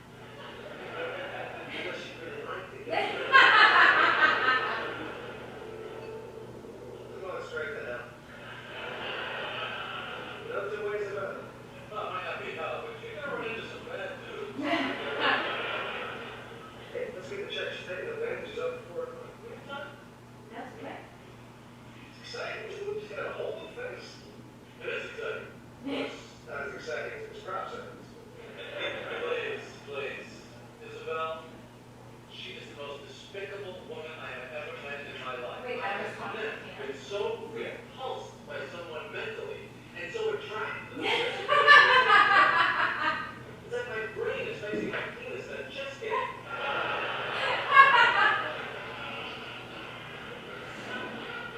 And I let them win. Let's think it's what that was. He still wins, but it's not a blowout. She wants to be an actress. She makes me read moronic acting things. And I do it. Because I'm so addicted to the sex, I'm helpless. I'll do anything. So finally, Kramer comes in the other day. I don't see what's going on. I won't put him throw it over. Please help me.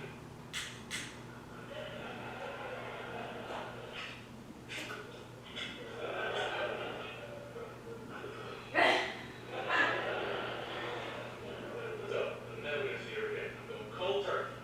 Leave her. It's like, sex.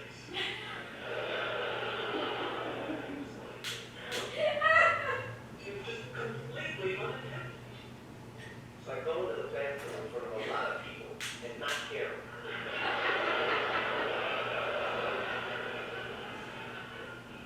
It's not like that at all.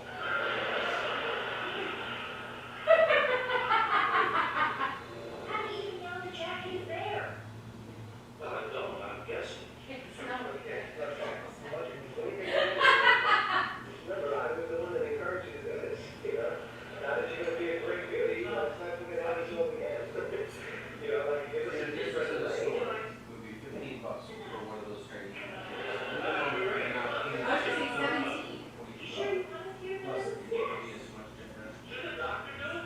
Oh, you said I could do it. Very excited, very excited. It's like watching a bird.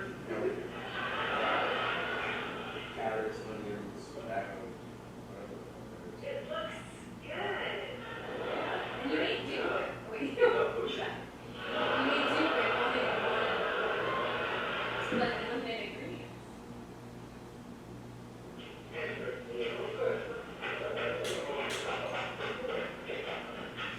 Where you going?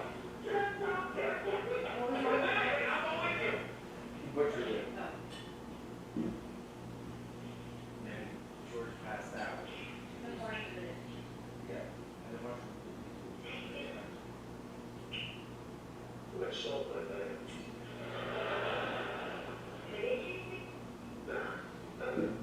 Sure.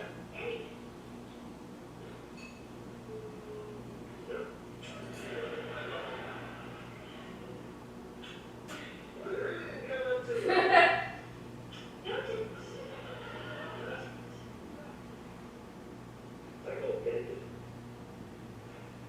Next week. Oh, sure, they're gonna fix it. You can't stop on the signs. You can't stop it. You can't stop it. Can't stop signs. Can't be stopped. No way, no how. Signs just gorgeous. Shut up. Interesting. Come on, seriously, give me your number. Yeah, told me not to give it to you. Make me promise. So I think I know. I want my number. He said, no matter what you do or say, I have to give you your number. Fine, give it to me. You told me not to. I want that number. Yeah. Look at you. Look at what you suck to. Look at what you think of. Look in the mirror. Because you need help, Jerry. You need help. I can't stand by and do it anymore. It's time I stop. I can't stand around here watching you destroy yourself. If you say I'm not smart.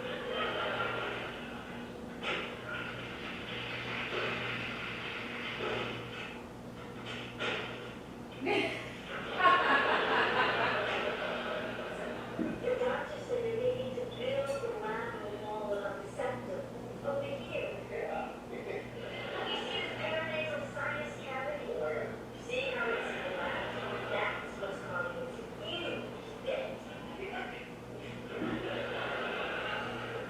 So what are you guys thinking about? When we talk about taking a trip together? Yeah.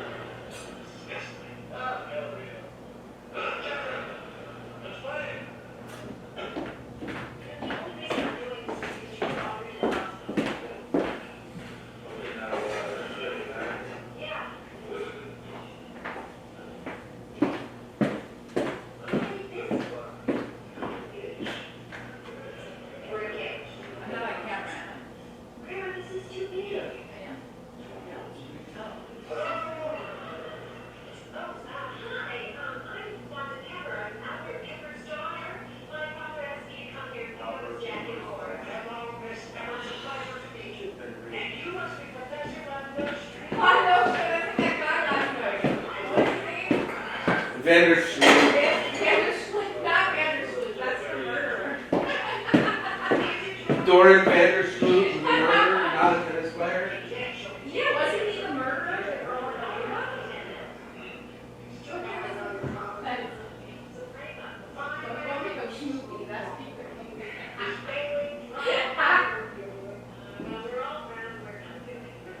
She does fine work.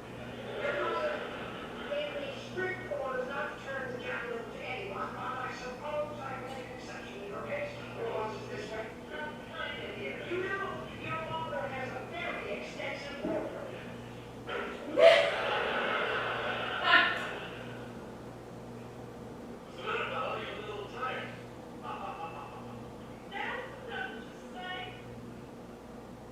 You are lovely.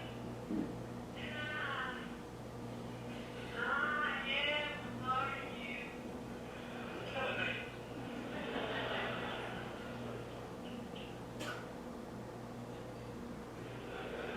That's your move? Well, that's trouble, my friend. That's big trouble. Checkmate.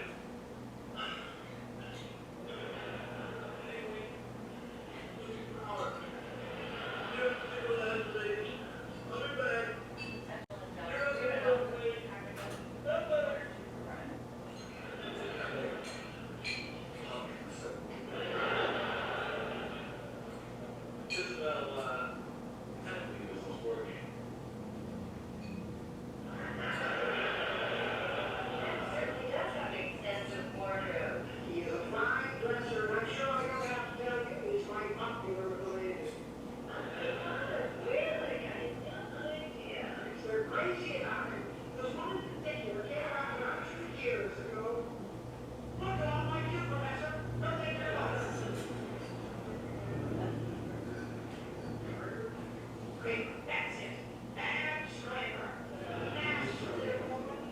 Millionaire that had to go out on the street dropping stubble up. And now it. Woman used to walk around here half naked, sucking Colt 45 from a can.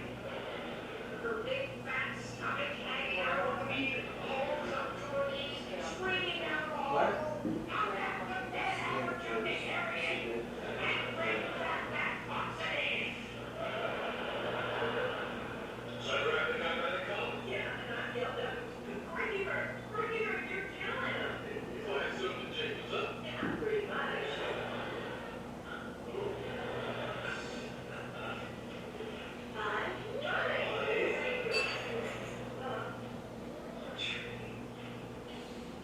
You're looking cool, I can't believe it. Well, since doctor.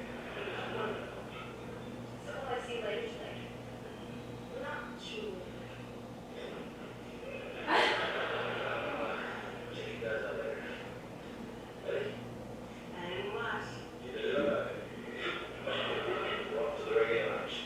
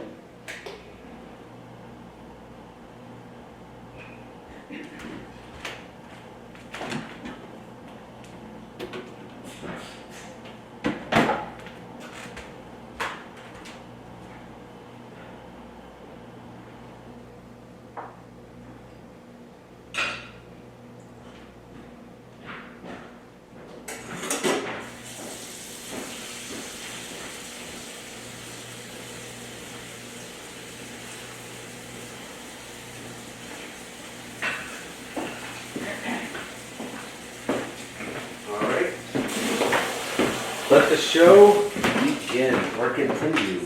So, sometimes Yeah. I think that when you make me food, Yeah. it makes me a little emotional. What? Believe it or not. you talking Yeah. Because You you joking? made, no, being dead serious. Because food is such Dead ass? a thing that brings in like emotions, memories, and feelings. And you made such a delicious soup, and when you made the soup, I said I screwed up the it would be great- cookies, though. It would be great for working parents making soup because they can let the soup sit, and then they come home to a healthy meal that everyone can eat together. And I just think that it's so lovely and wonderful. That's cool. I really appreciate that. You know, my goal was to make the cookies as well, and I kind of screwed that up. And I kind of, you know, there's a big part of me that wishes that my expectations for myself was lower, and then I think that I would have a much easier time functioning in the real world. But What is your expectations for yourself in life? yeah, I just have very, very high expectations in my opinion, and one of the reasons for that is because as an applied mathematician, here, do you need these files to file them? I do, yes. Yeah. As an applied mathematician, I'm able to, here, look, I'm 43 years old, okay? And most people don't even take a second to do this formula. Let me use Casper really quickly and give you an honest answer. This is why 100% of the reason why my expectations are what they are. Let's see. I'm 43. At the age of about 83, I'm going to really feel old. That's 40 years. Because I believe in my 70s, I still will be a youthful 70-year-old. I agree. I think And you I will will be too. enjoy it, and you know, how many?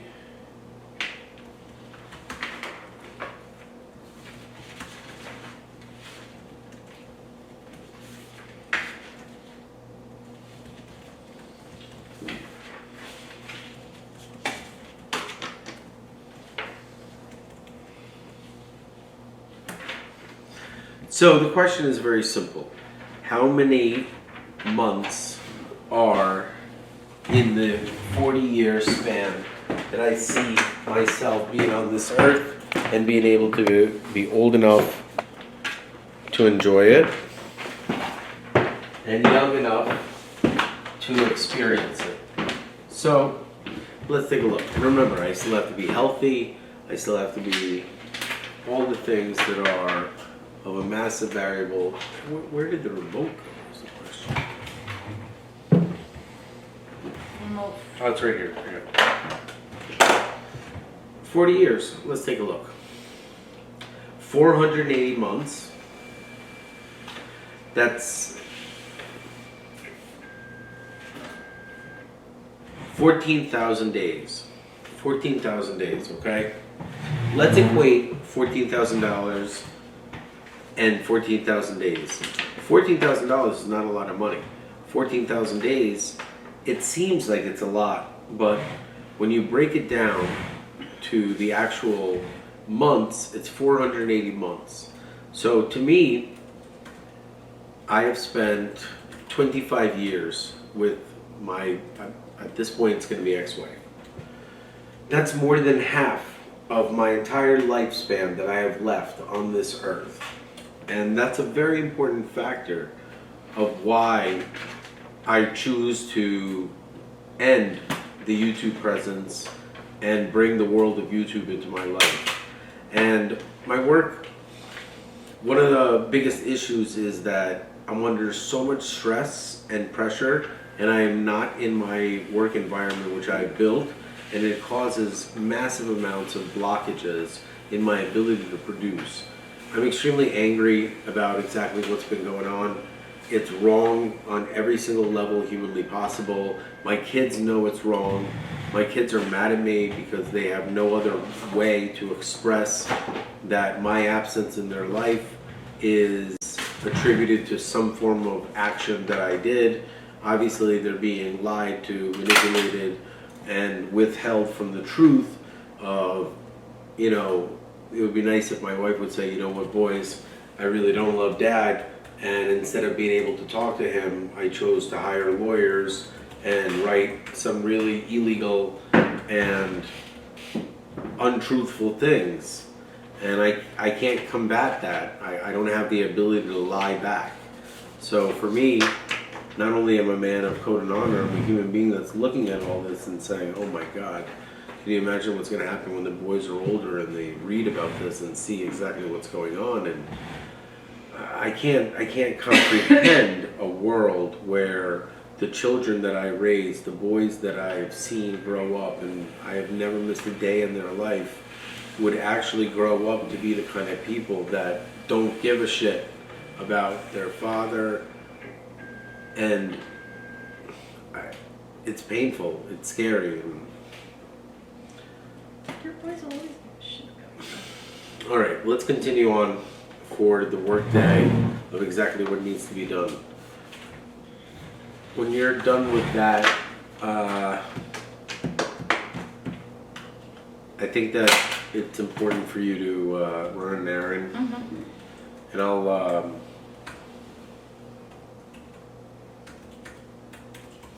continue working here, and I'll express to everyone that not only am I continuing to work a full day schedule, I'm also focusing intently on what needs to be done. And the reason why I'm not making any moves is just like in any chess game, you need to make the move that is going to lead to a win, not so the game continues, especially if you don't want to be playing chess. So win or lose, trust me, this is going to come to an end very soon. I have a massive, you know what, let me take a look at my caseload.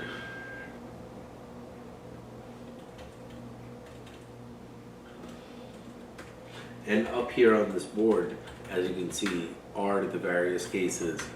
And it looks to me like I'm gonna have to be honest with myself. I'm having a very hard time functioning in a world where people are okay to steal from Jamie. I've seen myself being robbed, and I've seen myself, you okay? Yeah. I've seen myself being the victim of fraud, crime, and some of the worst things you can imagine. But watching it being done to someone I care about, that's a friend, that's a woman, that's a single mom, is so fucking wrong.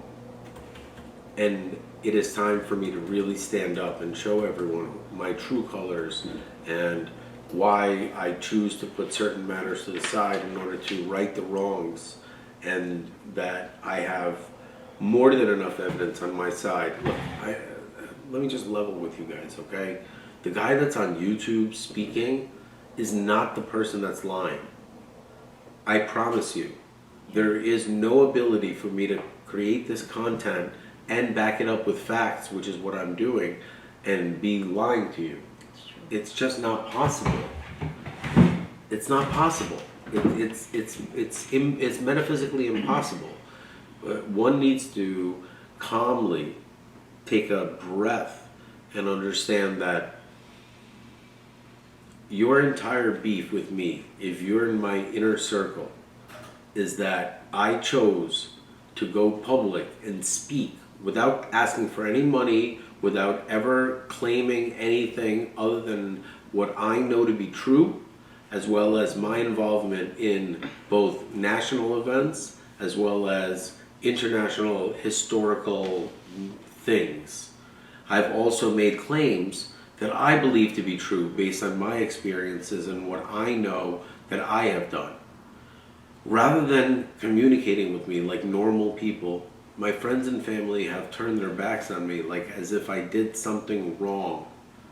Please understand that the entire purpose of the U.S. Constitution is that human beings like myself are able to express themselves, let alone the fact that what I'm saying is not only the truth, but if you actually listen to what I have to say, the content is some of the most important and forward-thinking information that you need to really address. So without further ado, I'm going to have to boldly and unfortunately say that Miss Jamie Resnick is owed a significant amount of money, and when it really comes to taking personal responsibility, I vouch for Mallory, and I vouched for the camp, and Jamie did some really, really kind things, and she was taken advantage of. And given the context of everything that's going on, I need to now immediately step forward and go in front of the world and say that Jamie was completely robbed. She was taken advantage of by her ex-husband, by my ex-wife, and by a few other people that simply took full advantage of the circumstances that she's dealing with. When she gets back from her errand, we're going to discuss the story of a man named Josh Resnick. And when she leaves, I'm going to go into some of the primary cases that I need to deal with. But really, I'm going to say, this is how I intend, this is my plan to generate income as well as create a really great line of equity for my children. And what I'm going to get into is factual. It is important to document it because as hard as I've worked on all parts of my life, I am not really taken seriously because of the content that I film on this YouTube channel. That is the complete opposite of the way you should be thinking. The reality is that I should be admired for my ability to be honest and transparent in a world of silence and lies where human beings choose to simply avoid the complex truth because they want to do the best they can to separate themselves from individuals like myself who they find to be some form of a liability. Today I'll be breaking a world record. At the same time as I'm breaking a world record, I'm also running 25 various cases, filming the first chapter in what will be one of the most coolest and funnest epic stories of an autobiography written by another person. Very funny, right? A ghostwriter, if you will. The stories are all real, but when you see me communicating with the courts, I use something called modern technology, and I don't avoid the reality of being a young man in an old man's world, as well as being forward-thinking, innovative, and a disruptor in an industry truly designed to preserve itself, as well as the inequitable balance within the system that is designed to be very, very much based on the amount of money that you're able to spend in the process of litigation. The more that is spent on a traditional lawyer, the more that the client is both rewarded as well as looked at as a functioning member of society, because what they're doing is they're supporting the legal system that you're doing a great job. You know that? Thanks. Let me jump into exactly what needs to be done.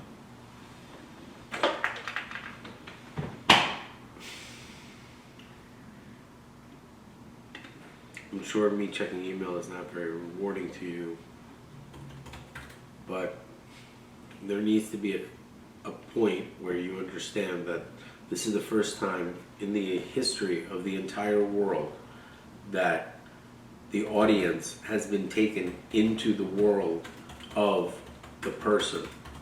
So not only that I have to kill that version of myself, as well as you can see that my ego is curtailed and I have dropped the M. I am just Daniel Rhesus, or Dan Rhesus. And in private, I'm Dan Rhesus. On camera, I'm Daniel Rhesus. I'm extremely serious about what I do.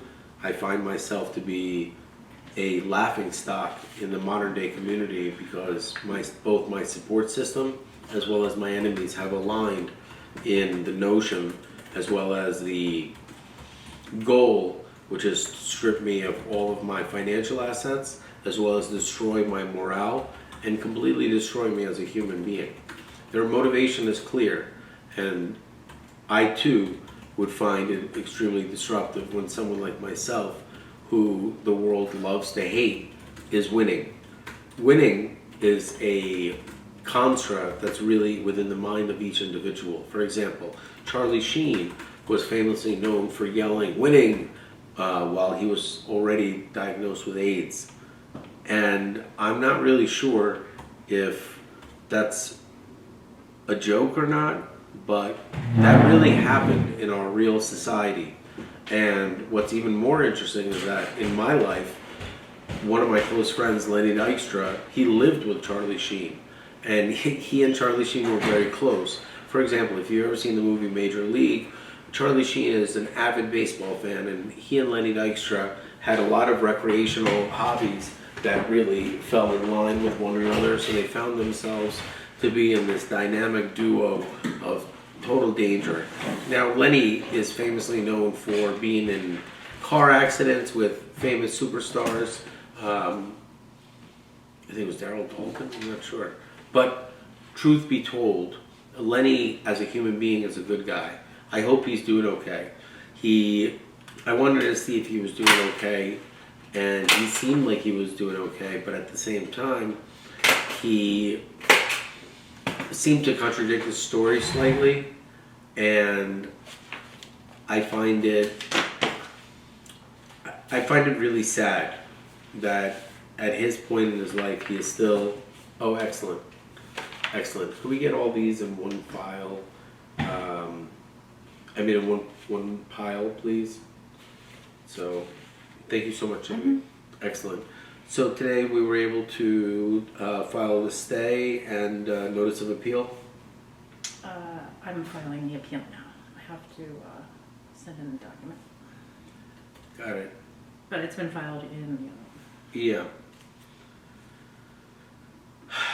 So as you can see, the litigation schedule that's in front of me is a continuous, and that's one of the reasons why I try not to dive into additional projects. But I will tell you that I'm trying to successfully relaunch my cash cow business model, which simply is impossible to do without my home, where my office is, my inventory, as well as all the other things that I've prepped and prepared for 5/25/25, which came and went because within a month of it coming, and as I was launching all of my projects, a catastrophe happened. And I really don't feel like getting into it anymore. Even I get sick and tired of saying the same story over and over and over again. So it becomes so... Jamie, you ever heard of the word moronic? Mm-hmm. I'm going to explain to you. I went on YouTube. I publicly disclosed, look, I almost lost my mind when my wife kidnapped my children on multiple occasions. I never thought it would happen. It all happened. Rather than addressing it or dealing with it, I am being forced to respond to motions of sanctions because I am complaining and I'm demanding that a federal court look at my case since law enforcement has completely abandoned. And lo and behold, it looks like the wheels of justice are now moving in the background. So the reality is, to combat a sanctions motion, all I have to really do is to send the criminal complaints that I filed, which I filed under both perjury as well as an implication of criminal penalty if I'm saying anything incorrect. I have a corroborating witness, I have facts, I have video evidence, I have logs, I have text messages, I have everything you could humanly imagine. Every piece of evidence that is required, I fully have. Yet I am still being accused of, there's a 400-page document that accuses me of frivolously filing. So this entire channel is shifted towards showing the reality that I file nothing frivolously. I sit calmly, I look at the analytics of what is required for me to get my life back, for me to make money, and for me to get out of this mess. And I do the best I humanly can. But people that have signed up to love me their entire lives are the real enemies behind the people that are simply trying to claw at my money or watch me fail.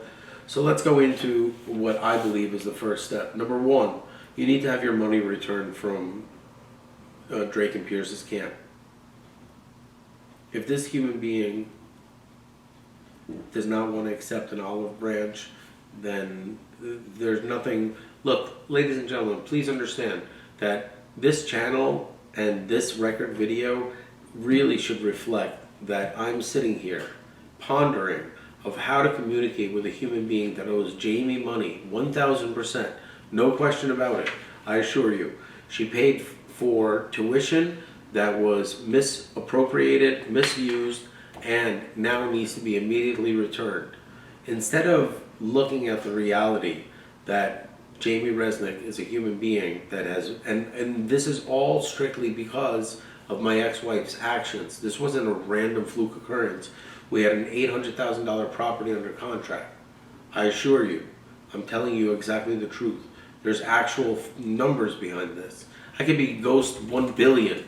It doesn't even matter. At the end of the day, I still need to earn a legitimate income based on the circumstances and the very ample commercial real estate portfolio that I very quickly amassed through legal means. So that being said, this is going to be the first matter that I tackle, because this is either going to be a 1 or a 0, which is a 2 option, and it's going to lead to 91%. I believe it's going to be 91% no, which is option 2, and then 9% yes, which is option 1. Which then, at least then, I can avoid being accused of litigious, because my goal is to settle this dispute prior to litigation. But we live in a world where there's a guy named Michael Avenatti. He represented Stormy Daniels against Donald Trump, and he had a very interesting business model which really revolved around exploiting human beings who have made mistakes into civil litigation strangleholds. And he got a... What's that? You're all set. All uploaded, everything's done? Oh, that's great. Thanks. So he was able to... By the way, it's much, much easier to film this type of content, like Larry King, like, you know, hunched over right here. Larry King, this is good. No, but standing in front of a camera is paradoxical, because what I do has nothing to do with my ability to stand up. Do you want me to bring you with me? Sure.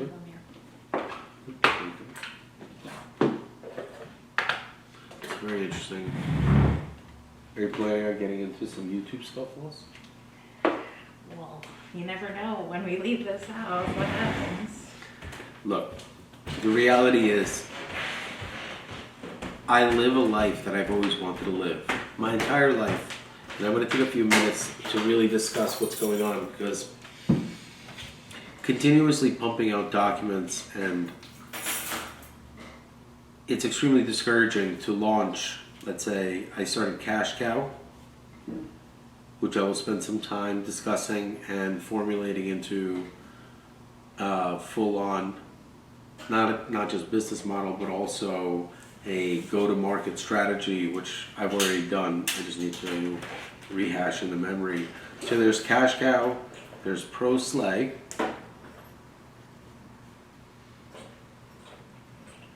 there's real estate,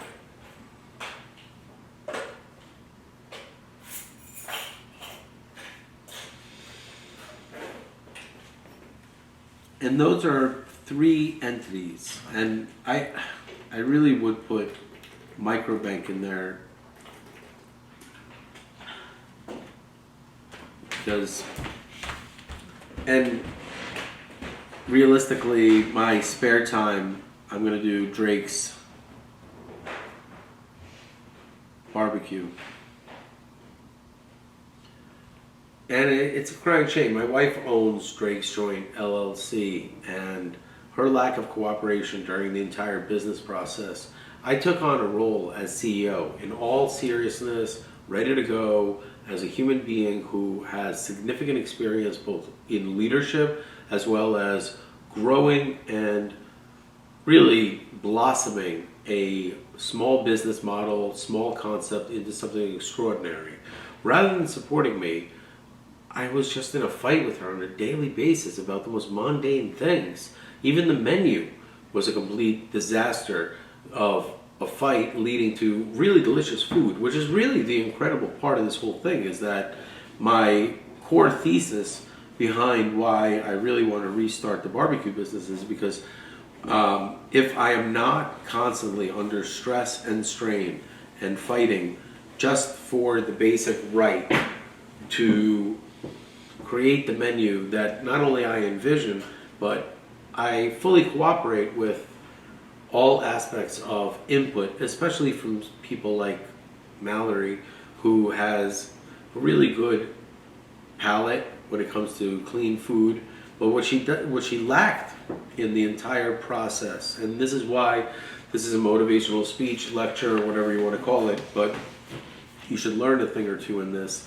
What she lacked in the process is the ability to see the business from the eyes of the customer. For example, right now she has a painting and interior decorating or whatever.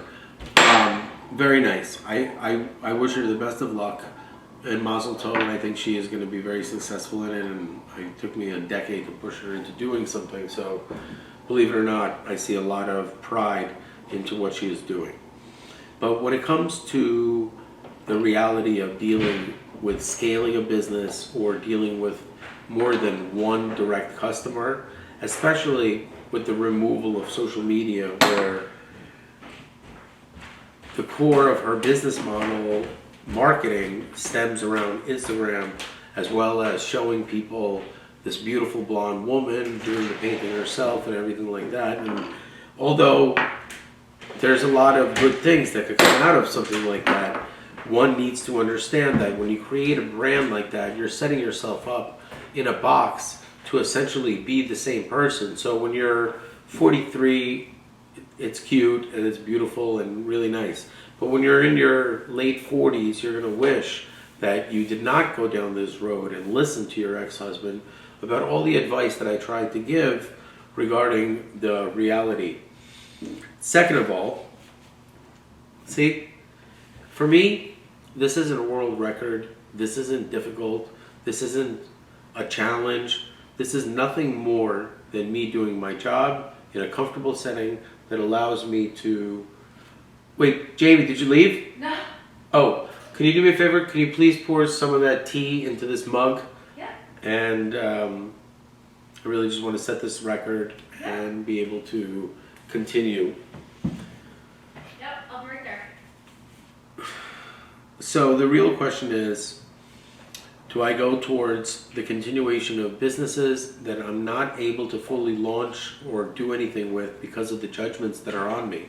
Please remember that in the world of business, when you're dealing with something called a judgment, or the cup is right there, when you're dealing with something called a judgment or a lien or a foreclosure or a motion for summary judgment, which is about to end in a lawsuit, you must understand that you are not going to be able to retain a legitimate form of income, investment, or any form of anything unless those issues are resolved. So you're not able to take title to things, you're not able to do a million different things. Luckily for me, look at this, it's still spinning. You can see it, probably can't see it, but it's still going. It's one of the better ones. See, this really relaxes me. The massive distraction that I find myself in right here allows me to be a lot more myself than when I'm in front of the camera by myself. And call it what you will. Make fun of me, joke about me, but please understand, Jamie Resnick and I are human beings. We're human beings just like every judge, prosecutor, police officer, and any other person that interacts with us. And to create any form of negative judgment towards us without accepting reality that not only have we done nothing wrong, we have spent our entire lives with proven records of doing nothing but helping people. I personally have saved hundreds, if not thousands, of human beings' lives. Facts. Thanks, Jamie. Facts. And Jamie has literally given birth, raised, and done. I'll see you later. Thank you. Yes. I will see you later. I will communicate via text message if I need you. No problem. Ciao.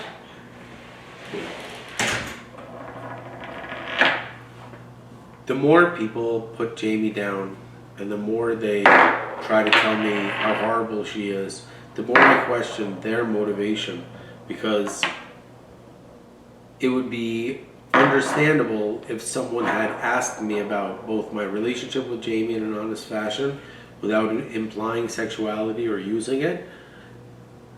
And it would even be nicer if those same said people had the ability to understand who Jamie is, what role she plays in my life, how the history of the relationship between her, Mallory, and myself is really a very important factor that can't simply be overlooked. And there are many parts of this entire story that it's difficult to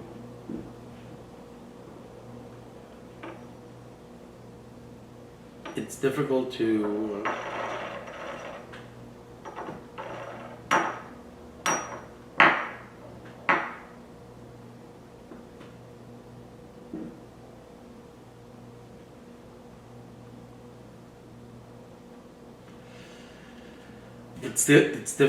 difficult to accept reality for human beings who have interacted with Jamie. For example, one thing that I can't talk about when she's here, and I'm going to take advantage of this being posted without an editing process, is that I feel extremely uncomfortable and really bad for people who really know that Jamie's a good person, and they also know that their hands are tied in a stranglehold with either the partner that they're in, their either husband or friendships or things like that, and they find themselves looking at her situation in just sheer horror and fear of that happening to them if they stand up and show support to a human being. And at the heart of all of this, the most interesting part of all of this, it's nothing. Nothing happened. It is absolutely incredible what a massive, like in my opinion, I think more people made a big deal locally about this YouTube channel than if, God forbid, something tragic happens or something remarkable happens. Like, for example, there is this author. His name is Harlan Coben. He is from Livingston, New Jersey. I only found out about him through the YouTube Netflix specials, which I look forward to really diving into the second one. The first one, the most recent one, was really hard to watch. It was the cast of characters was extremely confusing. But what I'm saying is, I come from a place where a lot of talented people come from.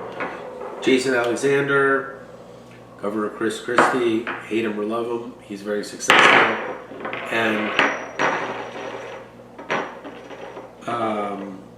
Chelsea Handler, Adam Pally, even a young man my age, a year older, is doing excellent in Hollywood. Richard Taney, who's a year younger than me, he's in Hollywood.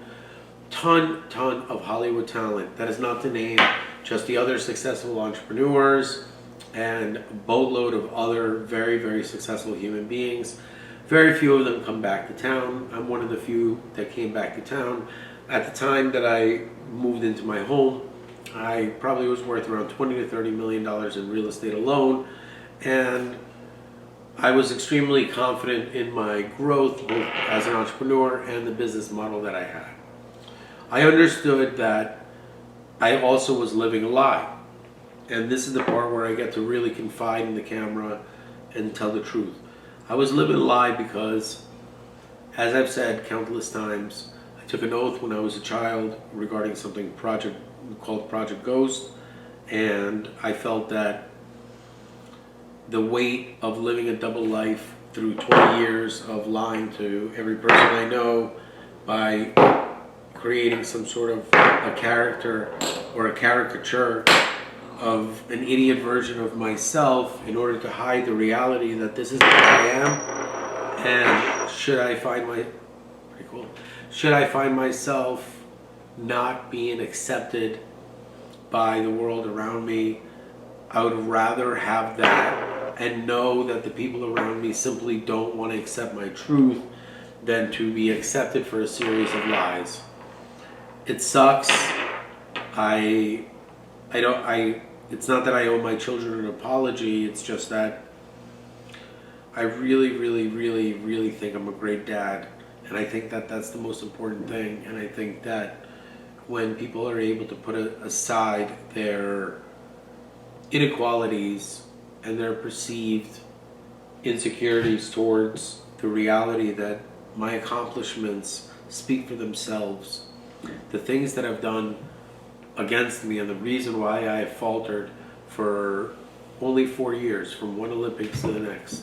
I've carefully calculated it because when my son Drake was born, the Olympics was on the next month, and I did the night feed and I loved it, and I fed him and we watched the Olympics together, and we didn't miss a single night because Mal was with him, and I only had one pawn shop at the time. And Drake is only just turned 12 years old. So it's not that time flies, it's just that the quantity of things that a human being can accomplish in a short amount of time, if they dedicate their mind to it, is really astounding. So for me, it's really very, very important that what I do is structured and organized in an automated fashion. So the goal behind why I'm going to wait until Jamie gets back is because I'm going to automate a process of communication with every single court, as well as automating the process of understanding the status of the cases in a real-time fashion. That is something that, once again, I'm a huge proponent of both artificial intelligence and the court's utilization of artificial intelligence when both making decisions, submitting evidence, submitting cases on behalf of human beings to avoid the unnecessary, costly burden of high-priced lawyers who truly manipulate the courts and the system in order to achieve their results. One of the main reasons why well-priced attorneys are that is because of their connections and their knowledge of the judges that work the system. Please understand what I'm saying can easily prove or disproven via the metadata in the communications of the office and everything regarding every single one of the people that I am discussing. So for me, when it comes to dealing with my enemies, it's virtually impossible for me to look like the good guy when I discuss a woman who suffered a tragedy. She suffered her son being killed by a deranged human being, a human being whose ideologies I stand the opposite of. I can't express to you. And one of the reasons why the office is really good here is because I'm able to really like Google and tell you exactly what it is.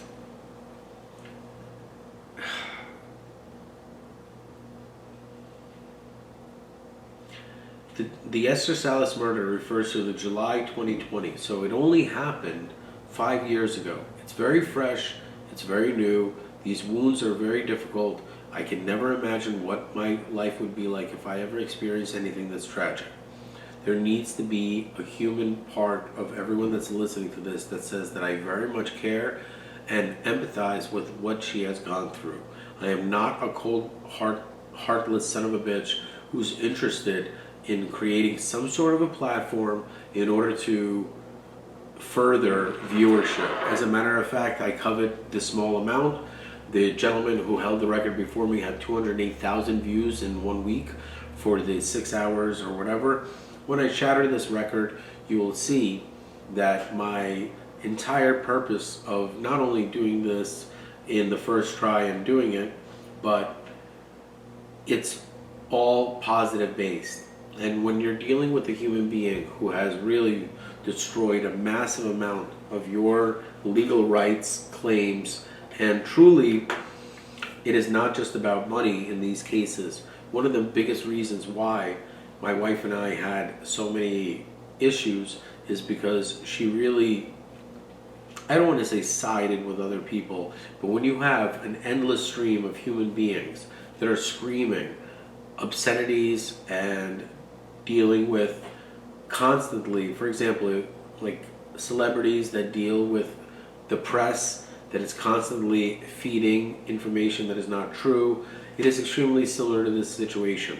Eventually, my personal life was affected by it, and one of the cases that really took a toll on my marriage was Reese's versus Aaron's, because this is a case where I had enough not only being bullied, but being taken advantage of for being a really nice guy.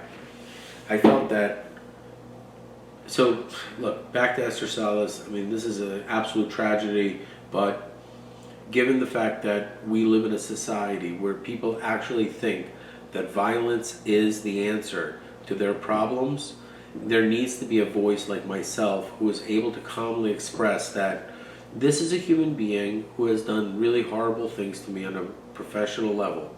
But I will be the first to say that what happened to her should never even cross the minds of anyone, or it should never happen. And this is me saying it in the most calm, honest, coherent, as well as truly heartfelt way of saying, Your Honor, I can't imagine what you're going through. Maybe it took me a long time to say it this way, and maybe that it's extremely difficult to say when you have children that are 9 and 12 years old, which is what I have, and you and I, we know each other without knowing each other, and that's where the issue is. And District Judge Esther Hollis, New Jersey, where a gunman, Roy Den Hollander, posing as a delivery driver, shot and killed her 20-year-old son, Daniel, and critically wounded her husband, Mark. Now, for many people that don't understand this, my brother's name is Mark, my name is Daniel. This is extremely eerily undescribable of the coincidences of the words. Targeting the judge herself over a case she presided over. The incident led to the passage of Daniel Handler Adjudication Security Team. Private also called Daniel's Law to protect judges' personal information, and Den Hollander died of suicide shortly after. The point of what I'm saying is that the incident itself created a paradox within the justice system where there are human beings like myself who have zero interest in a judge's both personal life or any form of violence or incidental violence or any type whatsoever. But what I am very serious about is extremely serious adjudication of legal merit of the case. I'm extremely serious of following the law. I'm extremely serious of following a code of conduct that has been created centuries before I was even born. And this system has not been adhered to when we moved into the digital world. A good example of that is the Reese's paradox. The Reese's paradox, as it is nothing more than an infinity symbol which I have originally created with 2 slashes in between the 2 circles. This is called the Reese's paradox. A Reese's paradox is identified in any types of systems where a traditional paradox is a paradox. It's, you know, why do you drive on a parkway or park on a driveway? It's, there's lots of them.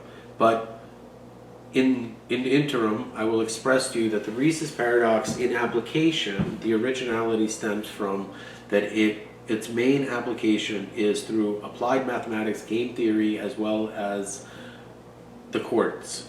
The U.S. courts in particular, and the U.S. courts in particular will feature, when the rhesus paradox is formally acknowledged, which will show that there are times where judges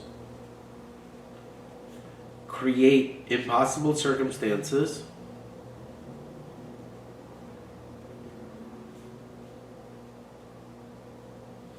and when the impossible circumstances are called out by party A, who is the recipient of the impossible circumstances, the judge then defers to, so there's Judge A, then there's Judge B. So this happens where party A is subject to restrictions or some form, and courtroom or Judge B is the one in charge. Judge B then in turn says it is Judge A, which is your primary judge. This is called a rhesus paradox. When something like this happens, courts must stop immediately to address the fact that all orders going forward are in effect ab initio, which means that they're not effective or enforceable since the core ruling has zero merit whatsoever, and the presiding judges have completely lost track of the case. And as I've said before, that human beings that are routinely tasked with the adjudication of divorce matters find themselves drunk with power. And unfortunately, in my case, it has happened beyond the scope of reasoning, because this judge has unilaterally decided that not only am I mentally ill, I am not stable to be a father or have my children in my life. This entire concept is, once again, illegal, immoral, and wrong on many levels. The reality is that there is no Essex County courts that would be able to address this, and the only way I can do it is I've decided that I'm going to have to go for the FO judge, which is family orders, I think, or something like that. FO judge, as well as the supervising judge.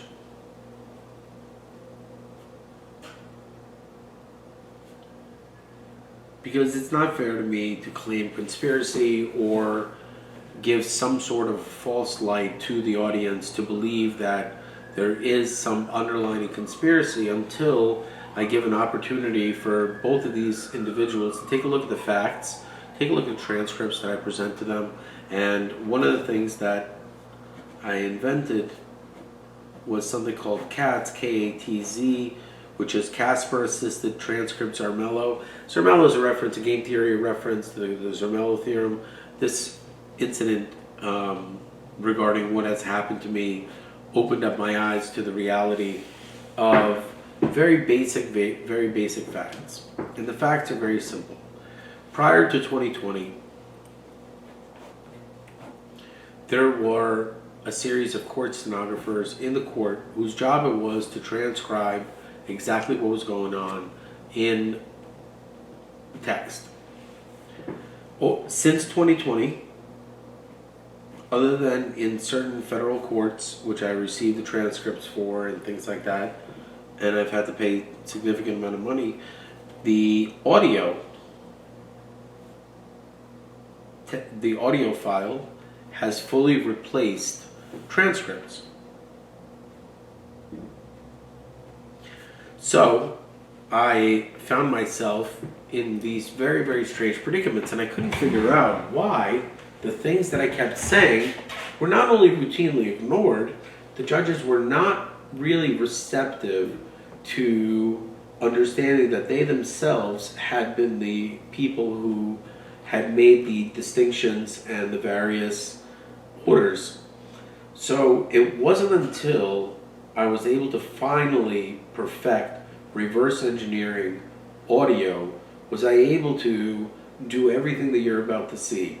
And I will say it's game, set, match, because one of the biggest factors that you'll see is that there are many judges, like Judge Salas, who knew that all transcripts that she would say would be impossible for her to back up because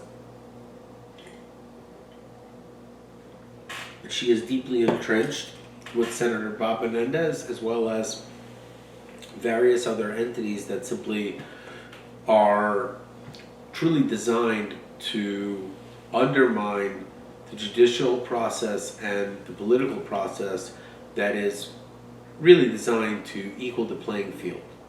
And equalization of the playing field is one of the most important parts of what I emphasize and why artificial intelligence is extremely important.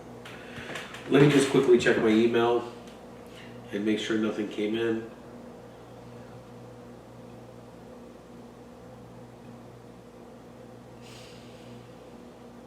Oh, look at this. This is pretty nice. A settlement.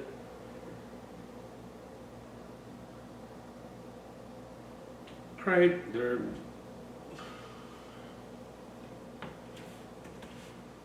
I gotta.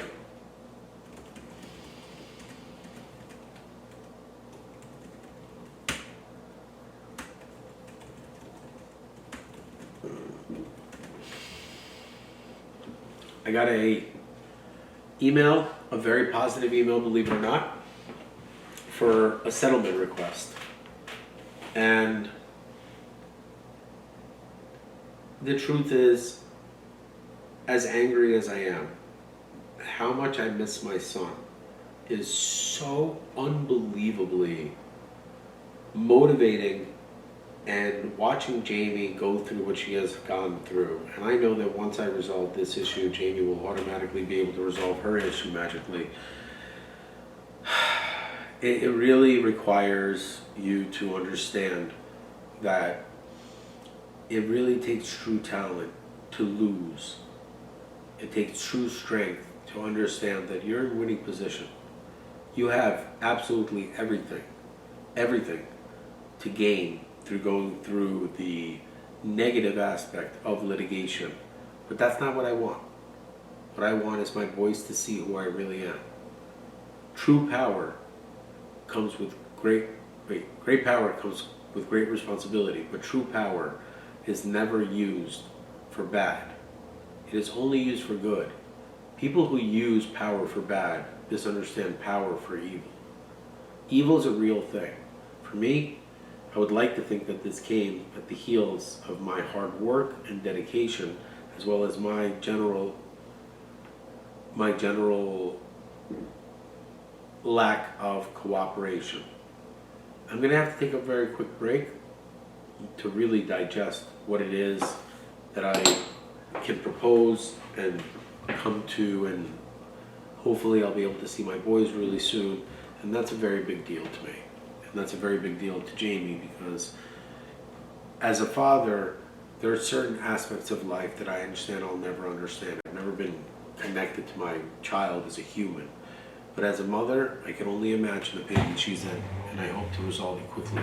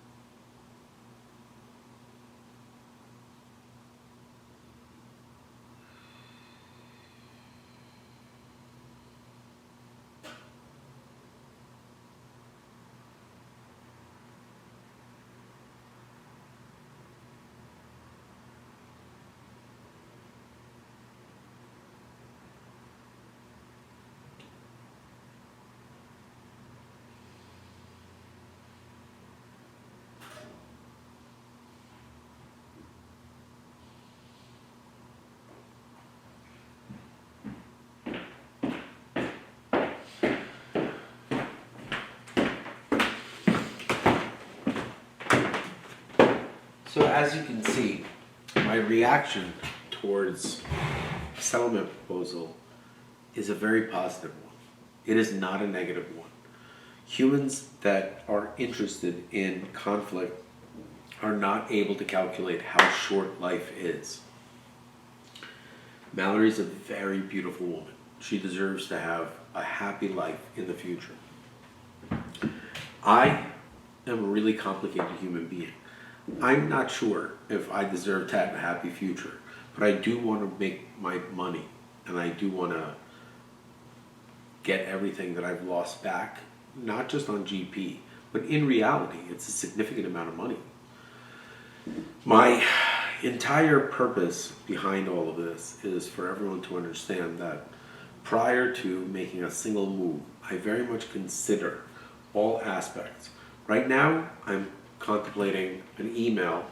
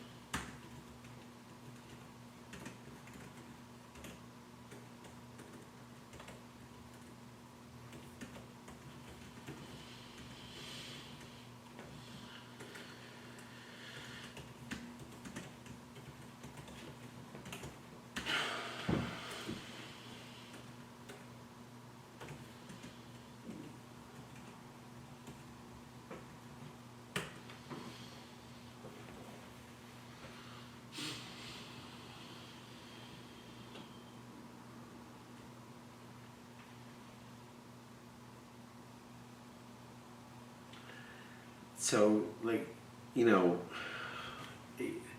I have a very hard time communicating on the negative aspects. See this? All these boards behind me, they're all black. Black means it's a negative content. The majority of these lawsuits could have easily have been avoided had the most basic duties that the government employees that I had counted on done.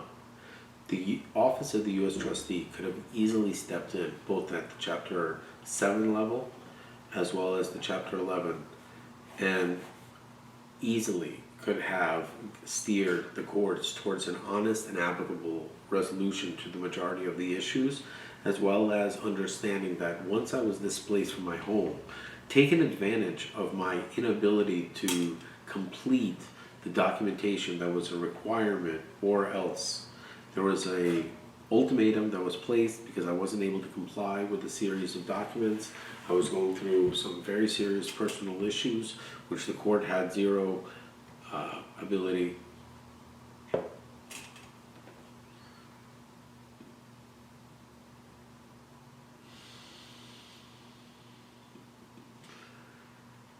Endless amount of BS.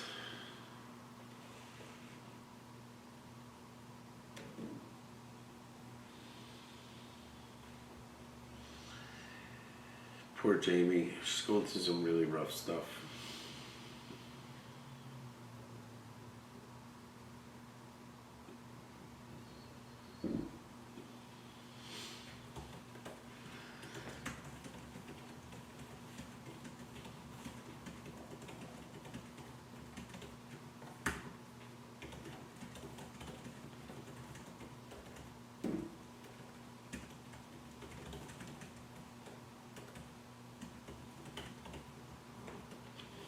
So, when it comes to setting the world record and being able to continuously speak for the amount of time that I need to, look, there are people that have spent weeks talking continuously. They're marathon speakers. That is not what this is.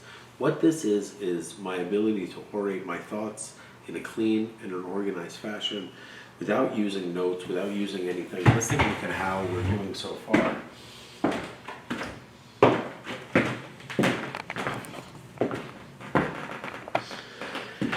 And just like I thought, we broke the 6-hour mark, and what we're gonna do is we're gonna shatter the world record. And it's 3 o'clock right now. We've been working. We took a 1-hour break total while I was cooking, and during that break we continued to film. We spoke about some very serious subject matters that will only be discussed if someone chooses to challenge the record.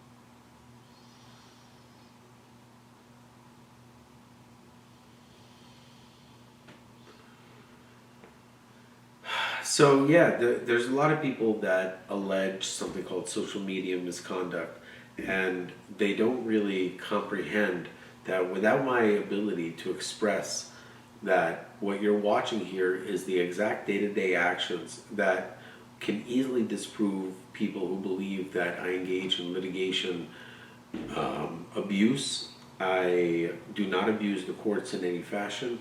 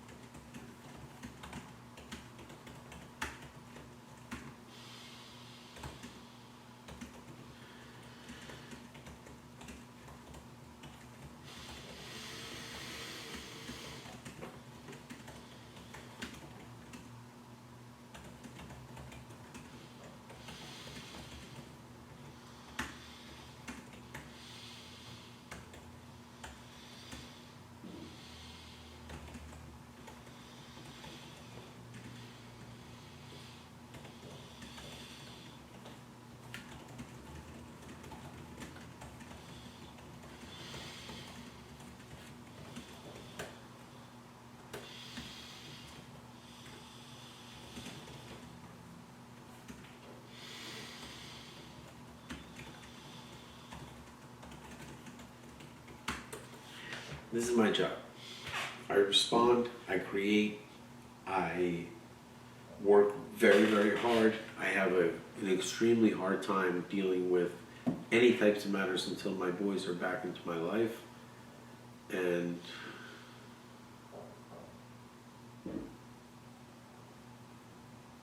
oh, the oven is still on, huh? The oven needs to be turned off.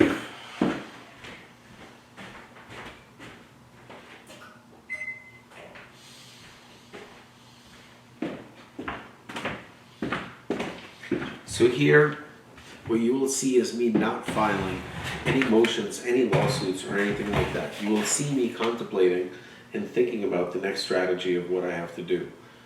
There's a series of motions and papers that I need to file on behalf of myself when it comes to the Rhesus Aaron's matter.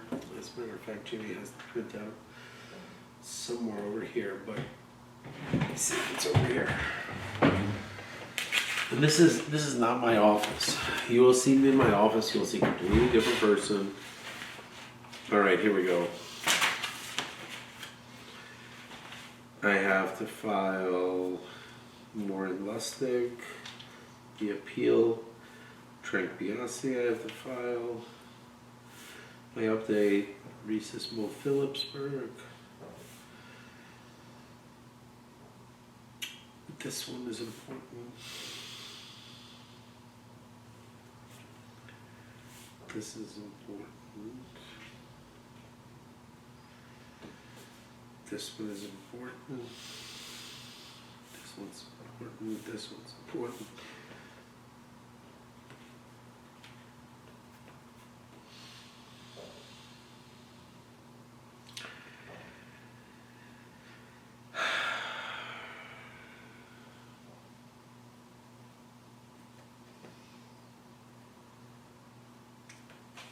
Wow, what a interesting.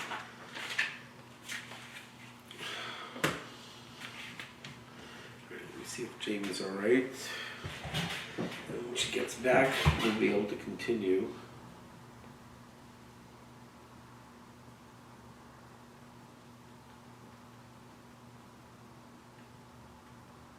Okay.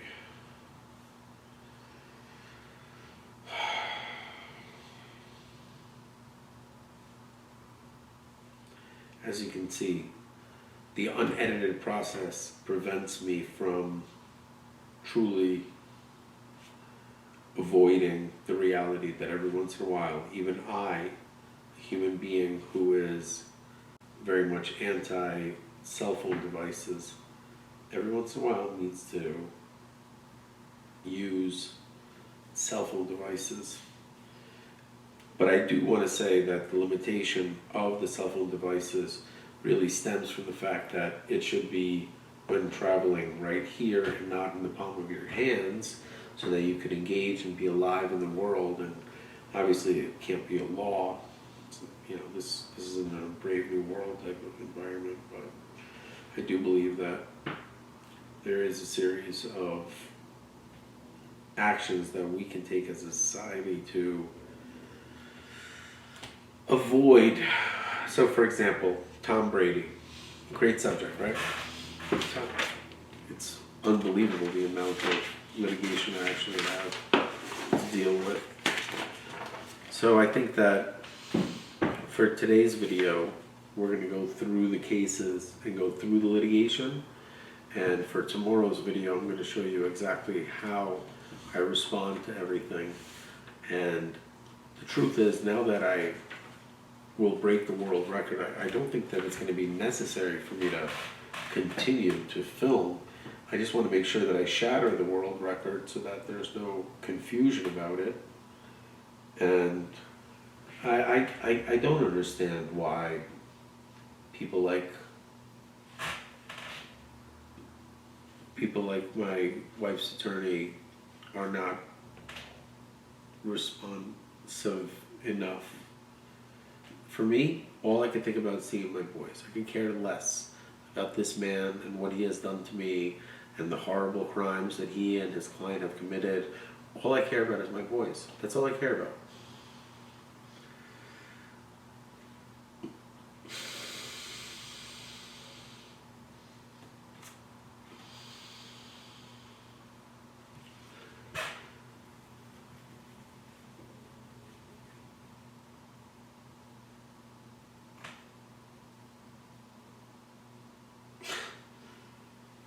You know, I desperately just want to email this poor lawyer is so afraid of me. All I want to say to him is like, I've seen kids less afraid of Michael Jackson than the way you act around me. Like, dude, what the fuck? What is going on? We could easily have all this resolved. I have to immediately save the house, refinance everything, advance my life. This can be done in the matter of weeks. It is beyond possible. It's very, very non-complicated. Okay.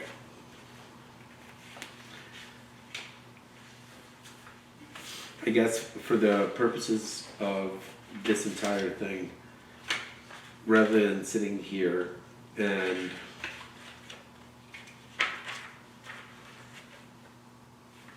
let me talk to you about some of the inventions that I've created over the last couple of years, and please understand that these are all real. Most of them have been publicly trademarked and in use. ProSlay. iMessage to court PDF engine. Converts message threads into court admissible PDF to eliminate screenshots and reduce emotional bias. Please understand that this part is very important.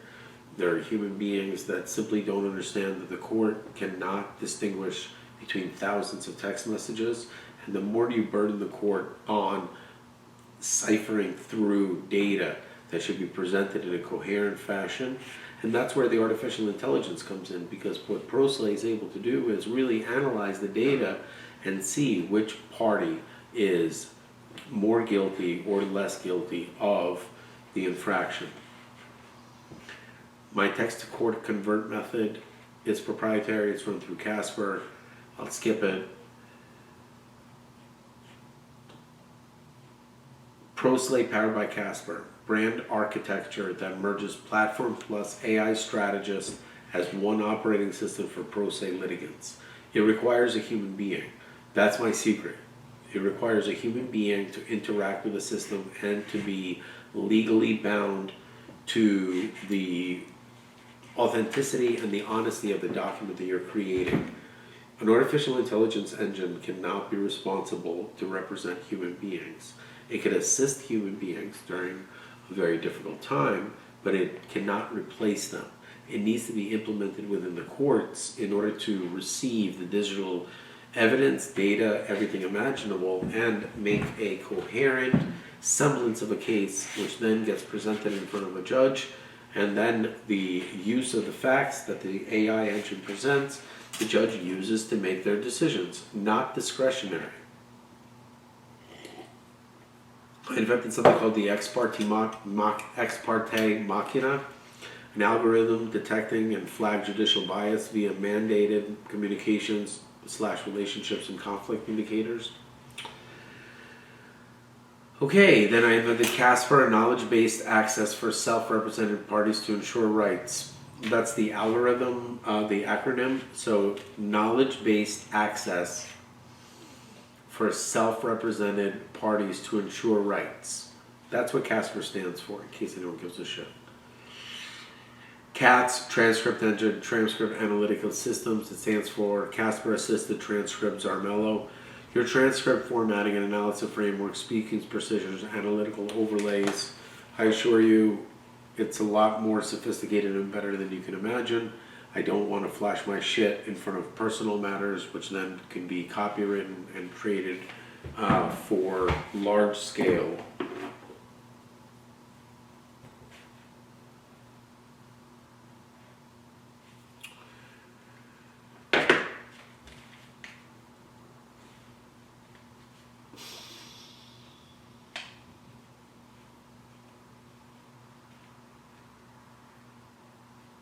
I mean, it's an incredibly impressive amount of inventions.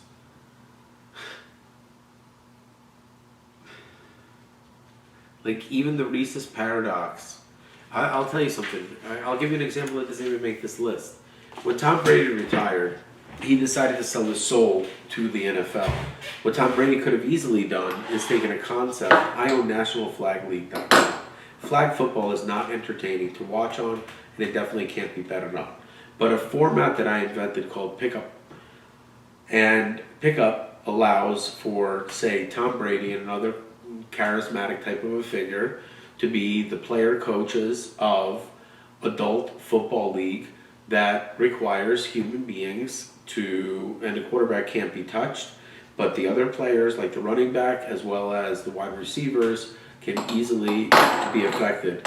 Now, it's very simple. It works with approximately 50 people, and the main coaches pick the players, and the timeouts are all televised as well as audio, so you can hear what everyone's saying in the background, and they play for a pot of money, and whoever wins the money. That's it. And it would be 100 times more entertaining than anything you see that's outside the NFL rules, and it would be 1,000 times more successful than anything you have seen as far as invented leagues. And the concept of creating a pickup style start trigger point, which really allows for training sessions, certain type of skill testing for the coach that's going to be coaching them to see them play and practice and things like that. And it really allows for interchangeability of players. It allows for a change in a structure, and it allows for something called a variable, an unknown, an original. And Tom Brady could have easily listened to me and created this league. But instead, he chose to take hundreds of millions of dollars to pre-record some bullshit stories that he wants to say, and it really devalues the brand of the GOAT. It creates an absolute mess when it comes to the hope that a future generation has that we won't just keep seeing the same thing over and over on television. Please just think about it, okay? Say you watch a Super Bowl from the 1970s, very exciting, somebody wins, somebody loses. 40-something years have passed, almost 50. It's the same exact thing. There's no change of format. What I present is a complete different change of format, a 60-minute game, maybe a 2-hour game, but it lasts, well, you could even have 75 players, but it lasts with a significant amount of picking the players based on the ranking that they have in the trial combines and the positions that they play. So because we live in a digital world, we can have a 2-hour tryout session of all the players and run them through a series of drills, give them a score rating, and allow the captain of the team to make the decision on the spot. Furthermore, the sideline hijinks and the antics will be a lot of fun to watch, and you'll be able to actually pick out a final format league out of those types of players.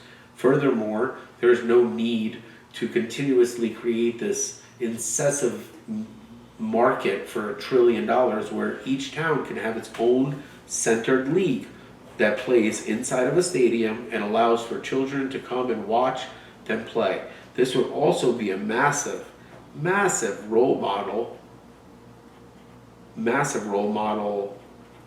difference in exactly how kids play pickup sports, which is really needed in today's society. Kids are on their phones after school. They're on TikTok. They're on the iPad. When my son told me that he plays running back and averages 13 yards a carry,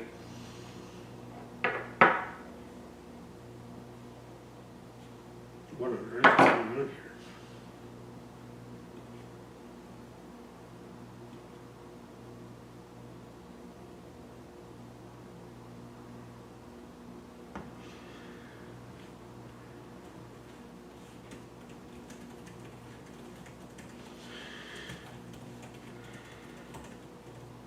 Okay, so let me take a look at the world record for the longest continuous video of speech on YouTube.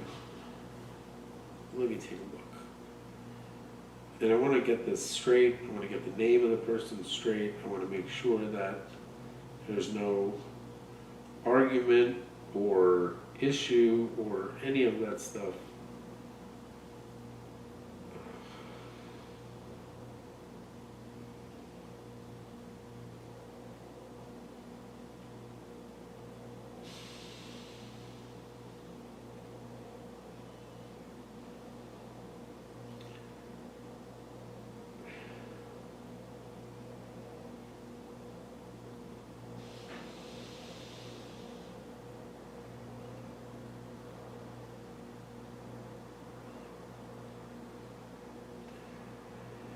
Anyways,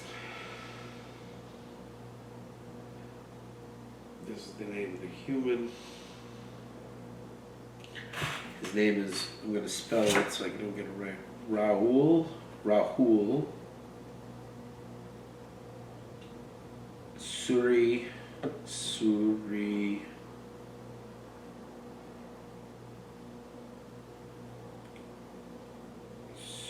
Awashi.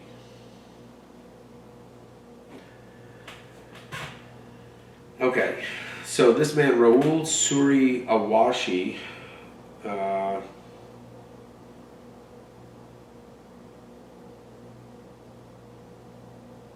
it's about 6 hours. I'm going to go ahead and shatter this record, and I'll explain to you why. The need for, oh excellent, Jamie's home. The need for marathon speaking is literally zero. There is absolutely no requirement for this. But to see how the process of both pro se, the litigation process, as well as communications with the various judges and the amount of work that we have to do on a daily basis is so unbelievable that, hey, how are you? Hello? Hey, How are you? I'm okay. All right. What I'm going to do is I'm going to finish up to make sure that it's at hour 7. And at hour 7, I'm going to officially claim that I hold the record for the longest tenured motivational speech, unedited and unrehearsed in a single sitting format, which continued when I was off camera in the history of the world, which is a world record. And I have now achieved it and accomplished it. Please remember my previous video, 4 hours, was a series of combined videos. I never did it in one full sitting.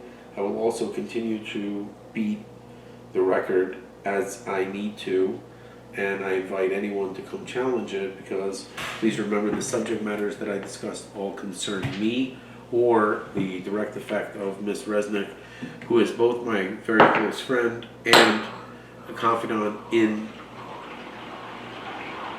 an extremely difficult position where I find myself at the helm of 25 litigation matters, which most law firms are not able to handle.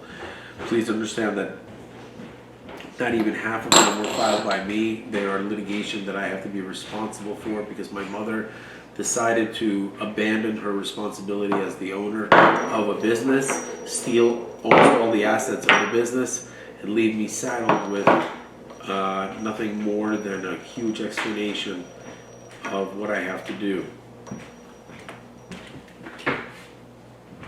Are you okay? Do you need a break? I'm okay. Yeah. Okay. Can you continue working for a little bit? Yeah. All right. We just need to wrap up the day Sure. in a single video format. And this is a chance for you to talk about whatever you need to talk about. And we're going to go into the various steps of litigation as well as automation, which I don't intend to show anyone the secret sauce and everything that's made. I know you've had some frustrating recent things happen. If you want to sit down and discuss them before we go, if not, it's totally okay. Can you look at the time on the video to make sure that I break the world record? Oh. And my goal is just to hit 7 hours. 6 hours, 32 minutes. Excellent. So we have 28 minutes to hit 7 hours, and the goal is not marathon speaking or just to have these random numbers, but to really lay into the reality of what do you do when shit hits the fan, how do you deal with these difficult situations.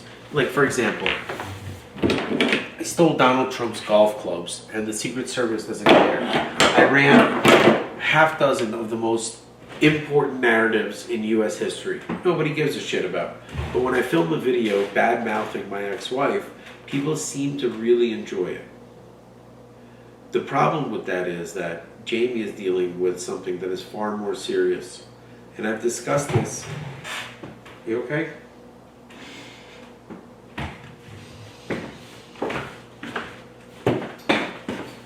No, you're fine. No, I'm going to turn it towards you. I'm fine. I'm gonna show the I will reality. keep working. and That's not what I'm decide- asking for. No, not you. What is the latest development of why you're so upset? Because my ex's husband is using the kids as a weapon against me and withholding information about who's watching them and taking care of them and with them, and his lawyers are supporting this behavior. What's his lawyer's name? How can someone take someone's children away who's done nothing wrong And then, on top of it, not tell them who's watching their children. What if something was to happen to them? What if they were to get hurt? What if they were to get sick?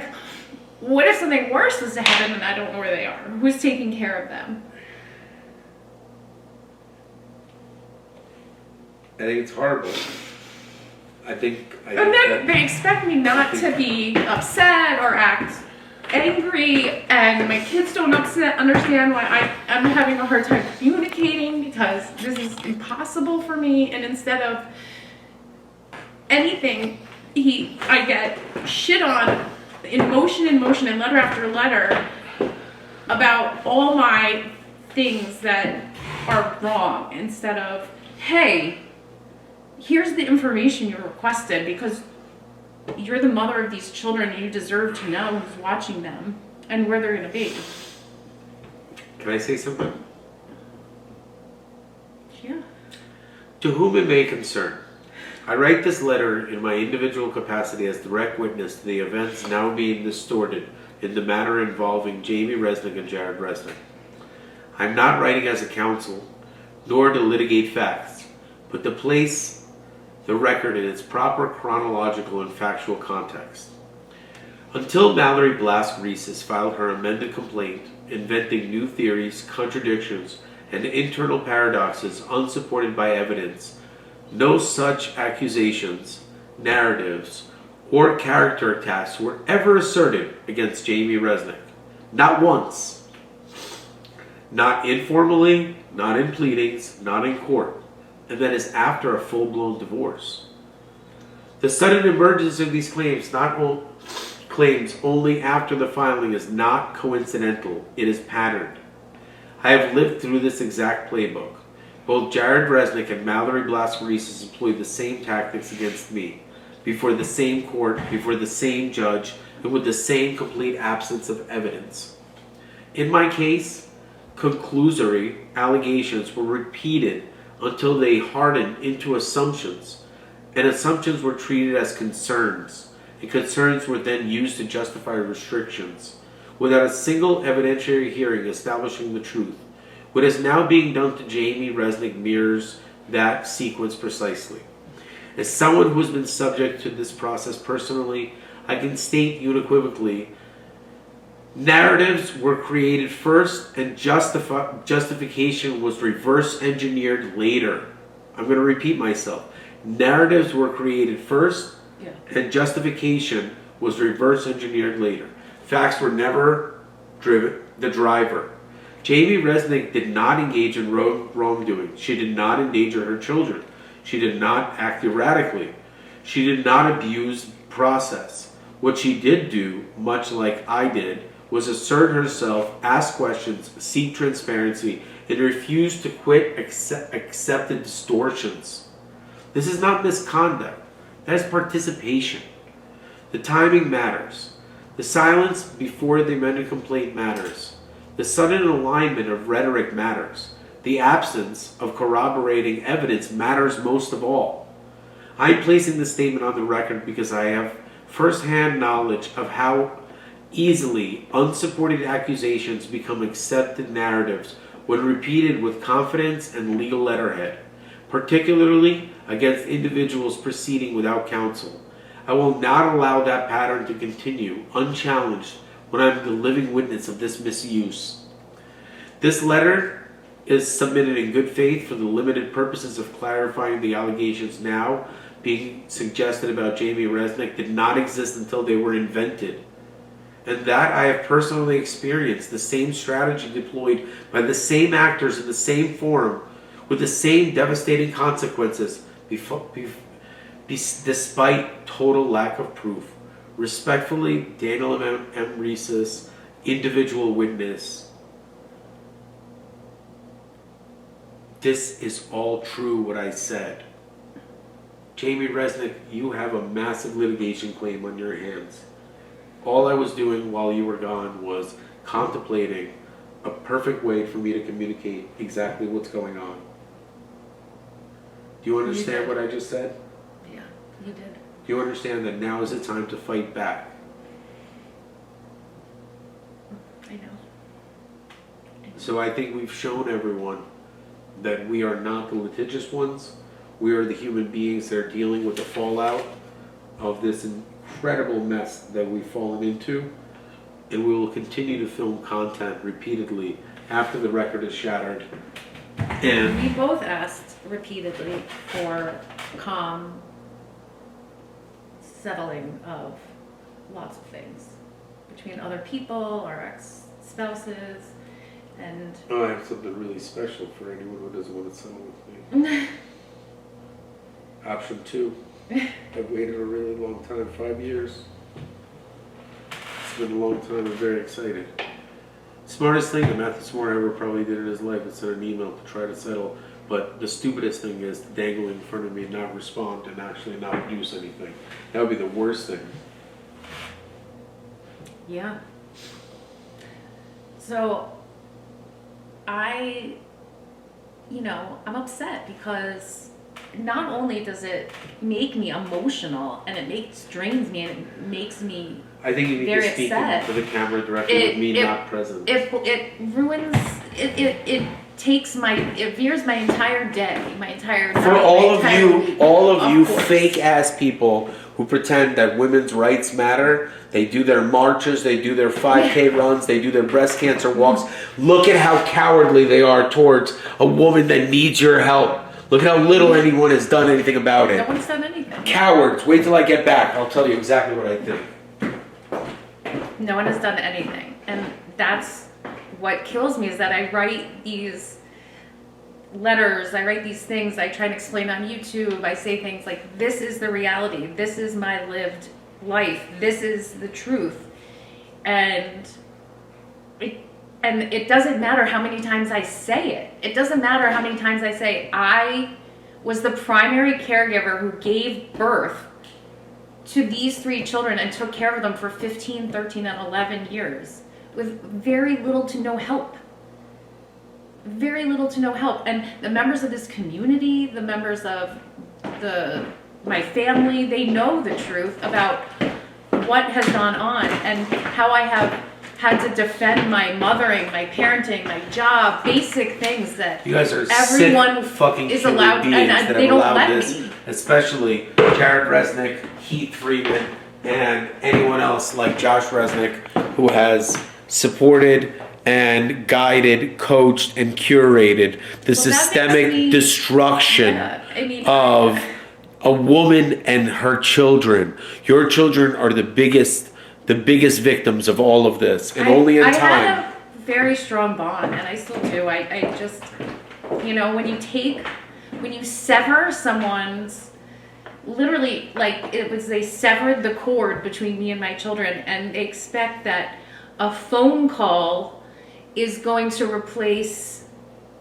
anything. And no one understands that most of the time it's one parent that takes the emotional load of the children. And I carried that quietly for years. And then to be just completely taken advantage of, honestly, in FM court, taken advantage of in the divorce, taken advantage of, made to feel like garbage on almost a daily basis, being abused and bullied by these lawyers and attorneys, and going back on their letters that they wrote me and how inappropriate and how they cross the line. It's so amazing to me what they'll do for $1.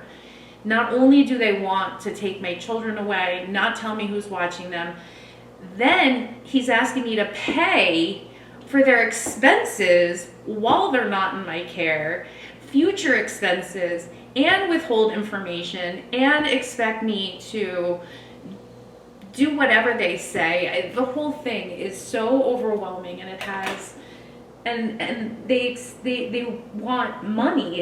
They want money. They want the destruction of Dan Reeses. It's not about the children. That's why I keep saying that you're in the wrong venue. If you want to attack me personally, that's one thing. But if you are trying to attack me in FM court via the children, then that's wrong. And I have was very open with my communication, very calm. We had normal email communications. There's no reason why that I cannot receive an email with basic communication about what's going on with my children. And I know I sound so scattered and all over the place, but you know, I work really hard. I really work hard at my job. I work hard at being mom. I work hard at being a friend. And when I get these letters and these motions, and it throws off my whole day and I can't focus. And then they wonder why I'm emotional or I can't get things done or whatever. And it's like, what do you expect? I'm the All right, mother. stand up, stand up, stand up, stand up. Come here. All right. All right, I'm here. Look, ladies and gentlemen, there are two ways to handle this. Get mad or get even. The only way to do this is, unfortunately, no matter how much people want to put you down or make you feel inadequate, and if anyone's wondering why Jamie got divorced, take a look at the actions of this human being. And it must have been a nightmare to live with this person. But luckily, this is not my ex-husband. I will tell you one thing. Tomorrow, we'll start the morning by reading you a series of text messages and things that were done to support this right here.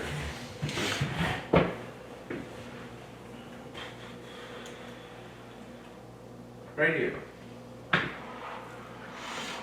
Make this a circle. See this circle right here? In this circle lies Jared Resnick. And tomorrow, it'll turn into a box. Why? Because Jared Resnick is the core behind the actual litigation and the claims that I have. I have millions of dollars in claims. Why get upset? Why get upset at reality? And the reality is very simple. You have been a victim of some of the worst parental alienation as well as civil rights violations in human history. There has been no other cases that I've seen where mothers have had no interaction or reasoning but had their entire livelihood taken away from them. This is a direct violation of everything you can humanly imagine are your unalienable rights. These human beings, in my personal opinion, as a non-attorney, now before I give any advice, I would like to say a couple of things. When I was the CEO of Pierce Bainbridge, to get to the bottom of what happened to Pierce Bainbridge 1.0, I had to get to the heart of the money. And it all stemmed from something called Virage Litigation Finance. Virage Litigation Finance is a predatory lender who takes advantage of law firms who are willing to file and work on contingency basis litigation and do anything that it takes. The case of Brian Lustig is a perfect example of why litigation finance chooses to engage in this type of behavior. I saw that this is not only one of the most harmful things to our humanity for the future of the court system, but it also is an opportunity for me to introduce the reverse version of it, where litigation is based on a mathematical output of results, not just money. Money is a rudimentary form of measuring success. There are multiple factors that are required to gauge the success and the validity of certain cases. So when it comes to cases like the case that you will be filing against your ex-husband, because at this point there's only so much tears and crying I can possibly handle. At this point I need to step in and say, Jamie, would like to offer you the services of Pro Slate, Casper, and everything that is at my disposal in order to give you a venue to not just finish what you have started against Mallory, which is not only valid, it will be, the nail in the coffin will be placed in tomorrow once I submit my declaration. My declaration will end all speculation and doubt as to what's going on in the case, and we'll be able to start the morning fresh now that we have this under our belt. How does it feel to break the world record? It feels good. Okay. It feels great. How does it feel for you? I want you to do a little bit, I want you to research and explain what the world record that we broke is today. Okay. And it's I that broke the world record and needed some assistance. And I assure you I can do this for 10 times longer with or without you. I just wanted to express to everyone that we have I now. appreciate you letting me be part of this. Yeah, cool. Look up who this Okay. man is, what he did, and explain to the audience why this is currently now the new world record.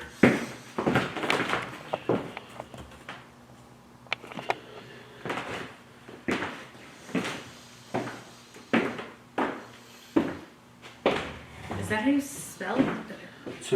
Suriyawashi. Suriyawashi. That should come up.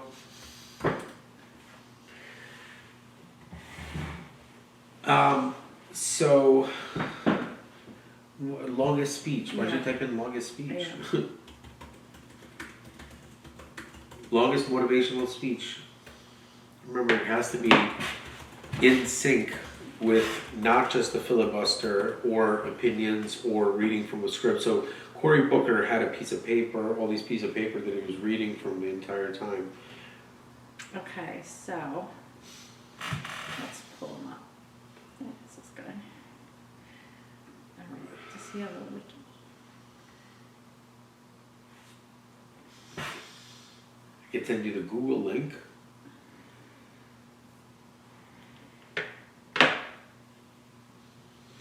The world record of longest live motivational speech on YouTube is archived by someone's. Okay, wait, hold on. This guy? No, this is a different guy. No, there was a 5-hour guy before then. Yeah, 5 hours was before him. Raul just beat it. Ah, got it. Okay. Here, look. You sent me the link? Yeah, I can send it to you. I can send you an image of. I mean, it says here. Here, this man. Oh, here. Yeah, here we go. The world record for longest live motivational speech on YouTube was achieved by Raul Suriyawashi on December 15th, 2025 from Badlapur, something, India. He delivered a 6-hour live motivational speech on his YouTube channel, breaking the previous record of a 5-hour live motivational speech. Right, so we're breaking that. We're at 7 hours so far. I don't know how long I feel like going, but I will do, if necessary, weeks at a time. And the purposes of all of this is to show that there is no such thing as frivolous litigation when it comes to my channel and what I have to do and where I'm going with all this. We no longer have the option to sit and cry and all this other things. Tonight, let's have an opportunity to take a little bit of a rest because we definitely achieved a monumental task. Yeah. And we also have shifted the entire audience into our world rather than us going into their world. So that changed. Are you okay? Yeah. It seems like you're really upset still. But aren't you all I am happy upset, that you're gonna obviously. you're no longer, you're gonna get even finally for being fucked? Yeah. You know, I think it's a really big deal that.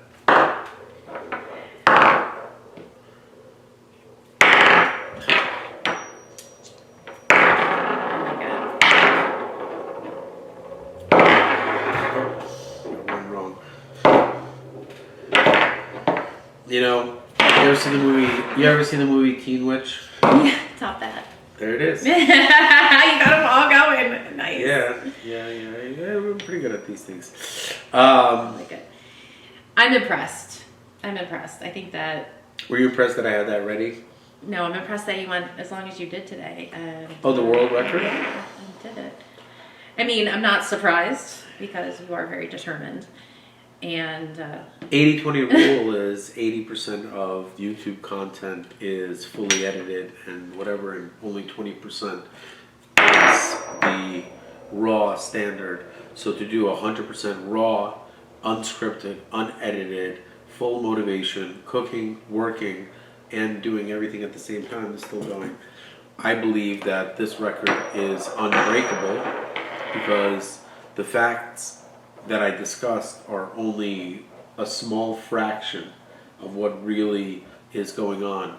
And one of the other records that I will be able to set is most amount of hours in a week, most amount of hours in a month, all this other stuff. But this is not for marathon purposes, which is why this record is so remarkable. The non-marathon purpose record of longevity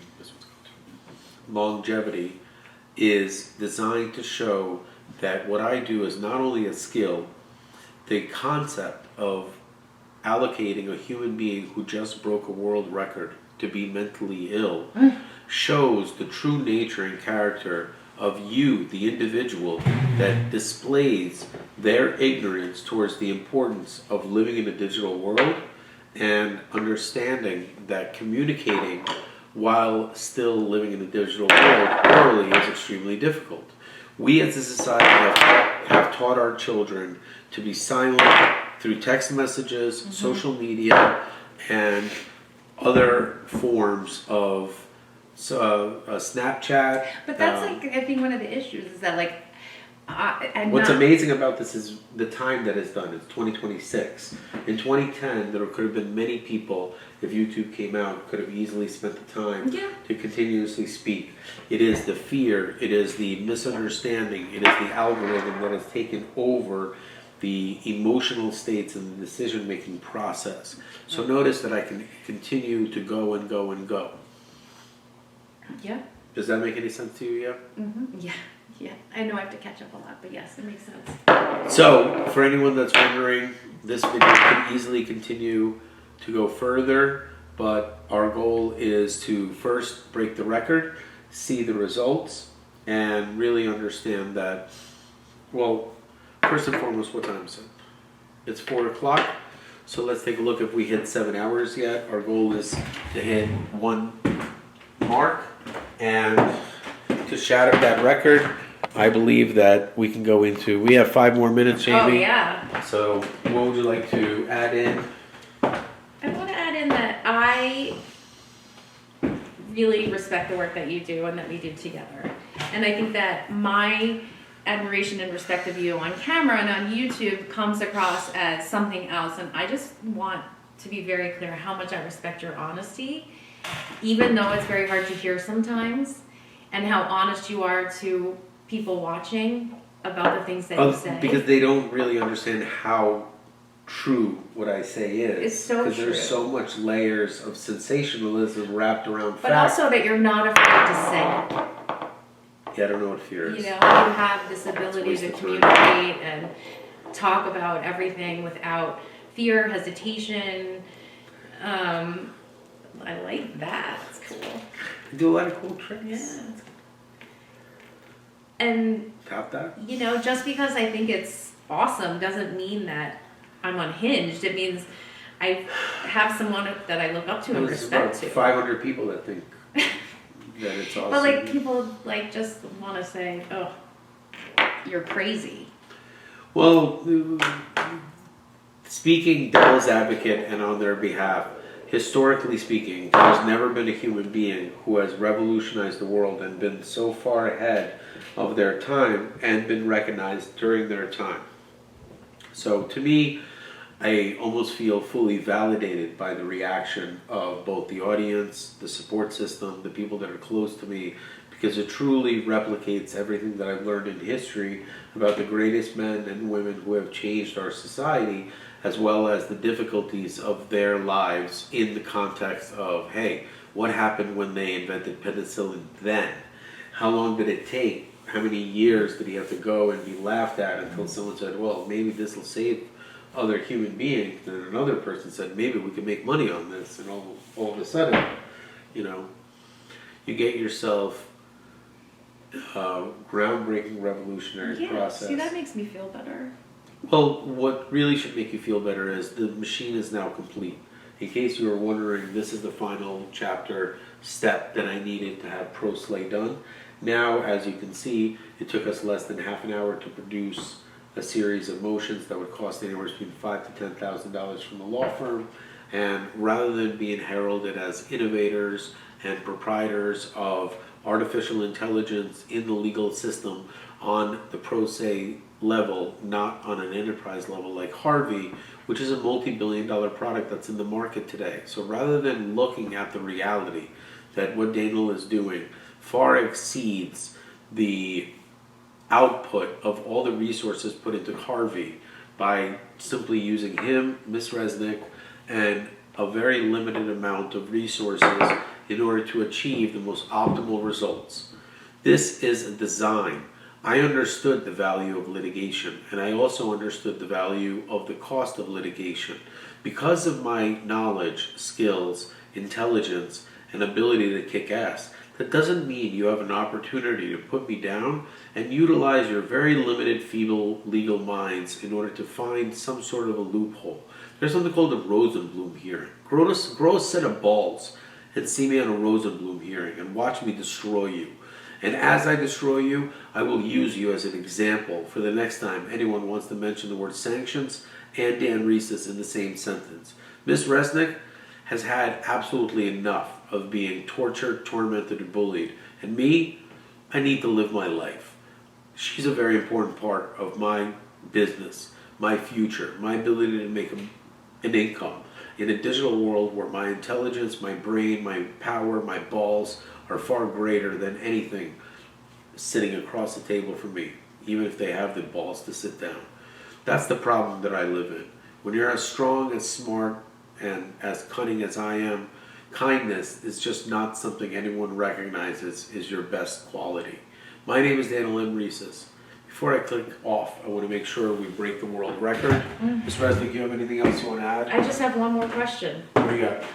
What are you gonna do now, Ben Johnson? Oh, man. No. It was better than that. You have to. We were watching one of the football games, and it was the Chicago versus who the fuck were they playing? New England, right? No. It was Chicago versus the Rams, I think. Oh, Rams. And Chicago could have hit a field goal, won the game. They went for some reason through an interception, ended up losing the game. But before he decided not to throw a field goal, the announcer, for no reason whatsoever, and they kept calling the head coach the entire game Ben Johnson. They wouldn't call him Johnson. I mean, there's like 40 Johnsons on any NFL football team. That's number one. Number two, the coach for the band, they would go Ben Johnson.